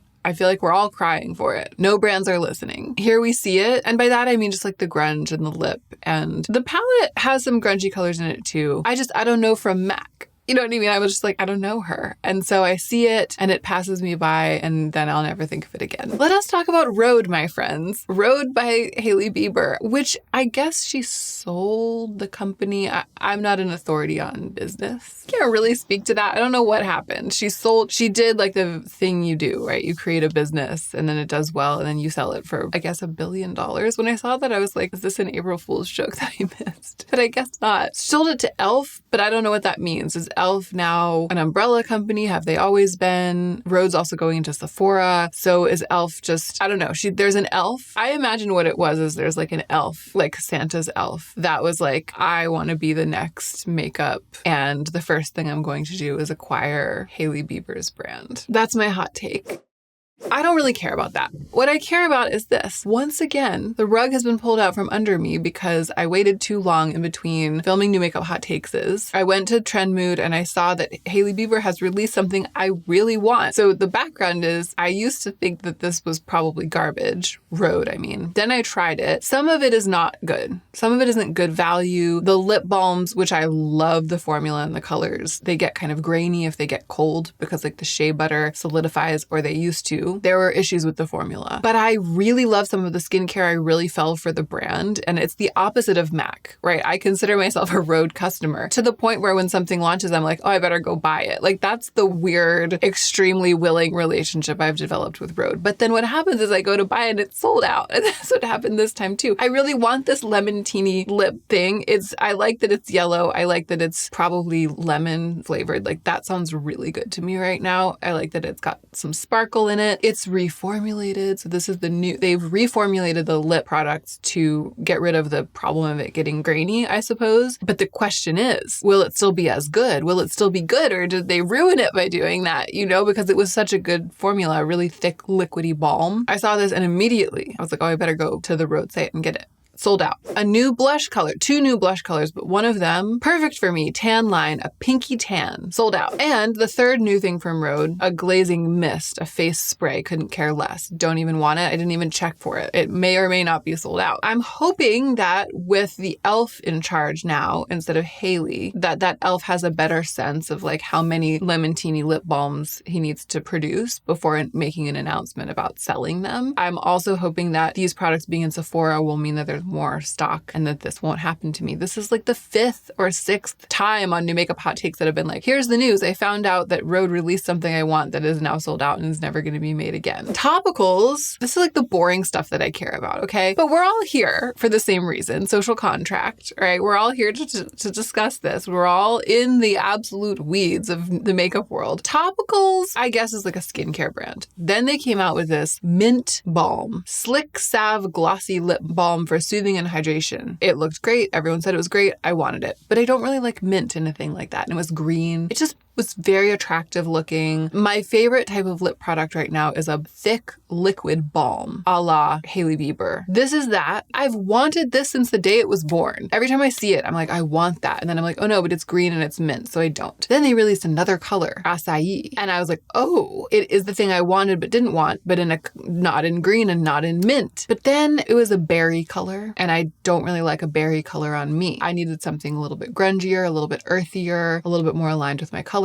Enter Papaya. New shade. Slick Salve Glossy Lip Balm for soothing and hydration in Papaya. The perfect shade for a thing like this for me. The time has come for topicals to lip sync for their life, basically. And by that, I mean for me to try it and tell you if it's good or not. The only negative reports I've seen on that is that it can be sticky, so I might hate it. But the color looks great. Okay, hot take on Miss Dior eyeshadows. I'm not going to buy any of these. Usually what I do here in New Makeup Hot Takes is try to talk all of us out of buying anything, sort of. I mean, I'm also honest about things that are right for me. For example, the topicals. For the most part, it's like you see something, you get that impulse to buy it, and then you question that impulse, you interrogate it and ask, do I really need to buy it? Where is that impulse coming from? Is it the industry? Does it spring from like the unhealed wounds of my youth or something? You know what I mean? And then you kind of realize as you interrogate it that you probably don't need to actually spend your money and actually acquire another object. That's most of what we do here. That's how I feel about this. Yes. The thing, though, that is making it worthy of discussion is that it's so different for Dior. So Dior usually makes makeup in this shape. And I think this is why I like it. The shape of the packaging looks like classic Dior, which is just boring to me. I like the Dior Backstage, those acrylic palettes that have like 9, I had to count in my mind, 9 pans. I have one of those, the Cool Tone, the Smoky Eye palette or something. I love that. It's like my favorite eyeshadow palette and definitely my most used right now. So I don't think everything that Dior does is boring and lacks edge. They are doing some edgy things. And this is just an example of their ability to do that. The thing that makes it so cool is that they might even be using like the same components as just really traditional, crusty, old, boring Dior. They have printed the shadows in a way that makes it look sort of like graffiti. The colors actually are kind of boring. There's a green in one and a black, which is nice. And there's a purple, or there's a magenta in one of the other ones. But other than that, the colors look just extremely run of the mill. If it weren't for the way that they're overprinted and packaged, these bags with the paint on them, the marketing, they would be so blah. But there's something about, not just something, we know what it is, right? The way that they've dressed it up makes it feel so exciting and cool. And the juxtaposition of those two things, kind of the old and the new, the grungy and the classy, makes it feel really covetable and like art, sort of. It's just really, really skillfully done. And I wanted to point that out, partly because it's fun to see something skillfully done. Also because if that is the thing that's making you want to buy it, maybe you can reassess. Because sometimes I think when something's really skillfully done like this, it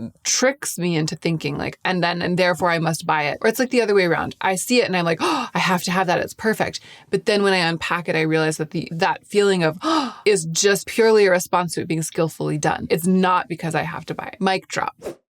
Moving on, y'all. This is the brashest example of oversaturation of color, like colors being too pink and red, too much pure color instead of any grunge or any nuance. Well, I was about to say the brashest example I've ever seen, but that's not true because there's a worse one coming up. But this is a very brash example. It's sawed because Summer Fridays, they make that great lip balm. They make that great cream mask, that flash mask. If someone was like, hey, Summer Fridays is coming out with cream blushes, I would be like, amazing. Can't wait to see them. They did it and they look beautiful. Blush butter balms made with skincare ingredients, a sheer flush of dewy color. We love to see it. But look at the colors. Look at this one. Look at this picture of the woman holding up her arm and all of these bright pinks. There's not a single grungy brown, terracotta, nude, anything that could be called anyone's nude. It's like 6 shades of watermelon of one kind or another. They will all look like clown makeup on me unless I use the teeniest amount and blend it out so much that I'm not even sure if what I have done might just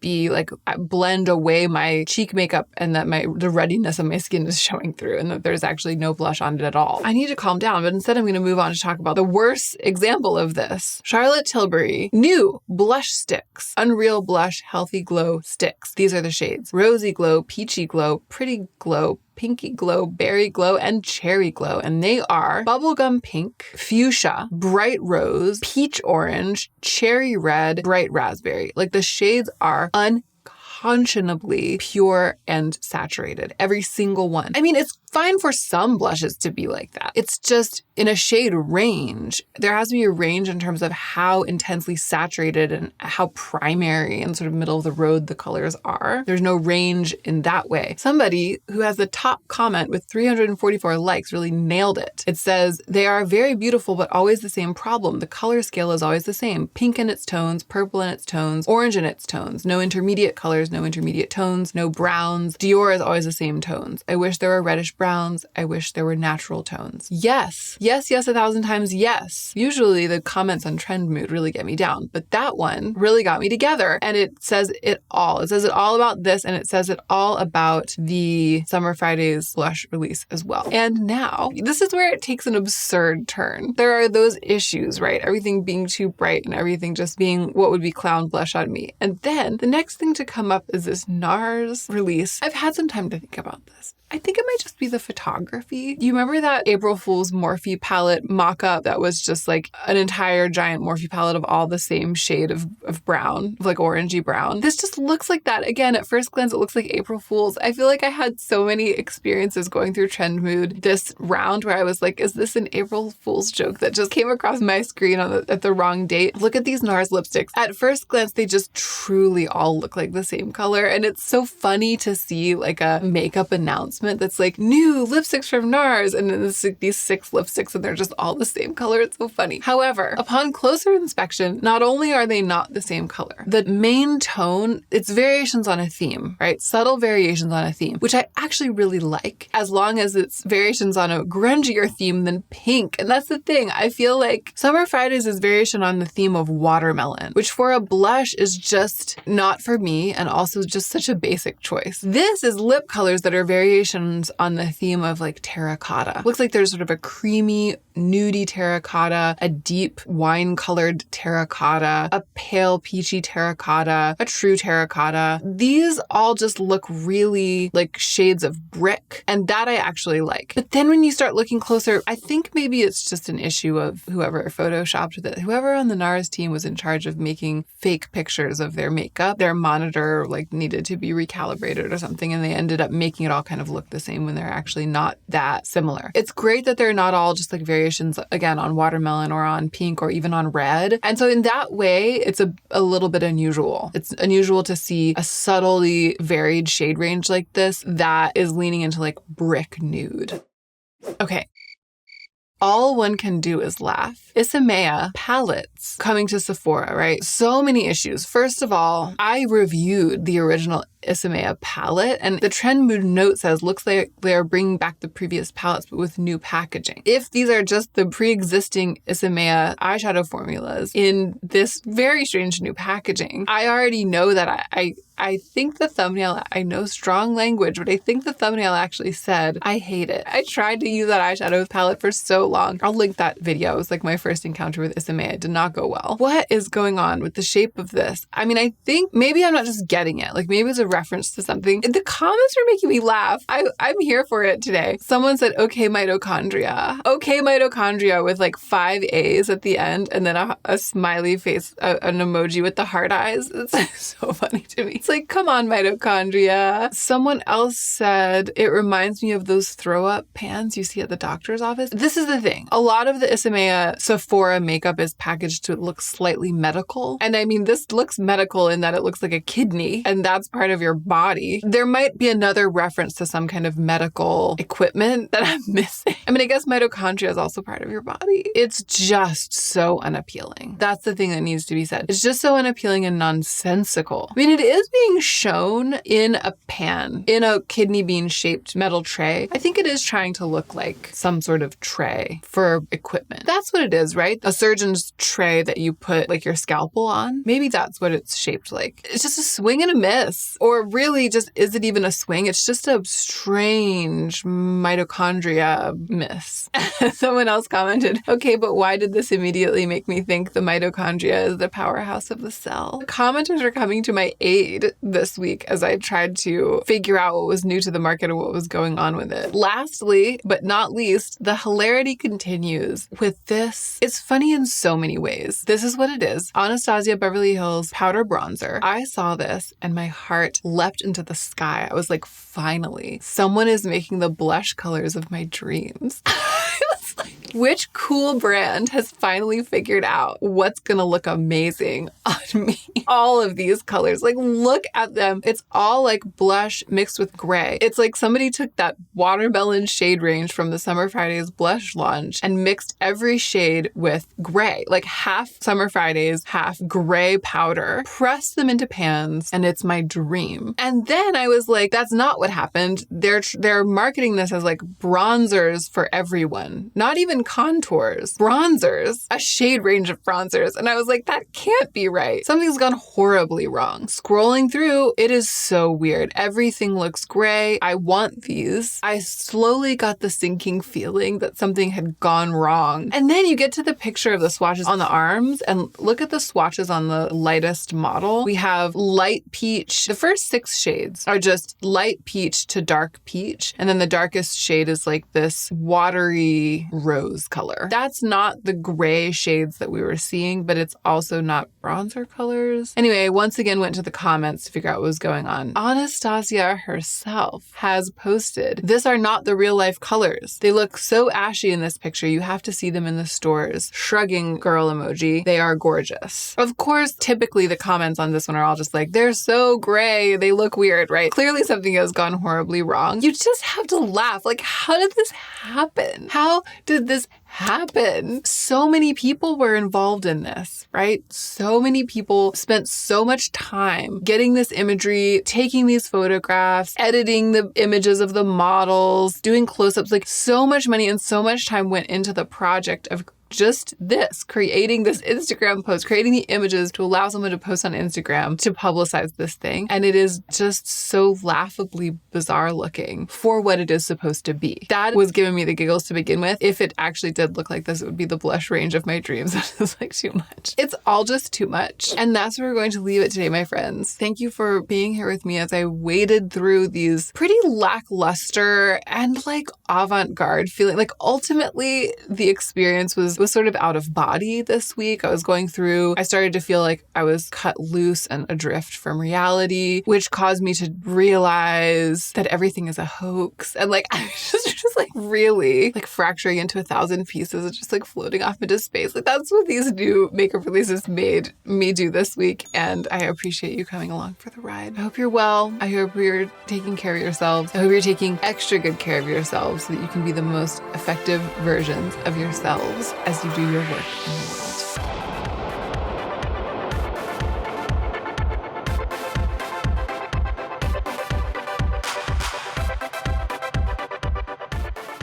New makeup hot takes.